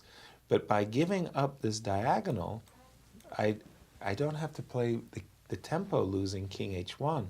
to get in f4. I can get it in right away, which is exactly what Wesley has done. Now he takes on c4 does Hikaru. And it doesn't look like Hikaru has been surprised at all, because he just keeps blitzing plays, out the moves at tempo, right? Exactly. Wow. Well, the thing is whoa. C5? C5. Okay, what if I take that? Take. Bishop take. takes. And Queen then takes. I just had this alert ski. I've You're got trying to push, e6 yeah. and bishop g6 on my agenda. Okay, then I have to be a bit more careful. After c5, I will go long castle. Okay. Well. Well, hang on a second. Yeah, exactly. So suddenly I got Jovi getting excited too. Possible. But you're not threatening anything, right? Because bishop c5 check. I think I am threatening something with bishop f5 check. Okay, can I go knight d5? Yep. Yep. Yes, you can. Knight d5. Oh no, knight d5 I cannot go. Shall I explain to Cristian what he might have missed? No. Just saying, what we have in this moment, let me just refresh. I saw the move c5 with this idea of bishop to g6, going e5, e6. And I suddenly got excited that c5 might be a break. By the way, if I don't play c5, I'm a little bit afraid the knight will take up residence on e5 and black will be perfectly safe. Maybe that's actually what's going to happen after c5. Say it, get knight e7 anyway? Well, I do have rook d1 in that case, right? Yeah. You know what I'm saying. Yeah. Here, And then I was just thinking move the knight. But okay, I think the king definitely has to go to safety. Okay. Castles makes a lot of sense. Doesn't it? And away we E5. go. Can I just retreat? But what's wrong with bishop c5 check? Oh, nothing. No, absolutely. And then after king h1, you just put your knight on d5, or well, then I was going to go king b8. Fair. That's the problem. I don't like the fact that I don't have this escape route with king b8, king a8. Knight c7? Or are you going to give? Well, I'm vulnerable. I'm getting vulnerable. I'm going to focus everything on the f7. This is going horribly wrong. Right? No, this is not good. And, so maybe c5 is an opportunity? What do you think, Cristian? He certainly has to. Well, he doesn't have to, but it's a good idea to play it, for sure. Yeah. It's an opportunity, but after c5, it seems like castle is indeed the best move, and just the lines that we were discussing. White has a slight edge, but it's not decisive by any means. Oh, no. I wasn't thinking it was either. I was just afraid that if black gets knight d7, knight e5, it's a way to continue the pressure. It's a way to continue the pressure, not allow knight to d7, knight to e5, because strategically, if that happens for a black, that's going to be very good news. And don't allow that. Play c5, get rid of the double pawns, and play with the two bishops, and some initiative as well on the e-file, due to the fact that you have the light square bishop on the board. It's looking good for white after c5. Right. What I find Wesley to be a remarkably good player, just really good. By the way, rook d1 was played. Moments, he tends to mismanage his clock. He goes into these like 2-minute things during a 10-minute game, or a 1.5-minute thing during a 5-minute game, and he ends up being seriously behind in Hikaru at key moments when he could use the extra 20 or 30 seconds. Right. He did not play c5, and I find that a surprise. He did play the move rook a d1 instead. Hikaru said, well, okay, if you're not playing to attack me, I'll castle and I'll bring my knight to e5. Maybe you can still do the C5, you anyhow, because you can always follow that up with e5. Well, but I'm not getting the tempo against the bishop that I was getting last time. So if I do it now, it's not as punchy. You do have knight d5 as well. Yeah, I don't feel I get this. I'm not getting as much bang for my pawn as I wanted. Could he be thinking of b4, c5, b5? It's a very consideration. slow. I mean, you have to do something like that because the kings are on opposite sides of the board. Sure. And It's a Rook slow. E8. King H1 was played, rook to E8. It just feels King like Wesley's playing a bit slow, H1. right? Rook A8 to E8. Could he be thinking, Rook no, E1. this is way too slow. Bishop to G3 to Rook H. Fe1 was played. Rook Fe1. And bear in mind that the best Wesley can do in this match is to win it and take it to playoffs tomorrow. Right, Whereas because Hikaru just needs has to 2 win lives. this, Yep. and that's it. He Yeah. is the champion. Exactly. Exactly. By the way, right now Wesley has 5 minutes and 30 seconds against 9 minutes. Hikaru almost doubles him on the clock right now. That's It's right. not looking good. From a practical perspective, Wesley saw right now he's in a pickle. And to be honest, what I would do as Wesley, I would take the practical approach, try to pull the brakes. Pull the brakes, find the simplification, find the draw. Really? I feel like 5 minutes in a 10-minute game, I mean, that's such a huge advantage. I want to play with the 2 bishops. You know, there is a backward pawn on the board. I do, like, if you go knight d7, I do have these ideas of queen g3 and bishop takes d6, the old double attack. And I do have in the back of my mind b4, b5. Yeah. It's not that easy for black Well, to break open the king side. Talking about G5. direct action, Wow. Hikaru strikes first. And now the Okay, bishop well. drops back to G3. And now, you know, you have a new target, right? The rook can move to F1, or maybe the other rook can lift up. I definitely agree with that. Also, by the way, bishop g3, good move. Maybe also then something to then be knight said. D7. Knight d7. In any case, I was going to reset my pieces to focus on the f7 pawn with moves like queen h5 and rook f1. Just saying that bishop g3, yes, that's like kind of the automatic blitz move. Little consideration, and I can understand why you might want to play. Like, for example, if I play bishop e3, Jovi, and you go knight here, and I go something like, I don't know, just throwing it out there, c5. I'm trying to mix it up, right, by weakening your king. You can see why the bishop might have a role on the g1 diagonal. Bishop g3. And Hikaru. h5. Well, you know, having said What? Peter, you have to say Paul.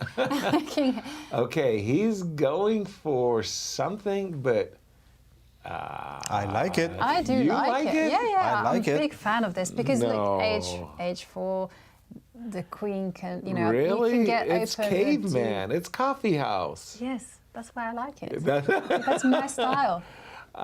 Coffee house. Okay. Wow.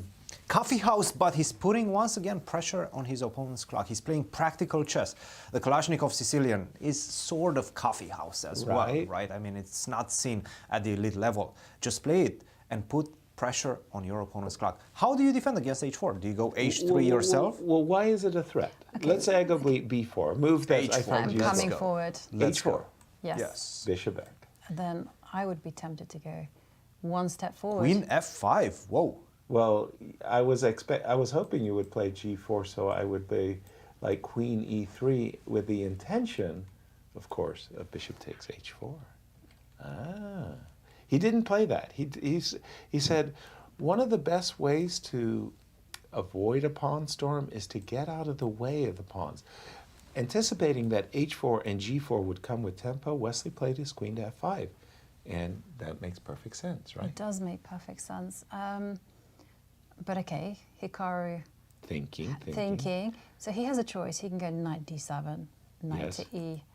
That Right. would be my vibe, you know. Right. Put Because the at knight heart, on I'm a the- chicken, yeah. Right. Yes, at heart, we're all chicken. We want a solid, and he's played h4, and whoa. Now this is really Kalashnikov. This is, I'm starting to see some knight g3 ideas. well, wait a minute. I've got c5 as a possibility. I really like attacking this pawn on f7, and guess what? That knight g3 possibility Wesley said, let me sidestep that. King G1, inviting bishop B6, by the way, denying white the 2 bishops makes a lot of sense. I like it. I really like this move. Knight H5, King G1. I'm not sure about King G1. I'm feeling like Hikaru is taking over. I'm not going to lie to you guys. Yeah. It feels like a few mistimed moves has given an early initiative, I want to say, to black. Right, I also quite like the move F6. F6? Just to jump in with the knight to F4. Okay. One question. Please. Can you get ultra aggressive and try to go for some D5 lines? What? D5 and set up the walking battery on the into long a battle. tempo? Yes. Okay, so you want to say you would go for I would this. love for you to take with the D pawn, yeah. Right. Because now I'm not sure how you defend your king side. Mm-hmm. Yeah, Queen H3 is certainly no joy. I will F6. grant you that. None of that. My F6, Jovi.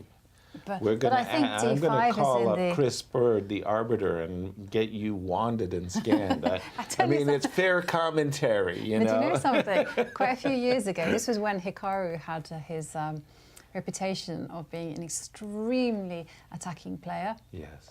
He's kind of toned that down since. There was like this chess personality webpage, and I answered some questions, some chess questions, and it came, "You are Hikaru Nakamura, the barbarian." Nice. B4, by the way, I would have probably played B4 without the move King G1 because I would not want to face Bishop C5, Bishop B6 because I'd have C5. We do have Knight F4 on the board. Bishop D4, Bishop Rook D4. F8, and A4. Rook A8 and A4. A4 is on the board. Okay. But do you also sense... I want to play A5 and A6. Let's go. Sorry, what am I sensing? What I'm sensing is that the queen doesn't have too many squares. So if I On could F5? somehow Attack break the it queen. open... But it's on a light square, so the only thing you can really attack it with is the knight. He played Queen F7. Give me the pawn. Okay, is it time? Bishop no, B3. It is not time. Bishop Not yet. to B3. I thought it was time to undouble the pawns with C5. And now Wesley is speeding up his play a little bit. Yeah, well, which he I has like. to. But how about Queen H5 now, with the idea of H3 and invasion on the light squares? Clock times once again, 6 minutes to 3 minutes. Something. 3 minutes, 3.5 28 seconds. Queen H5, invasion on the light squares. Why not? It looks good. I think H3, white has to go like 92. Rook D2 kind of ideas. To defense, To yes. defend, yeah. Yeah. Okay, if I'm in white shoes and I'm aspiring to play C5, I'm kind of happy that the queen goes away because at the moment the queen is pinning the pawn. Queen H5, Rook D2 to defend the light squares. That makes sense. And perhaps ideas of H3 still in the position after that. Let's take it one move by move. Can we do that? Can we try Sure. to do that? Queen H5, Rook D2, H3, G3. Now I can get ultra aggressive and try to go Queen F3. The problem is you're not even going to look at that knight. You're going to go Rook F1 or Rook F2. Correct. Right. Just drive you right out of dodge. And that's Rook problematic. F1. Maybe not Rook F1 because I have Knight E2. Sorry, not Rook F1 because. Oh, but you have Bishop D1. Ooh. Okay, Yeah. so he has played... Rook A8, E8. Sorry, let me just refresh my board. I apologize, everybody. It will only be a temporary. And immediately, Wesley had this A4, A5 conception from a long distance away. He's still looking at ideas of A6 as well as B5 and prying open the queen side. Now, you were saying that the queen doesn't have that many squares, so if we could get in C5 and Rook E5 would be all I think he's all going for happy. that. Oh, by Knight the way, now I E6. see Bishop E3 followed by Queen F2 Remember when I was saying we could make this battery create a few weaknesses over on the king side? Pardon me, over on black. Ooh. And Hikaru playing Hikaru, knight f4. He did something wrong Okay, there. but the rook is maybe coming to Oh. e5. Bishop d4. Sorry, Oh. it might be Repetition. a repetition, knight e6. Are we going to see a repetition in this early middle game? I would be sorry. Excuse me, this was the position, right? Yes. Could he have played c5? Knight takes d4. Bishop takes, sorry? Take on f5, you take on e8. Correct. I'm winning, I won an exchange. You did, yes. And my next turn is to take here as well. So maybe Wesley, when he played the move bishop e3, and Hikaru, a6, Hikaru refuses I the think repetition. Hikaru realized that knight e6 walked into c5 and didn't give him a second opportunity to play it. a6, rook d2, king to a8. Tucking the king in. a6, rook to d2, king to a8.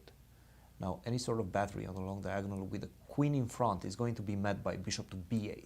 Bishop a2 sets c5, sets the stage for b5 as well. Great move.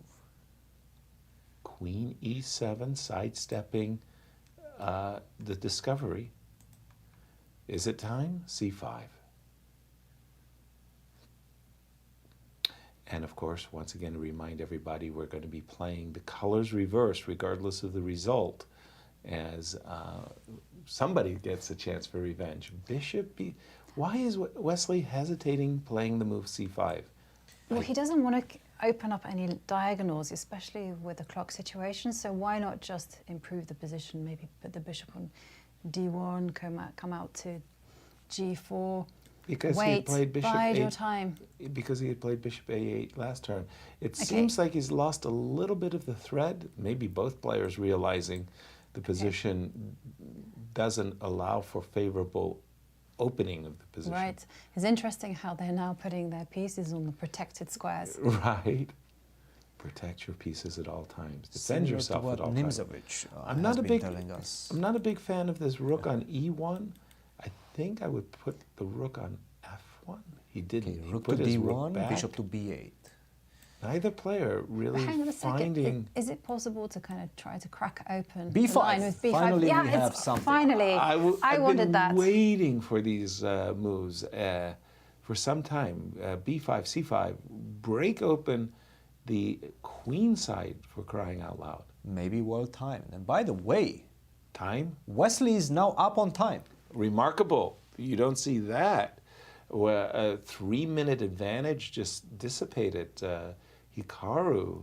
Down to his last 2 minutes and 40 seconds. Wow. Definitely not enjoying this situation on the board. Bishop b6, inviting a capture on c6.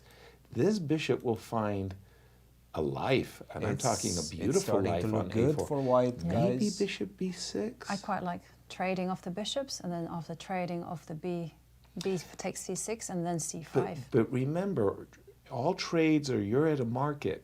Trade on your terms, Jovi.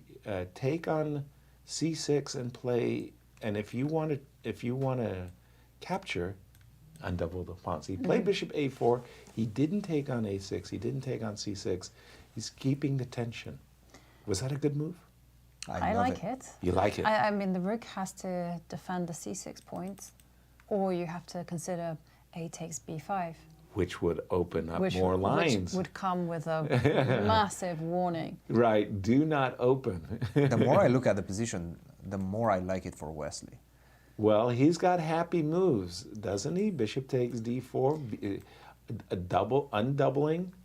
C takes we b5, did c takes see b5, and C rook to takes. c8.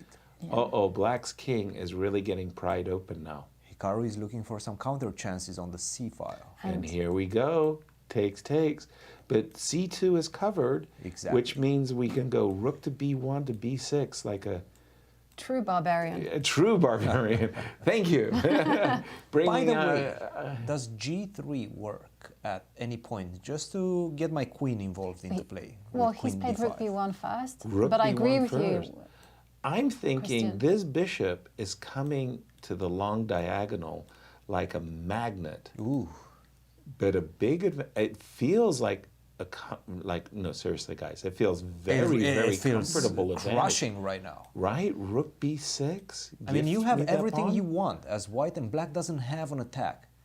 He's had that knight on f4 for 20 moves. Hasn't done anything with it. Right. The knight's not going to win the game alone. And 1 minute 50. And Wesley? 2 minutes and 30 seconds. Wesley could be striking here. Rook b6 and rook a6. That's a deadly threat. I told you guys, Wesley outplayed Hikaru in both the rapid matches in their first match. I agree with you both, but don't write off Hikaru. Not yet. No. He's one of the world's best defenders. Truly. Never. And he has played the move rook b6, inviting bishop c6 check, putting that bishop on that diagonal. Now I like your g3 very much in order to release the queen. And rook to b6. Rook b6. Wow, how he didn't play bishop c6 is a mystery to me. Because he could have put his rook on, he could have gone bishop c6 and rook b6 both. Yeah, it felt like king to b8. Rook playing b6, rook b6 a b6. is maybe wrong. Okay, well, he does have ideas. Queen a. Oh no, not knight. Don't And allow knight e2. Is the trend reversing, guys? Because you're going to take my a6 pawn, but... Well, maybe you're not even going to take my a6 pawn. Queen Well, b7. Let's defend. I just don't want to blunder my rook. So let's go queen b7. Let's defend. Queen, that's the... Well, queen b7 invites d5 and bishop c6. Ooh, that's unpleasant. Well, Whoa, we're going to he's see played it, it. Yasser. d5 looks boss. He's perhaps looking at something, but what? d5 and bishop c6 is just overwhelming. It looks great for white right now. Come on. Are you going to sacrifice the exchange with rook to c8? But that must be losing. Absolutely, because a6 will be hanging, queen takes a6. So d5 and bishop c6 I think plays itself. He missed d5. d5, c6, And Wesley doesn't play Bishop it. d1. That's not the right missed solution. it. He missed. That's hard to believe. d5 and bishop c6 was just Overwhelming. Exactly. Overwhelming at that point. By the way, Not that this is terrible. Well, can I it go is rook e8 because- now? What? Rook e8, Bishop f3 is on g4. But g4. I'm trying to get to your king as well. okay, h3 on the board. That's also an indication that you're trying to get to my king as well. h3 on the board. Well, I got to play g3. I don't want to see... You can play bishop f3 if you want to make that transfer. But somehow or other, I mean, it feels like bishop f3 doesn't threaten anything because of after e5, you got d5. No, I don't want you prying open my king. I think I would have played g3. He played it. Instantly. He played it. Well, Hikaru, less than 45 seconds on the clock. Knight g2. Knight G2. By the way, Where's bishop he going? e2 was a winning threat Where's if the he knight going had with that just knight? dropped back. So knight g2, rook e... Hikaru barely hanging on, but guess what? He is hanging on. He is hanging on. King f2 in order to not bear the consequences of rook c1. 1 minute and 30 seconds for Wesley, 45 seconds for Hikaru. King to f2, I'm worried about rook to c6. I'm coming to take that pawn. But I'm thinking, I can put my bishop... I've been dreaming of putting my bishop on the long diagonal. So bishop back to b3, rook to c6, bishop to d5. Oh, if you start with bishop b3, then it looks good for you, I think, yes. Okay. Yeah, but is there any kind of naughties going Naughties? on the rook c1 check? Let's try it out. Bishop b3, rook c1, king f2. King f2? Don't see it myself. It's so difficult. Bishop b3 is on the board, guys. Okay. That's this Wesley. This is the using most time. consequent move. That's the money move right Right? there for Wesley. And eyeballing that opportunity. See, the problem with rook c6, bishop to b3, queen takes b6, is you're opening up the b file against your own king. And you would go rook queen to a1, defending the pawn on d4, threatening Exactly. rook to b2, and still 20 threatening. seconds and 20 ticking down for seconds, Hikaru. and- He throws in a check. Will he just move his Was rook that to a- c6? Was that a spike check that he threw out there? It's And looking the like clock, 10 seconds. rook b1. Rook to b1. Okay, okay. Okay, so Hikaru is first looking of for all, some there sort of is counter this chances. nasty move, queen a2. Wait, bishop but b5, queen takes b6? more directly, he played it. What? What? What is he doing? Trapping he's the trapping knight? the knight. Holy smokes. That actually traps the knight. And did you see that? Hikaru And he did not caught- spot that. And He's- but Wesley caught it immediately. I thought Wesley was playing for a mating attack. That. Wait a minute. What is this? was F5? He wants to go Knight knight to F4. F4. Bishop H. Nobody believes you. Bishop, because But you could there's just- a passed pawn in the Right, position. just push the pawn. E5. Get him going. E5. But why? Why did he start with F5? Because he needed a bishop off The square. A2 G8 diagonal. Yes. Okay, knight to F4. But how easy is this? I do have that A pawn, which is very strong as well. Why didn't he play E5? I don't know. Knight to F4. You have to take and then take on G5. King No, king to F2. G2. Take on G5 or play F5? I don't know. F5. This is going to go down the wire, Make guys. them No, Make them take brothers. on G5. Pawns together stronger. Yeah, we play F5. Yeah, and you've got an H pawn that you just put your rook behind. Rook to H2, H5, and just push. Ooh. Some hesitation there. But because Serious hesitation. the problem is that the rook is going to get behind the H pawn. Exactly. H5. And you got to use your A pawn as a decoy, but I think White's king. Are I you in did time this to do that? 40 seconds. Now, I don't think you're in time to do that. H6. Keep going. Push him, or baby. how rook G2 or H6? H6. This should be winning. Rook to G2, rook G7, H6, H7. You win everything. Rook G2 wins everything. Rook to G2. Wesley that's a taking his good time. move. He plays Wait a minute. H7. Okay, did he calculate it precisely? King to E6 or to E7? Well, can he go towards the? But can you create a decoy, like for instance, Yeah. step up Well, with rook the king? H6. Rook H6, I think, is the. Rook H5, but now I go A5. No, A5 you take and you have Rook A7 check. Right. You Setting the cannot do tricks. that. Right. But isn't the plan very simple? You step up with the king, you create a central pass pawn. I think you go rook A. I think he should have just started with rook H6 actually, and then gone king E3, king D3, keep the A pawn under control with the king, and D5. I What think this a is good move. enough, guys. Just what's wrong with taking the A6 pawn? That's a Absolutely very good nothing. question. Take the A6 pawn. That wins the game on the spot. And Yep. he finds it. He does it. That wins the game on the spot. And there it handshake. is. Wesley So takes the first rapid game in the playoff. Wow. Wow, performance. Christian, we saw a lot of swings in that game, and it wasn't from the opening. No, I have to say it was a really good game by Wesley. He Wow. fought for so long in the opening. He got the worst position, but after that he blitzed out those moves. B4, A4, A5. He just knew the plan and Hikaru couldn't find the right solution on the king side. Wesley knew what he's doing on the queen side, managed to do and take the process to its finality by opening up the position on the queen side. Hikaru did not manage to do that, and unfortunately for him, lost because of that reason. I have to say, and I've said it at the beginning of the match as well, Wesley seems to be anchored better into this time format, 10 plus 5. Rapid, yeah. Let's see what happens when Hikaru has the white pieces in the next game. Yeah, because again, in the first playoff, which Hikaru did win, he won it in the blitz. But in the rapids, he was shaky. Right. He won with the black pieces when he was losing. He's not been in a must-win situation as either. So, okay, the And Irina, they're off. The ladies pick up their And- play. As for those of you who are joining us late, Alice won on demand.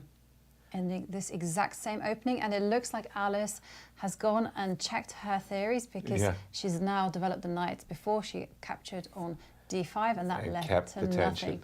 Yes. Keeping the tension is Alice. And A7, A6, kind of an, now you take, and look at the big difference. Imagine you get to play, for example, a minority attack. In the game previous, A5 had been played. So you got Irina having to play the move a6. And we see rook Rook c1. c1. I'm not a fan of this move. I don't like it. But then Irina has put her knight on c6, and my general understanding is once a piece is in front of its own pawns, you start trying to destabilize that piece. So for instance, you attack the b7 point. I see.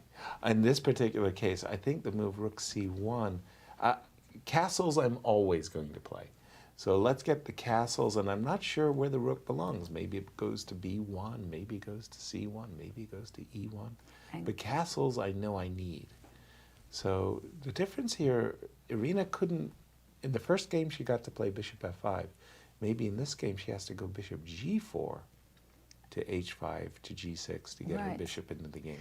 I feel like she's made a concession though, with this knight being on c6. I'm always very optimistic because White's plan is relatively simple. You want to tether the knight to that particular square. So for instance, you double the rooks on the c line, and then once you've tethered the knight, then you start destabilizing its protection. Now, because Alice didn't include h2, h3, this move bishop g4 is annoying unless you're going to play knight e2 and just invite bishop takes f3. You could go knight e2 to g3, inviting the double pawns. Knight e1, not a fan, Cristian. No, I agree. I mean, where is that knight going? You want to go to d3 most likely. You're anticipating potentially bishop h5, bishop g6. We exchange those bishops, then I jump with the knight to d3 and c5. And in the meantime, the open section between Wesley So and Hikaru Nakamura. No half-hour breaks for them, right? They want to get straight into it. Do you guys want to begin? Yeah, let's begin. And they are off and running. Wow. Wesley taking his very solid approach with the Queen's Gambit decline. And it's very similar. Excuse me, the Nimzo with e3. To the I'm going to need Alice and Irina game. I'm going to need the link to follow this game, so we're going to have to stay with Cristian if we want to see this game. Well, we see it right now on the bird's eye view, the bishop on d6. Just adjust it slightly. I see both players kind of adjusting their opponent's moves a little bit. Interesting that Wesley has actually brought a novelty to the table. What's that? Last move, a2, a3, never been played before. You mean Hikaru has played a2, a3? Hikaru, yes, of course. All right. Hikaru playing with the white pieces. And Hikaru, this is the first time in the whole event that Hikaru has to win on demand. Yes. Exactly. And also it's the first time in which Wesley has been ahead in their direct encounters. He had a great chance in their first match, first rapid game, did not take it. Second time he had that chance, took it. Okay. This move c7, c5, okay, I think a lot of people would be playing bishop b7 and knight e4 and keeping c5 in reserve. The move c5, to my mind, when I play c5, I really want to follow it up with c5, c4, followed by a6 and b5 to clamp down the queen side. c5 rook to c1. And I'm just How do we want to continue this? Do we go c4 or do we maintain the tension as is and play bishop b7, knight d7, develop the pieces? I'm going for c4. I don't want to play the hanging pawn structure. He might be going for it. Yeah. Yes.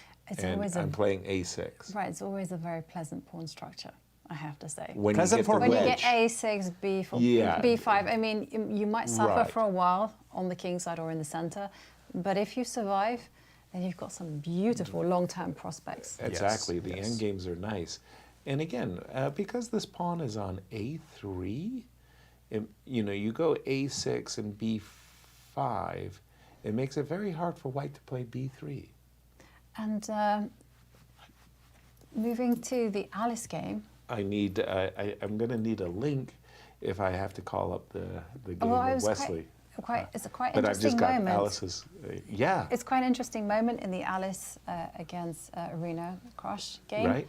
Because she's just pushed forward with the f-pawn and saying, hey, your light square bishop is trapped. I'm going to try to trap the light squared bishop. Getting ready to meet bishop g6 with f5. Right. And if you give me one more move, I'm going to go h3. h3, g4, and try to trap the bishop with f5. Right. Okay, but because... Easier said than done. Yeah, I was about to say, because this knight is on e1, does it give me ideas of knight g4 or knight takes e3 possibilities? You can try. You can certainly try. Knight to g4. I also have this extra option of going either knight to c2 or bishop to e2. Well, okay, let me show you my trick. Okay, if you play sure. knight g4, knight c2, yes. I wanted to go bishop to g6, and thanks to the fact that my whoop, you don't get to trap my bishop. So that was my whole trick. Good point. But bishop e2? Why not? Okay, I'll go back.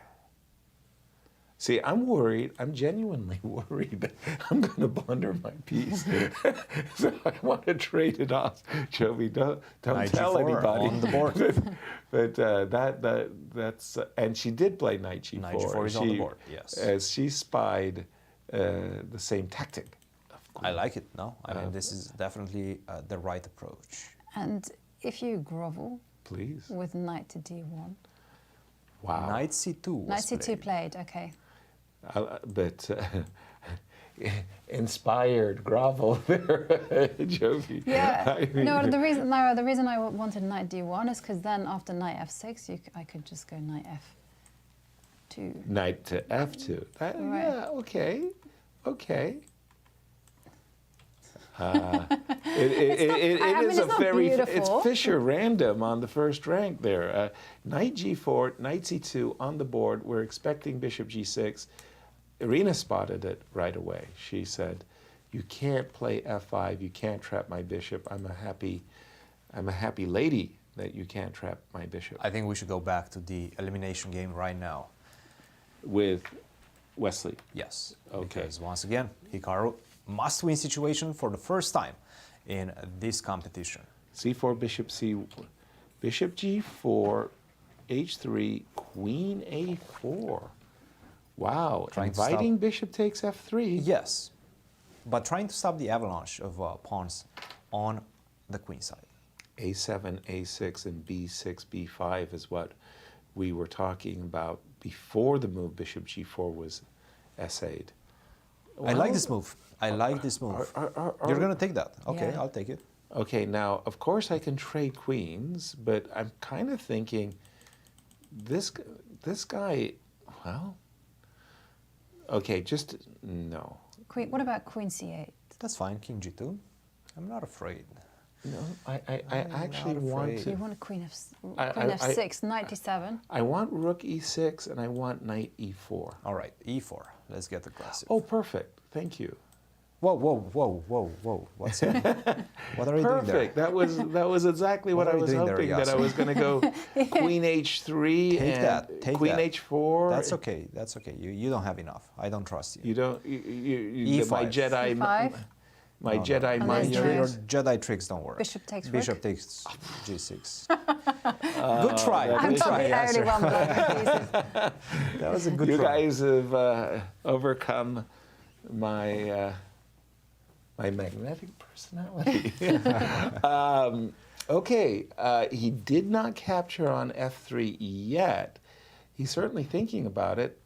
Can we fall back on the old a6 b5 routine?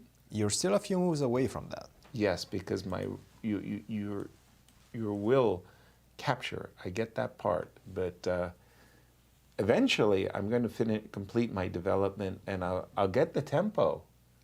B5. Crickets. Nobody wants to play White's position here? All right, you have an idea. I understand it. What if I try to get my idea into play as well? Which I'm not 100% sure what is, He but let's played try knight rook d1. d7, by the way. I like that move, knight d7. I do too. And development is good. What about queen c6? But this is the question. Oh, he comes in with his No. knight. Very quickly, knight h4. Oh. This was the one that worried me. I suppose queen c7 was Wesley's intent. But Is Wesley down to his last 4 minutes? Yes, he is. Yes, he is. 4 minutes and 30 seconds against 9 minutes right now. Once again, a dominating performance on the clock. On the clock. By Hikaru Nakamura, putting a lot of pressure. But okay, can I just check knight to g4? Knight to g4, what's the idea? Besides taking the knight, if I move? Yeah, my idea was I was working out pawn takes knight. I was thinking that was in a good, very good. By the way, guys, Yeah. Alice Lee is better right Seriously? I just quickly tab over, shift over, bishop g6. What has happened that made her better? Whoa, whoa, whoa. A lot of moves things have happened. Yes. got played. We left it here. She got rid of the knight, but somehow she got left with a stranded bishop. That was not what Irina is not feeling comfortable right now in this position. Also, you can see it on the clock. 6 minutes and 30 seconds for Alice, 5 minutes and dropping for Irina right now. I do see that Irina, if it was her turn, I would be playing for knight b4, knight d5. Yes. I can't say I'm a big fan of what Alice just played, knight takes c4. I felt like, hey, let's keep the tension. Well, if d5 is the dream square for the knight, she's just dropped her bishop to d1 in order to deny that possibility. And by the way, imagine a bishop land on e6. And, b5. well, guess what? It's easy to do. You have to respond bishop b3 with, I was just about to say knight d5, but she played king h8. Knight d5. But now you can put your bishop on e6. Oh, she wants to go to d3. Yeah, but that doesn't matter because... There's a rook. There's a rook. There's a couple of rooks. Yeah, but that's checkmate ends the game. Wow, Jovi, checkmate. Look at her go. She's sensing a rook takes h7 She's going opportunity. Okay, so first of all, she sidesteps the momentary panic that knight d3 could induce. And she is, as you said, looking at checkmate. Checkmate ends the game. The problem is the knight comes to d5. Mm-hmm. And you're to just cover block the g8 diagonal or square. But how do you get, well, I guess you can get your queen over there. Just simply queen e2 and rook takes h7. But that's a whole, is this, well, wait a minute. Can but I ask? Irina. Knight d3, I'm skeptical of rook h4. She's saying, I don't care. You can try to pretend like you're going to mate me. But it is dangerous. It's not. Queen. She's got this crafty g5 tactic. Don't miss that. Don't miss that. g5 defense. Or you might lose a rook in one move. That's a big one. Rook h7. So knight d3, she's laid a cunning trap for Alice. Will Alice recognize that the desirable queen e2 will be met by g5? That is a very nice trap, the time? I have to say. So the time situation is Alice just has 5.5 minutes, whereas Irina Krush has 4 minutes and 20 seconds. Okay, knight's a big moment right here.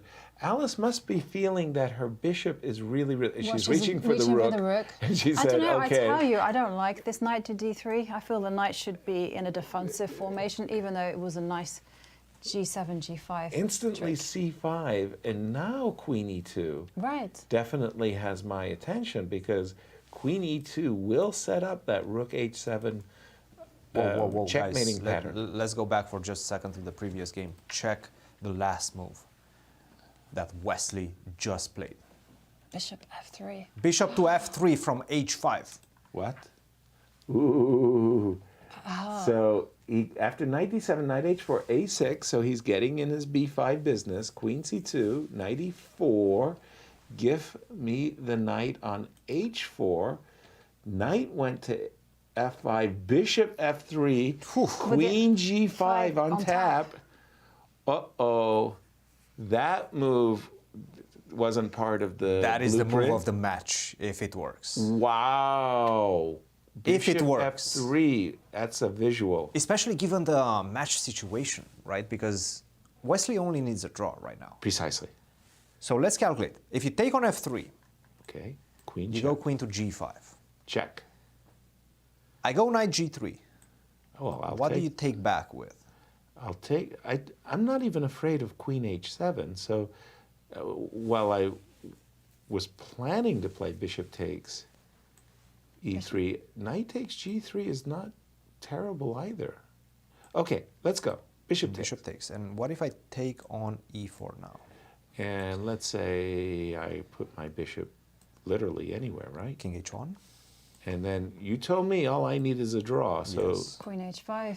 So you let me know. Oh, you're getting your perpetual, aren't you? I surely am. Yeah. Don't call me Shirley. Don't call me Shirley. That's Shirley Ann. very well calculated by Wesley. Right? But I would be afraid after I saw the move Bishop F3 that I might be losing. But unfortunately for Hikaru, he's in a must-win situation. You don't have to worry about losing. You just... No, you're right. By the way, if they guys, draw, we've got playoff with everything to play for tomorrow. are we going to see 2 playoffs? Quite possibly. Exactly. I mean, those people in the elimination group, you know, I mean, I don't know. Don't call them zombies, but they're back from the dead. It's a huge comeback. And I'm just looking at ways for Hikaru to prolong the game. And let's just jump back to the ladies, because we thought that Alice was no, excuse me, let me just refresh my board. Apologies for, whoa, crazy things are going on everywhere. C5, takes, Queen E2, threatening Rook H7 and mate. H6, stop that Rook sacrifice. Bishop E6, Queen E5, B3. Get rid of that bishop. Ooh. You cannot defend that bishop anymore because Bishop C4 was met with but B5. Alice has got a nice cheapo, right? An intermezzo. Knight takes. A Zwischenzug. Does it work? Tom, our producer, will be... Does it work, though?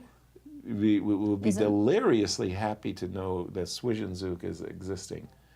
Knight takes E6, Rook takes E4. That's what's Alice's intention. Yeah. And if you go Queen C5, you just take, and the Rook on E7 is hanging. Right. That's what Tom said. And he doesn't even play chess. You go take, and the Rook is hanging. Nice crafty defense for young Alice Lee with well, Queen Rook to C2. D8. I mean, the bishop isn't actually running anywhere, is it? That's true. Rook to D8. Improve the position. What's the times, Jovi? well, Alice had just over 3.5 minutes, whereas Irina has 2 minutes and 40 seconds. Ooh. And ticking. It is. And ticking. I like your Rook D8 move. But Well, you also have to bear in mind and that she's done it. B4 is possible to kick away the knight. That is true. That is true. Hikaru, by the way, has found a way to continue the game. Has he? Yes, Let's jump back yes. over there after the move Bishop F3. He played Knight to G3. Bishop takes G3, F takes G3, and Bishop to H5. Huh. So Wesley didn't decide to continue with Queen H4, which at first blush looks pretty enticing. Instead, he captured and dropped back. Yes. And G3 is hanging, but so is D5. That is correct. How do we assess this Well, position? I mean, if I'm in white shoes and I've got to win, You take Knight on takes D5. Let's What go. else am I Yes. supposed to do? H7 is, G3 is temporarily defended because the knight blocks. So Knight takes D5, we go Bishop D6. What? G6, Bishop Bishop G6. G6, excuse Bishop me. G6. Yes. Okay. Let's put them on your board. Yes, sir. Yeah, Knight takes D5, Bishop to G6. I thought here you could at least meet that with Knight to F4. I agree wholeheartedly, by the way. I love this idea of ripping a pawn and capturing the if bishop. I take on G3 now, Knight takes G3. I take. Let's just go with the flow. Oh, you want me to take on hang on, F1? hang on. No, I was going to take on G6. He's but done it. No, but He's wait done one it. second. Wasn't Oh, then, Knight what, takes Knight E2, E7? Wait yes. a minute. Yes, yes, yes. Yes, you can't take the rook. Yes, yes, yes. I agree. I agree. This He is, played Bishop E2. This is a bit unexpected. Well, I like this. It defends the pawn. It threatens Bishop D3 as well as the rook.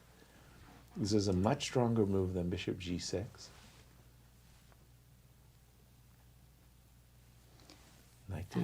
Knight takes d5, bishop e2 on the board.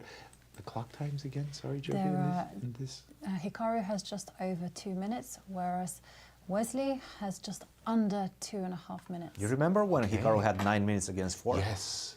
Once again, Wesley catches up on time. Yes. Bishop e2 really stunned Hikaru. Hikaru did not see this move when he captured because he hasn't responded. But he needs to play knight fashion. f4. He needs to control the Rook d3 f4. square. Rook f4 on the board. Bishop Bishop d3 is to going to be met by d3 queen to is d1. easily playing itself. Bishop to d3, queen to d1. Understood, but then we have moves like knight e5 or knight c5. Remember, this knight is hanging on a d5. It's loose. That's why and he in the played. air. Knight c5 is on the board. D Takes, takes c5, bishop to d3. And Wesley intending to recapture. Can we throw in knight f6 check? No, that doesn't make any sense, does it? But Wesley dominating, Queen simply d1. dominating at the moment. Queen takes d5. He's looking good. He's looking sharp. Like, if you have to play bishop takes d3, He's really looking sharp ask right your now. dark square bishop how it feels. And bishop e1, an indication that the bishop doesn't feel very good at all. Knight takes c5, but you know what? I take this pawn. With the queen. With the queen. That's what he did. And eat the pawn on e3 as well. But there's... You're safe because bishop takes bishop is met by queen e3, yeah. Bishop takes d3, queen takes e3 check. Correct.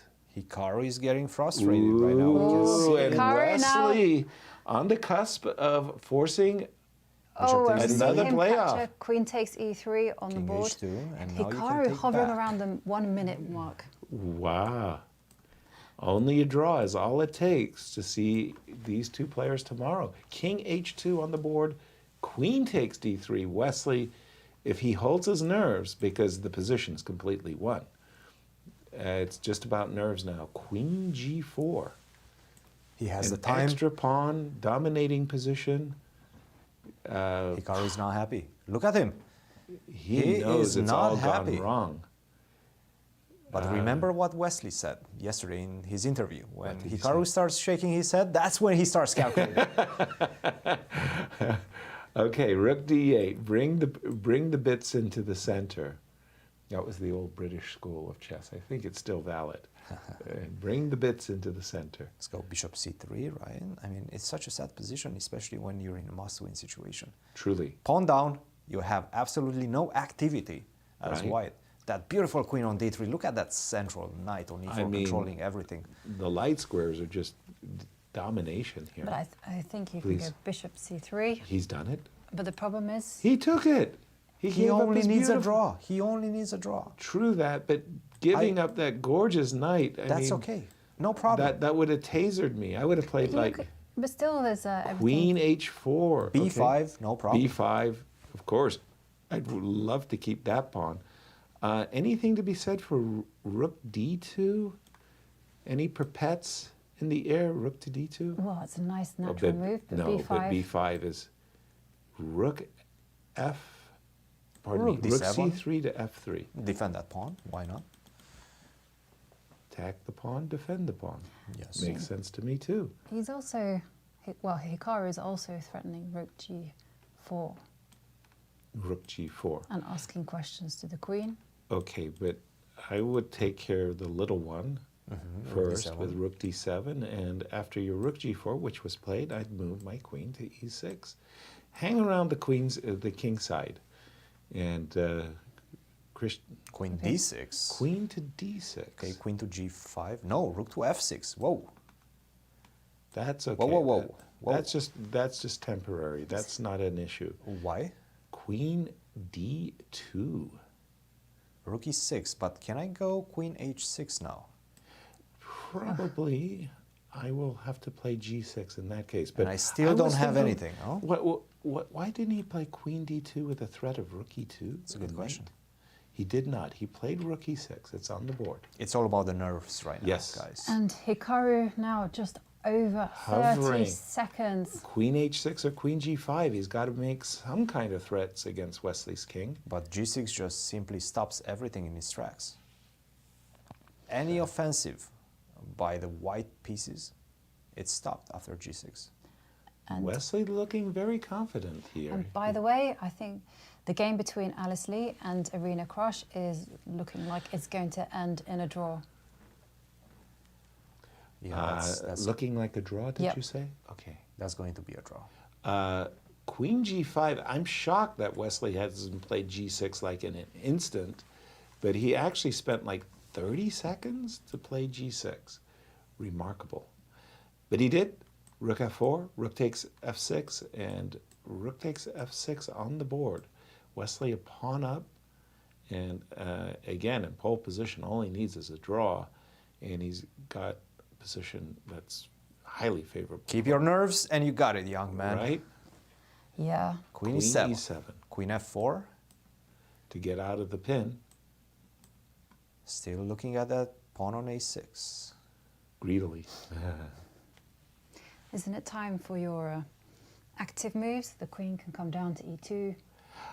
I'm looking at c3.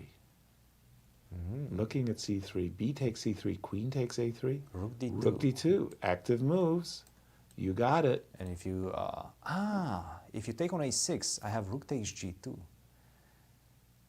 And queen b7 That's check. a nice way of indirectly defending the pawn on a6. And I think that was when... Oh, rook takes g6. And queen takes f2. Yeah, okay, but this is a queen and pawn ending. This is where, queen e5, centralize the queen. Where you just go queen e5, No a5, problems. b4. And the 3 pawns on the king side don't help. Only player that can play for a win right now Is is Wesley. Wesley. He doesn't even have to look after his king, because normally you try to protect the king whilst Exactly. you advance the pawns. Exactly. And nope. Nope. Draw is going to be enough to take Wesley to playoffs tomorrow. Let me just refresh my board. Wait a minute. Did queen a5? No. Hands are shaking. Yeah, it is nerve-wracking to play these positions where you absolutely have to win or draw in this case. Taking on h5 was a very good move for Wesley. He did not see it. Queen to e5, still a very good move as well. Check. h6, king h7, hide the king. Now we've got a couple of checks, don't? Well, b4, something to be said for b4. I like it. And he likes it too. Yeah, he sure does. And Everything's dropping off. And look at Wesley. Wesley's ready to recapture. Boy, was he ever. Queen Queen takes takes. g5. Oh no, queen to e3. it doesn't matter. And then he's going to go queen e4, threatening h1 perpetual. Just take on g5. Take on g5. Take on g5, No, Wesley. he wants to take the pawn. protect. No, it's a draw right away, right? Queen e4, queen Okay, h1. now he can go queen h1, like you say. There's no way to But queen escape the h1, checks. queen h1, maybe I can start running with my king. Maybe I can mate you. Queen g2? Is that mate? He's gonna try to do it. Queen g2 could be mate. Okay, He's going that's for it. fine. Queen to b8. But now I can take... No, Don't take. Shaky hands. Shaky hands. Okay, Oh, now check. queen f2. right, check. Now g5 is Go for the hanging. g5 pawn. Yeah, Go that for was the very g5 nice. Check. Oh, You got to and go back to Hikaru repeating g3. moves. But then I can take on And b. then you can take on b2. Yes. Yeah, now queen takes b2. Queen and f4. yeah. Okay. Hikaru is trying all the way until the end. Queen. Wait a minute. How do you defend? I have to go king Well, you can g8. go king g8. King g8, h7. Okay, King I'll takes. take it. Take and take on f7. Oh, take on c4 as no, well. king g8, h7, king h8. King h8. Don't forget about the mate on h2. That's a great move. Let's see if Wesley goes for it. He Yeah, does. He does. These guys are so good. Even with no time on the clock, they have the sixth sense. Wesley They're got just- it. They're just so special. Feels like he got it. Wow. And he's got at least a perpetual and probably simply winning. I think Wesley moves on. And in the meantime, it looks like Irina is also totally winning. Looks like a case of Alice getting nervous at the wrong moment. Wow. And by the way, C3, and now Wesley is totally winning. Yes. Because we get to just pick up that pawn on H7 for free.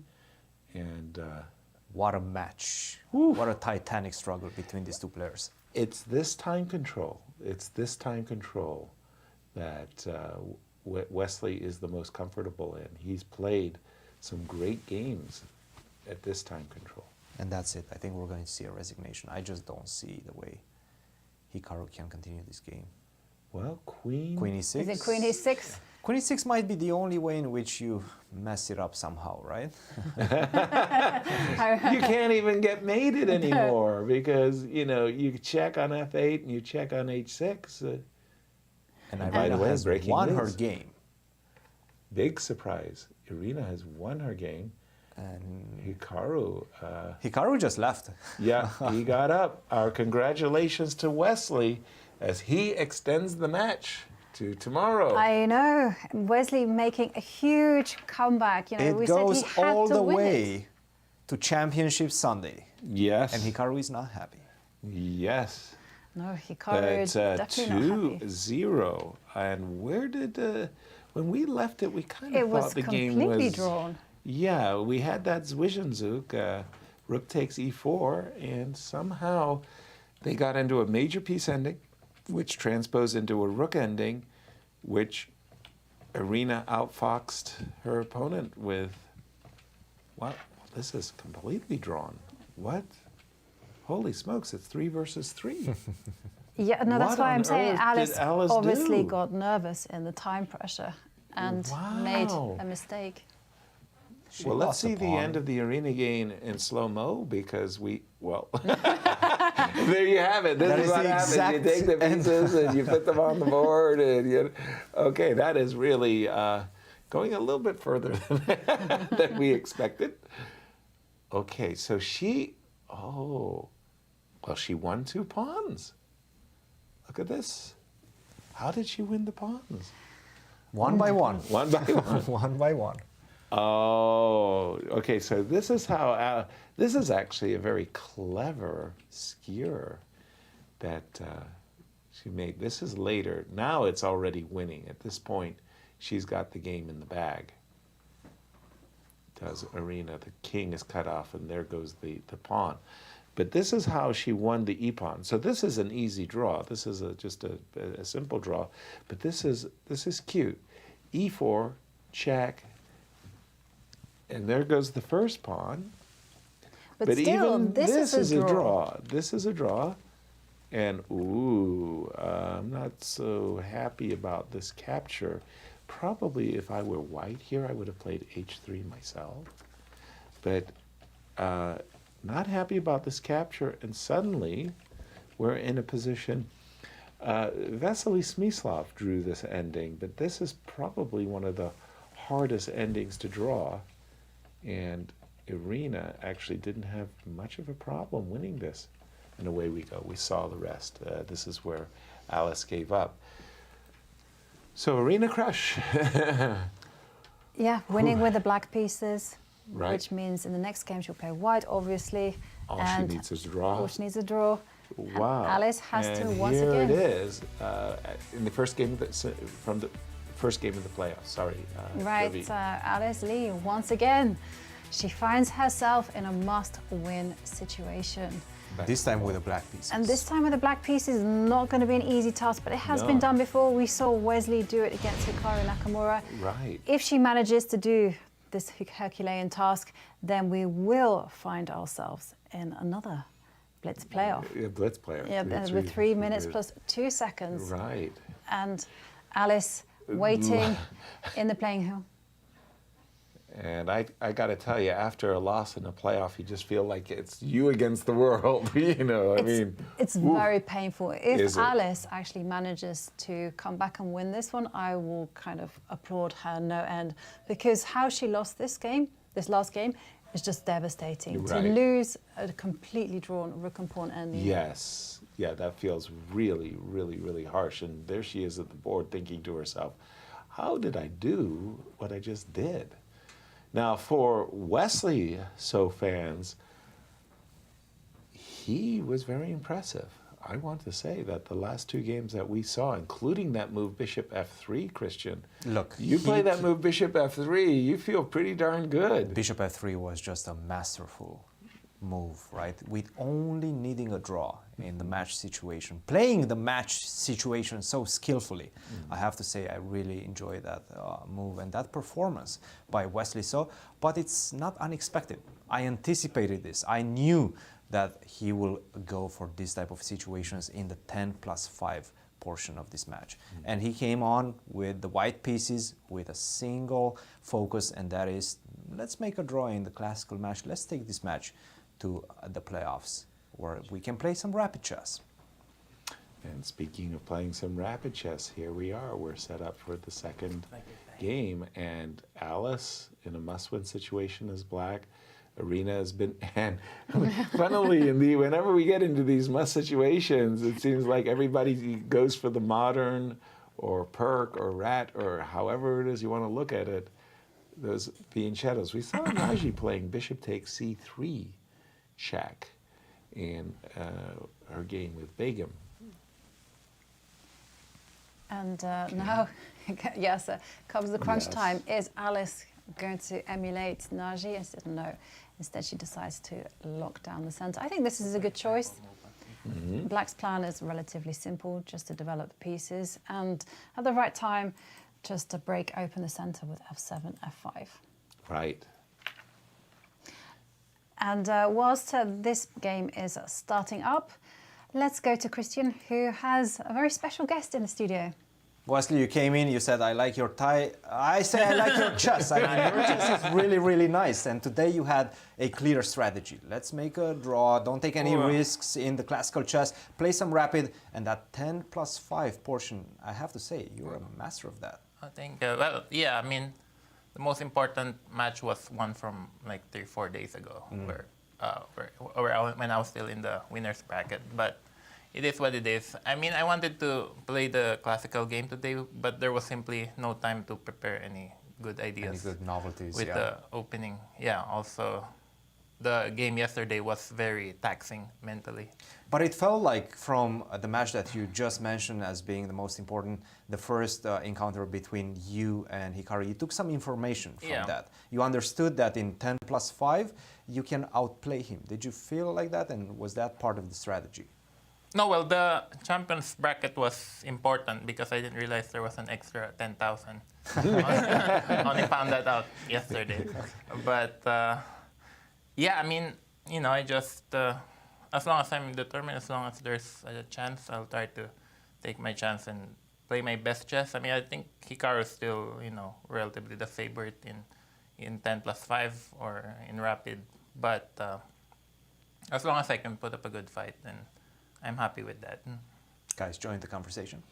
Absolutely. Well, first of all, Wesley, well done. I mean, you did what you had to do. You extended the match for tomorrow. Yeah, make it work. One more day, right? Thank you very much for that. By the way, we were talking about the prize fund there, and we were thinking, this is such a nice tournament.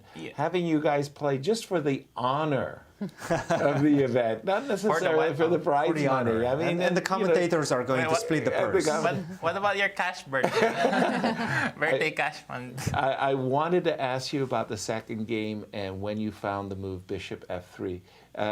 Cristian, if you could bring that position to the board and just share with the viewers your thoughts at exactly that moment, because we thought the move Bishop F3 was simply outstanding.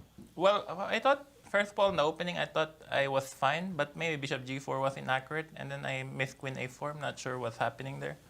But yeah, when I played Knight E4, I already had lots of ideas with Bishop F3 present, like if Knight takes, maybe Rook takes, Knight F5, and take on H4? Take on E4 with the Rook. With the Rook. Maybe pawn's also fine, but take with the Rook, Knight F5, and then here I was already looking at Bishop F3 or Queen G5. But very nice move. Yeah, but then as I was thinking after knight f5, my first intention was queen g5 on the game. During the game, yes. During the game. If you take on... No, instead of bishop f3. Oh, instead of bishop f3. My first intention of queen g5, but he's got to move f3, which is really annoying, breaking. And this was still a very nice move, bishop to f3. I have to say we were all very impressed. Yeah, I wasn't sure if it works or not, but I didn't want to... It did work, I didn't want to wait a slow death and get outplayed. I was already down the clock, so I thought play bishop f3. See. Wesley, congratulations. Big match victory for you. We'll see you tomorrow. Yeah, thank you. Our congratulations again. As the game between Irina and Alice is underway, Alice again, she's lost with white, so she is in a must-win situation. She's played what we all understand is a dubious system, but an attempt to keep all the pieces on the board. So it's a King's Indian with c5 and e5, what we call a check Benoni, and she's played f5, and Irina has said, I love this for white. I'm the one who's going to take advantage of the open g file. I haven't castled kingside. You have. I'm going to play rook g1, and I'm going to play bishop h6. And in the near future, I'm going to take this pawn and put the knight on e4. And quite frankly, this is a dreadful position for black, and you're forced to play the move f4. But now, white's king can happily go to the queen side, and the open g file means it's play on one goal. So, for example, just to show you how silly is the position advantage white, you go king d2, king c2, and then everything goes to the queen side, to the king side, and Irina's for choice. Certainly looks that way, but I mean, I have to say, on a practical level, I do think that Alice has her chances, because yes, if the king steps to d2 and c2, as long as Alice can do something immediately, say like with knight a6, knight c7, b5, just, you know, anything to expose the white king. Okay. You go for it. One other thing that is very standard for white in these positions is it's a pawn sacrifice. You do go knight g5, and in many cases you do go knight e6. The bishop, you know, you end up taking, and white takes. You end up winning the pawn, but thanks to the fact that the d5 square is no longer vacated, because the pawn is on e6. But Irina has a completely different approach to this. Wow. She played bishop d2, she played queen to e2, she's getting ready to long castle. Do we like this? We probably do. I mean, the position's quite favorable for white. So Irina just played it slowly, bishop d2, queen e2, and castled. Okay, I wanted to put my king on c2. She wanted to put her king on c1. Fair. And knight went to h4. This says to me that Alice did not want to see rook g1 and h4 herself, so she put the knight on the blockading square h4, but what's it doing there? Otherwise, you don't really want to trade it, right? Perhaps you do. Perhaps you just want to trade and try to focus on the queen side after that. Say that, okay, that knight was kind of threatening. That knight g5, knight d6 maneuver was annoying. Okay, knight d7, rook g1. These are easy moves for Irina. I don't like knight d7. I'm not a big fan. And now she ended up having to play knight takes f3, queen takes f3 very, very quickly. And now it's all play on one goal. I think Irina's got this. She's going to play h4, bishop f1, and bishop h3. And that's devastating. Rook f7. Be careful not to allow any sort of counterplay on the queen side, though, because I will try a6 and b5 and try to open up the position there. Right, but once you play a6 and b5, you're never going to take on c4 because that's just bad. You're never going to play b4. So I've always felt that those type of attacks for black get nowhere. So it's time to go h5, h4. You see, the problem is this bishop isn't working.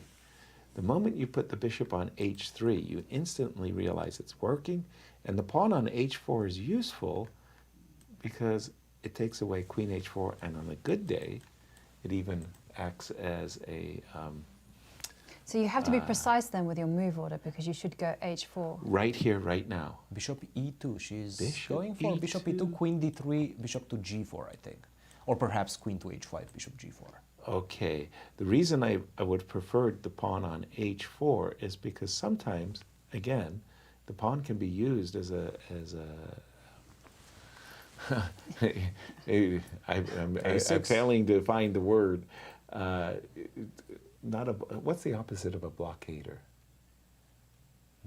You break down the castle with. You break it down with a. This, the guys take these big things and they crash the door. Yes, they do.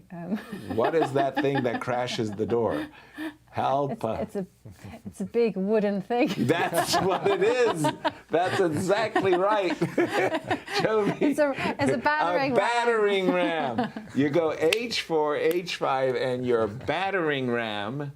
Queen g2, by the way. This is now. Oftentimes, this battering ram is also useful to stop the knight from ending up on the g6 square. Here, I would be tempted by bishop h5. Why not? Yeah. I mean, just to, that rook, push that rook to some forlorn square. Irina is feeling it right now. Well, she's definitely in the groove. Times? Both players around the 7 minute. Oh. Irina 6 minutes. 6 minutes. Versus 7 minutes for Alice. Close, very close. Bishop to h5. It's a nice Rook to tickle. e7, immediately played. It's a nice tickle. Now here, once again... Queen g5. Ooh. Ooh. Yeah, I was going to say I preferred rook c7. Just to cover more squares. How about rook g2, rook g1 next? How do you defend against that? Well, you can go. I've got an idea. 2 rooks on the 7th. So you have to go b6 and rook a7. b6. Okay, yes, that makes a lot of sense. Seizing the defensive. I am. I'm keeping the game alive. Right. But you know what the problem I think is? Yeah. After b6, I go queen f6. Ooh. Now I'm threatening rook takes Rook takes g7. G7. Be careful. That's why I did not want. Oh, excuse me. I have a threat.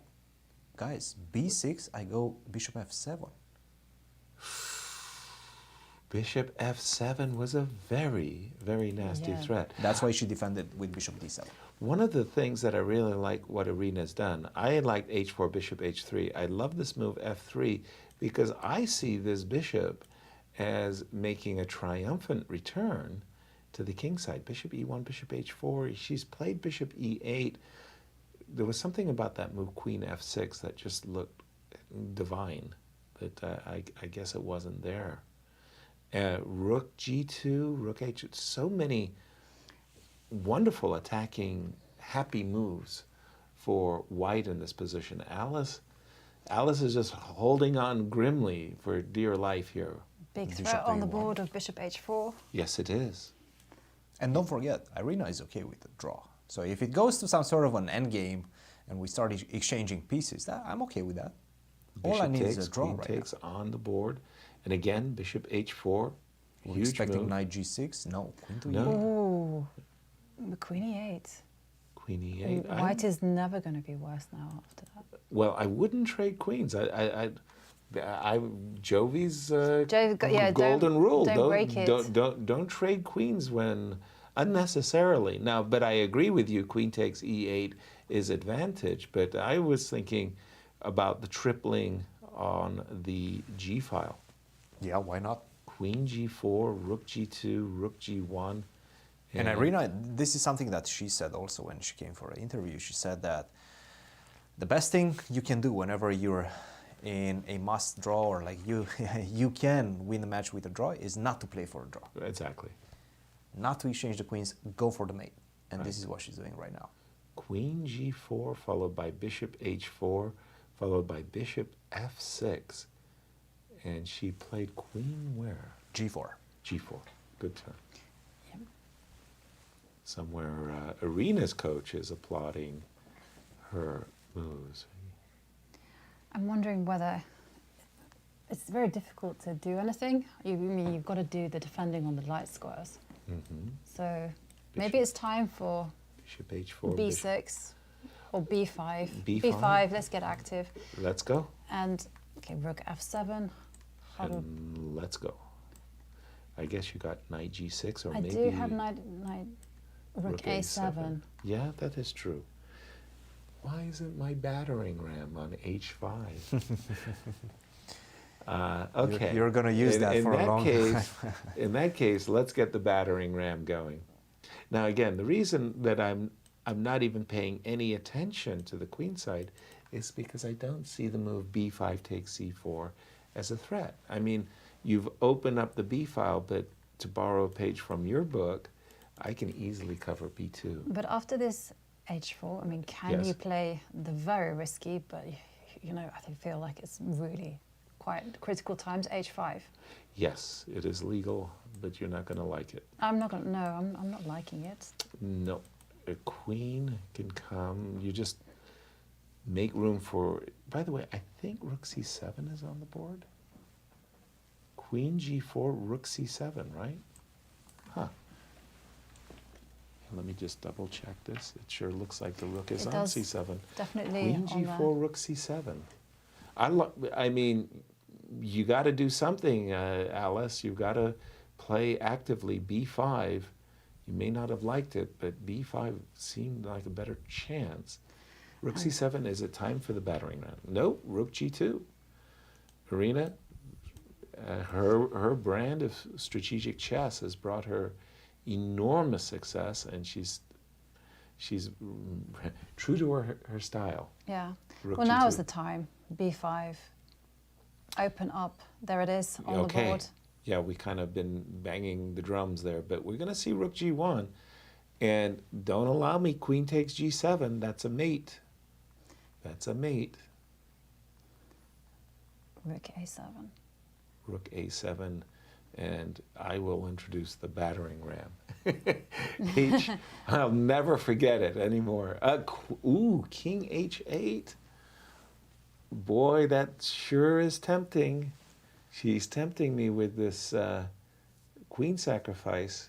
Really? You want to take? No. I'm tempted. Don't do that. Don't do that. You can go bishop H. She's okay, now it's introducing the H4. ram. the ram, the battering ram. H5. H5, H6, Irina's dream. So if H5, would you sacrifice your queen?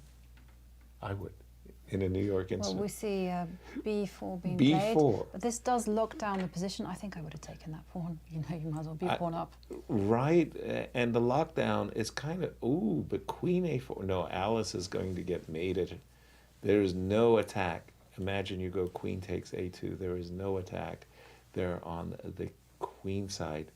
But, okay, B3. At least she's trying. But B3. B3 is one way, Just a very easy way to get out of everything. Well, thank you very much. And then just go H5, right? And yes. You can also just go H5 first, by the way. Oh, B3. If you go Queen A3, you might get your hand caught in the cookie jar over there. Excuse me, that was not my intention. My intention she was... drops back to D7. She's Queen begging D. for the queen trade. But, now she's there's- begging for the queen trade. Gosh, it's such a tempting queen trade now suddenly. But Queen H5? Queen H5 looks really good. I'm threatening Rook takes G7.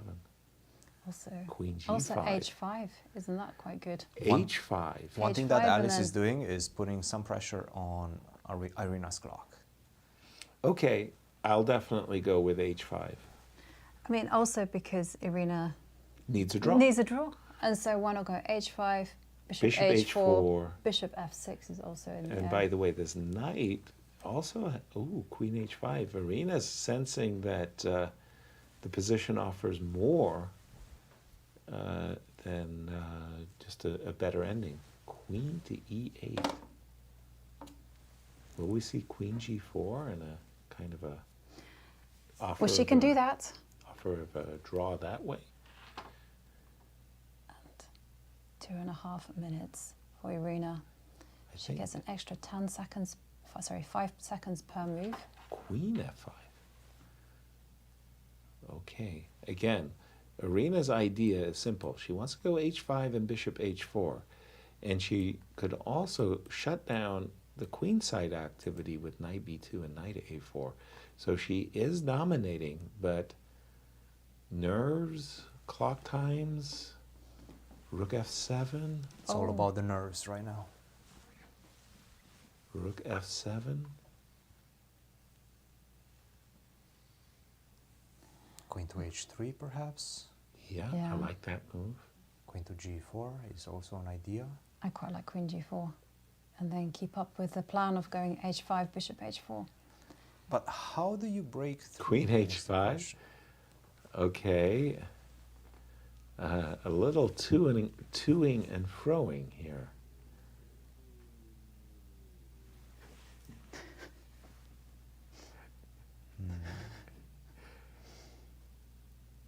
And again, I am seeing this idea of knight b2 to a4 to shut down things.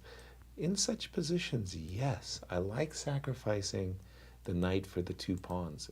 Knight to a4, bishop f2, knight c5, and advantage white. If we see the move rook b7, do you think we'll see queen f5? I think so. Kind of offering a draw from a position of strength? Yeah, I think so. I mean, I think Irina's quite happy with that, obviously, and if Alice is nothing better than to shuffle the pieces. Right. And I'm just wondering whether there's a threat on the board, whether Alice can I'm just go thinking A5, A4. And hope, right? For something good to happen. Rook e7, queen f5 could be a repetition. Queen f5. But you know Alice is not going to accept that. No, Alice has to play. She's forced to play. So Alice after is queen in. f5, ooh, queen takes e8, okay. Queen takes e8, rook takes e8, h5, the battering ram. Is in place. In And place. big Give threat me of one bishop more move. h4, followed by bishop f6. One more Rook move takes and I play G7, h6. yeah. And I say thank you very much, here's the checkmate. Correct. That's exactly, Irina is dreaming of that. Knight went to, and bishop came to h4. So Irina's got everything she wants up to this moment. And she only needs a draw. So Knight to f2. Where's that knight going? Is it going to go to g5? That's bishop f6. Okay. Alice is grimly determined to hang on.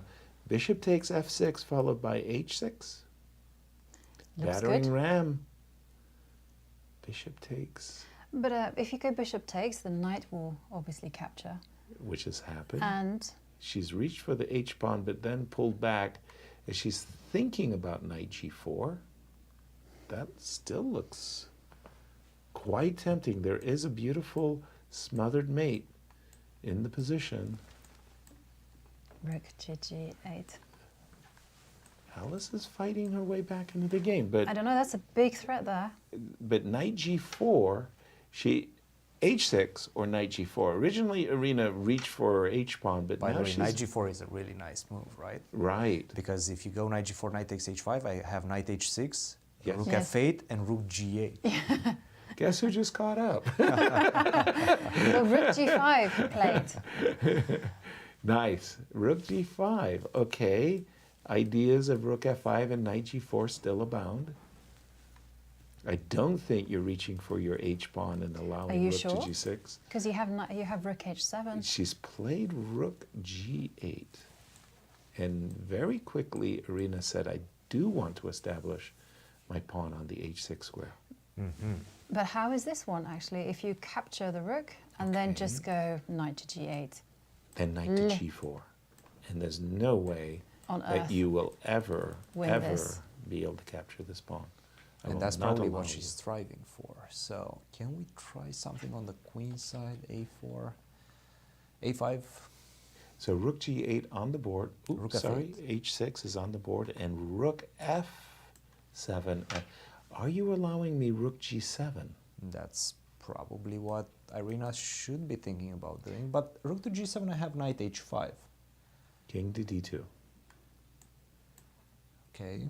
Just Rook takes g5 and rook to g8. Wait a minute. Wait a minute. now black has play. Wait a minute, this is not easy, guys. If you lose the h6 pawn in a knight's endgame, you might be in trouble. You have Of rook course. f5, Rook f5, rook g6, and then you have knight to g4. Knight G4. g4, knight takes g4. And then you take it and you take on h6 to release your king. right. And But that's a race. Irina has blown this. I think she has. okay, Irina, I'm not 30 seconds. I'm not 100% sure, but maybe knight h3 is her only move now. She has 30 seconds. 24 seconds and Knight counting. h3 may keep her in the game, but she's definitely given Alice, well, give Alice a lot of credit because Alice was really Rook takes grimly g8. holding We're expecting on. king takes g8 immediately and wait a Wait, minute. how How do you is she defend gonna- now? Okay, she must be planning knight h3. Jump Knight in h3, with king f7. Doesn't Yeah, but matter. I don't Give it up. understand. But she could have played knight h3. Why develop the king? It's a fallen pawn, and Irina less than 10 seconds on the clock. Irina's losing now.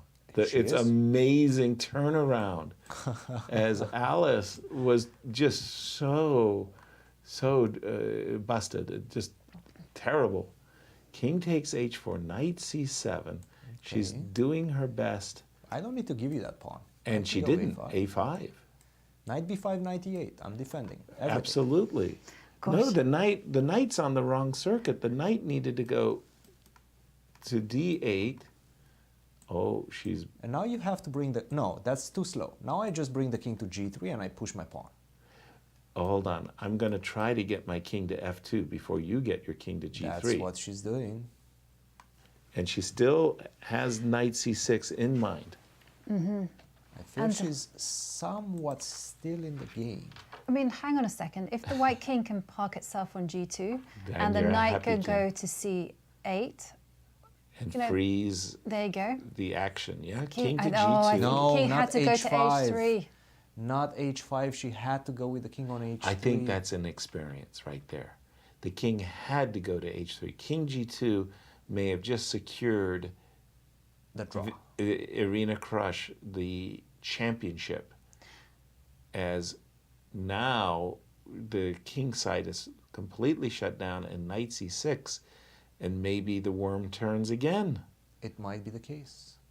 Now, at the same time, what if I get the king to f6? You take my pawn on a5, and I get the king to e7. How do you get your knight out?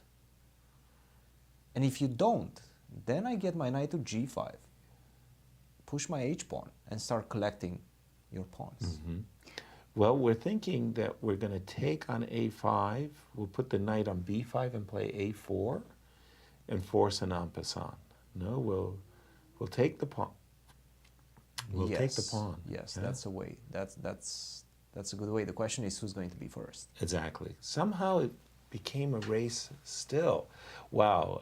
Salute to Alice, because her opening was horrible and the position was horrible, and she gamely stayed in. Yeah, she just survived, and I have to say, it's Wow. like Lazarus coming back from Right, the dead. You know, we right. thought it was all over. We did. And- We did. And we were wrong. Right, but Alice has to find a way to break through Irina's 22 fortress. seconds. And what did she do? Yes. So 45 last move, seconds remaining for Alice. She needs to find a way. I think Alice is frustrated that somehow her H-pawn is now stopped. Yeah? And But one thing she can do is like what you guys have been mentioning, you can put the knight on g7, move the king around, and you still have an entrance on She's g. going for it. King F6. King f6. Okay, do we go King H3 and King H4, No, she or do we takes the just pawn take the first. pawn? King D7. Irina said, no, I'm a material girl. I'm taking the pawn. Not that easy anymore though. Now it's crunch time. Why? With 10 seconds. Well, you can put your knight on c6. King d7, you have to play it fast. And I go King H3 King h3. and King H4. I'm not in time. I am King not in time. H3 and King Yes. H4. I cannot get my knight to g5. No, that's the juicy square for you. And there she goes, King found it. H3. And Irina Krush closing in on her second American Cup championship title. I think she's Okay, but hang on a second. You have knight f6. No, she went knight g7. King is coming to g5, and that's it. You're never going to do anything. But she needed to put her knight on f6 because then you have the possibility of going knight takes Exactly. e4. No, And king to h4. okay, now basically with this move, she's saying, I recognize the position's a draw. And Irina is saying, I think it is. But do you have? No, you don't. Irina is not thinking about winning right now. She just wants to make a draw. Absolutely. Let's make a draw, let's finish the match. Exactly. And there you go. She's doing precisely that. Oh, and the players are repeating? Except, Irina said, if you don't want to repeat, I'm very happy to go knight to g8, knight to f6, and knight takes h5. Very happy to play knight g8 here. No. No? Don't go for anything I was- unnecessary. But is this? Knight f5. That's good enough as well, yes. Let's just trade and take that pawn off the board. Once that pawn's gone, I mean, the chances of losing went way down. Yeah.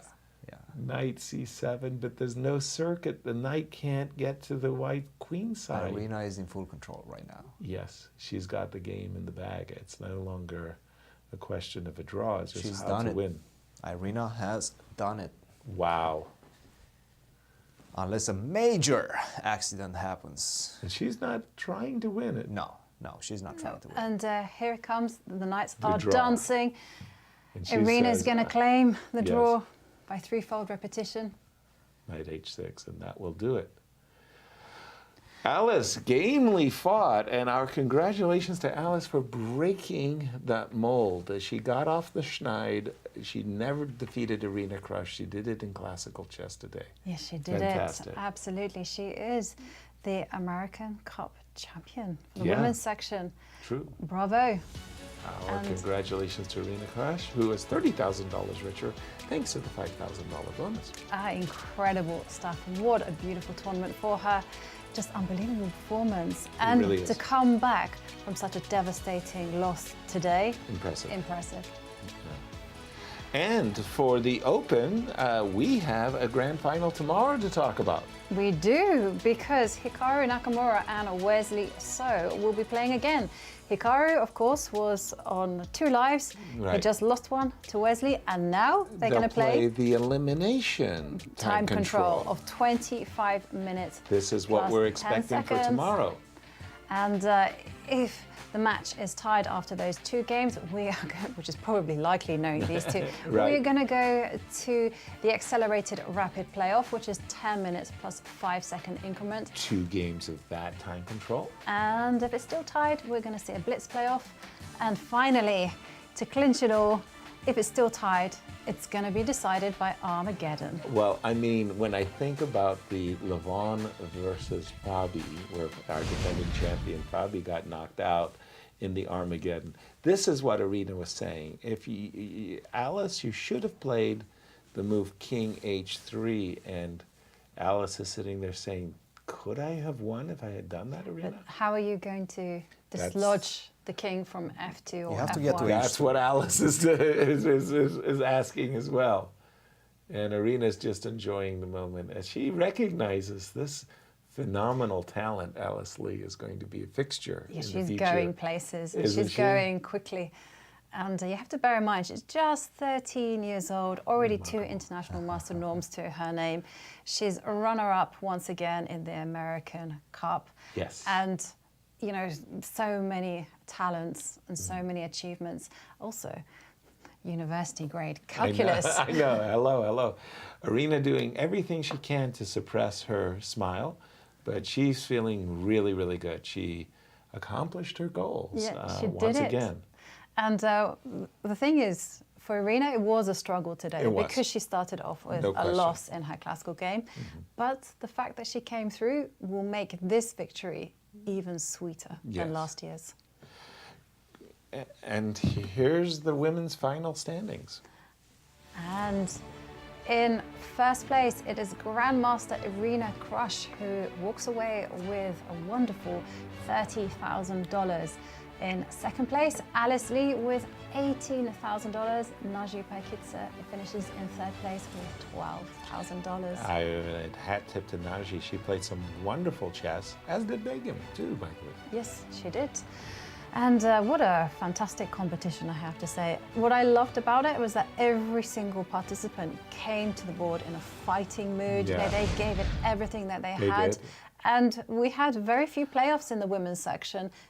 And I think it was to do with this fighting spirit. Well, that for sure, but also the format, just as a commentator, it seemed like there was action everywhere, whether it was in the classical games, the rapid chess, the playoffs when we had them, and Cristian, for me, I love this format, and we got one more day to go. I love it as well.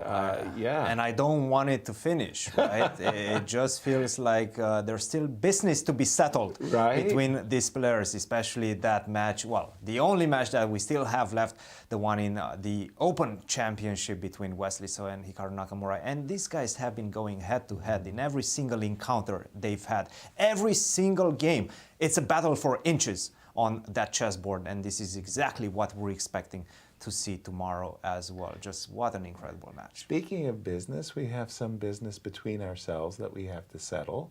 Let's just take a look at our predictions. No. We don't need to do any of that. This is a sore spot. We've got a participation trophy going to Varusian. And you too. But wow, I have to say, I see you're still in the game. Yes, I see you're still in the game. Jovi, you reached into your bag of tricks and you picked number one and number one in both sections. And well, we were rewarded for our choices in the ladies. But between you and I, what's the difference between our players at this moment in your mind? Very little, actually. Very and I little. have to say, I do think it is advantage Wesley. You know, he's Some been playing momentum. incredible chess, and his skills in the rapid format are just fantastic. They speak for themselves, as we saw today. But for tomorrow, we are having one playoff. We are. And the players will be playing at a rapid format, 2 games, 25 minutes plus 10 seconds. Right. And we also have as a side event Is the Blitz. Yeah, it will be all kinds of fun going on tomorrow as Blitz. A lot of your players in the Blitz from Missouri Tigers? Oh, absolutely, yeah. The Missouri Tigers are coming. They are coming to town and they're ready to fight, that's for sure. Them's fighting words, Cristian. Great. As we get ready to interview Irina, was once again defending her title and very successfully at that. She will be setting up with Cristian, and it was fun. It was just so good. It was just so good. Let's hear from Irina herself. Over to you, Cristian. Irina, we've analyzed and reanalyzed everything that was happening on the board. We've mentioned your sentiments, her sentiments. What are your initial feelings after this incredible matchup?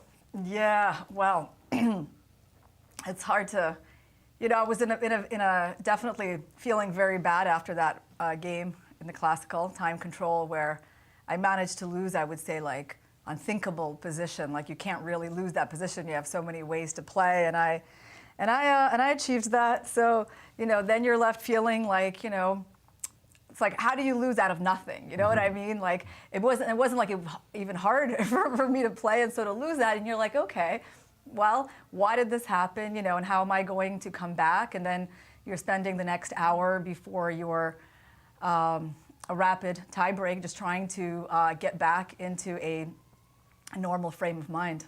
And it was also a feeling of a trend shifting from your side to her side, because this was the first game that she actually defeated you, either in classical or rapid or blitz. This was a big shift. How did you recover from that? Did you call your coach? Did you go look over some lines? What did you do? Yeah, I did not look at any chess in between in that hour. There wasn't really any point. It was clear that was not going to be useful. I did talk to my coach, just generally about, how to approach the match. And actually, the best thing that we did is we started talking about the future of Fischer random chess. Something to do, nothing with my game. I mean, we talked about my game, obviously, but we moved on to talking about what's the future of chess, what's happening to classical chess, why are the games, not as interesting as they could be, and how quickly Fischer random is going to arrive and all the advantages of that for a sportsman. So, believe it or not, that was a very tricky conversation because I think we understood that was the point. Talk about something else. And actually, once I got done talking about Fischer random, I felt, a lot better. That's very interesting. Just change the topic altogether and come back to the game refreshed. Guys, join the conversation. Our congratulations, Irina. Really, really fantastic stuff. One of the things that really helped us as commentators was the large number of decisive games that the American Cup produces. Your thoughts about the large number of decisive games? Yeah, well, I mean, I think the format is great because there are going to be decisive games no matter what, even if it starts out kind of slow in the classical chess. You're going to, make the players play some decisive games eventually. So I think the format, is wonderful. It's exciting. I mean, match play, I think, is probably the most exciting format in chess, right? You just direct matchups, and you have everything: classical, rapid, blitz, and I love this format, and hopefully I contributed a little bit to the excitement in the tournament. Yeah. And Irina, did you do any special preparations for this event? Nothing too special. Of course, I always want to prepare more. It's always a thing. It's like I start thinking about it, as soon as I get my invitation. But honestly, in my schedule, it's just been so busy that, I almost never feel like I get to do what I want, in advance of the tournament. But I did do something, of course. And in fact, I started thinking about Alice, before I even played my first match, back home. I knew I wasn't going to face her early on. But somehow it was just my intuition telling me I could. And so I actually did spend some time thinking about our potential openings. And some of that I was able to use in our matches. Irina, one final question. What is next for you? You have so many fans around the world. Where they can see you next? Yeah. Well, next is going to be very soon, actually, guys. First of all, next you're probably going to see me on YouTube. I'm sure I'm going to do some videos about this tournament and, some of these key moments. And after that, I'm going to be going very far away, long trip to the country of Kazakhstan for the World Championship match between Ding and Nepo. And I'll be commentating alongside a very illustrious lineup. So it's going to be such an honor to comment on the first 4 games with Vishy Anand and then with Daniil Zubov. And just a quick question about the commentary, Ding and Nepo. Who's your favorite or who's your pick to win the event? Yeah, that's hard to say. Who's my favorite between these two players? I think they're both very nice. In general, I like all chess players, so unless I'm unless I'm specially friends with them, I will just kind of, it's hard for me to root against someone. I don't know Ding at all personally, but I think he's a very nice guy. From what I've seen, very nice, humble. I know Jan maybe just marginally better, and he also seems like a nice guy. So, I'm rooting for the chess, actually. That's the way to answer it, right? I'm rooting for the chess to be exciting, not too long and exciting. Wonderful. Well, have fun. And our kind regards to Vishy as well. I'm sure you'll enjoy calling the action with Vishy. Once again, Irina, you are the champion of the American Cup. Well done. Thank you. And I just wanted to say thank you to Rex, thank you to the St. Louis Chess Club for organizing this tournament again. And it's a wonderful, wonderful event. I'm sure we'll see you next year. Yes, I think so. Congratulations, Irina. Thank you. Wow. Every day is a lot of excitement. The action was over. I did. I was expecting wasn't. blitz for our coverage tomorrow. I was wrong. I was wrong. And what an unbelievable day of chess. It is. Cristian, final thoughts as we wrap up. Day 8, 9. Just an incredible day of chess, and still one more to go. That big clash between Wesley So and Hikaru Nakamura is coming tomorrow, that final clash, and we're going to be here to call all the action. Guys, it's been fun. Yes, we will. And thank you so much for joining us. Tell your friends where you're hanging out, and we'll see you all tomorrow. Same time, same place. Goodbye.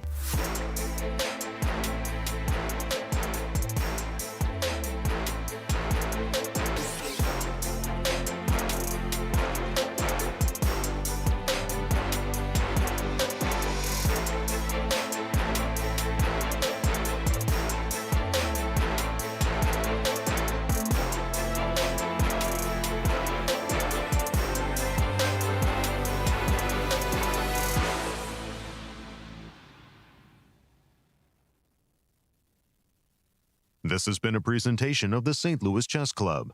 Any reproduction or distribution of this content without the express written consent of the St. Louis Chess Club is prohibited.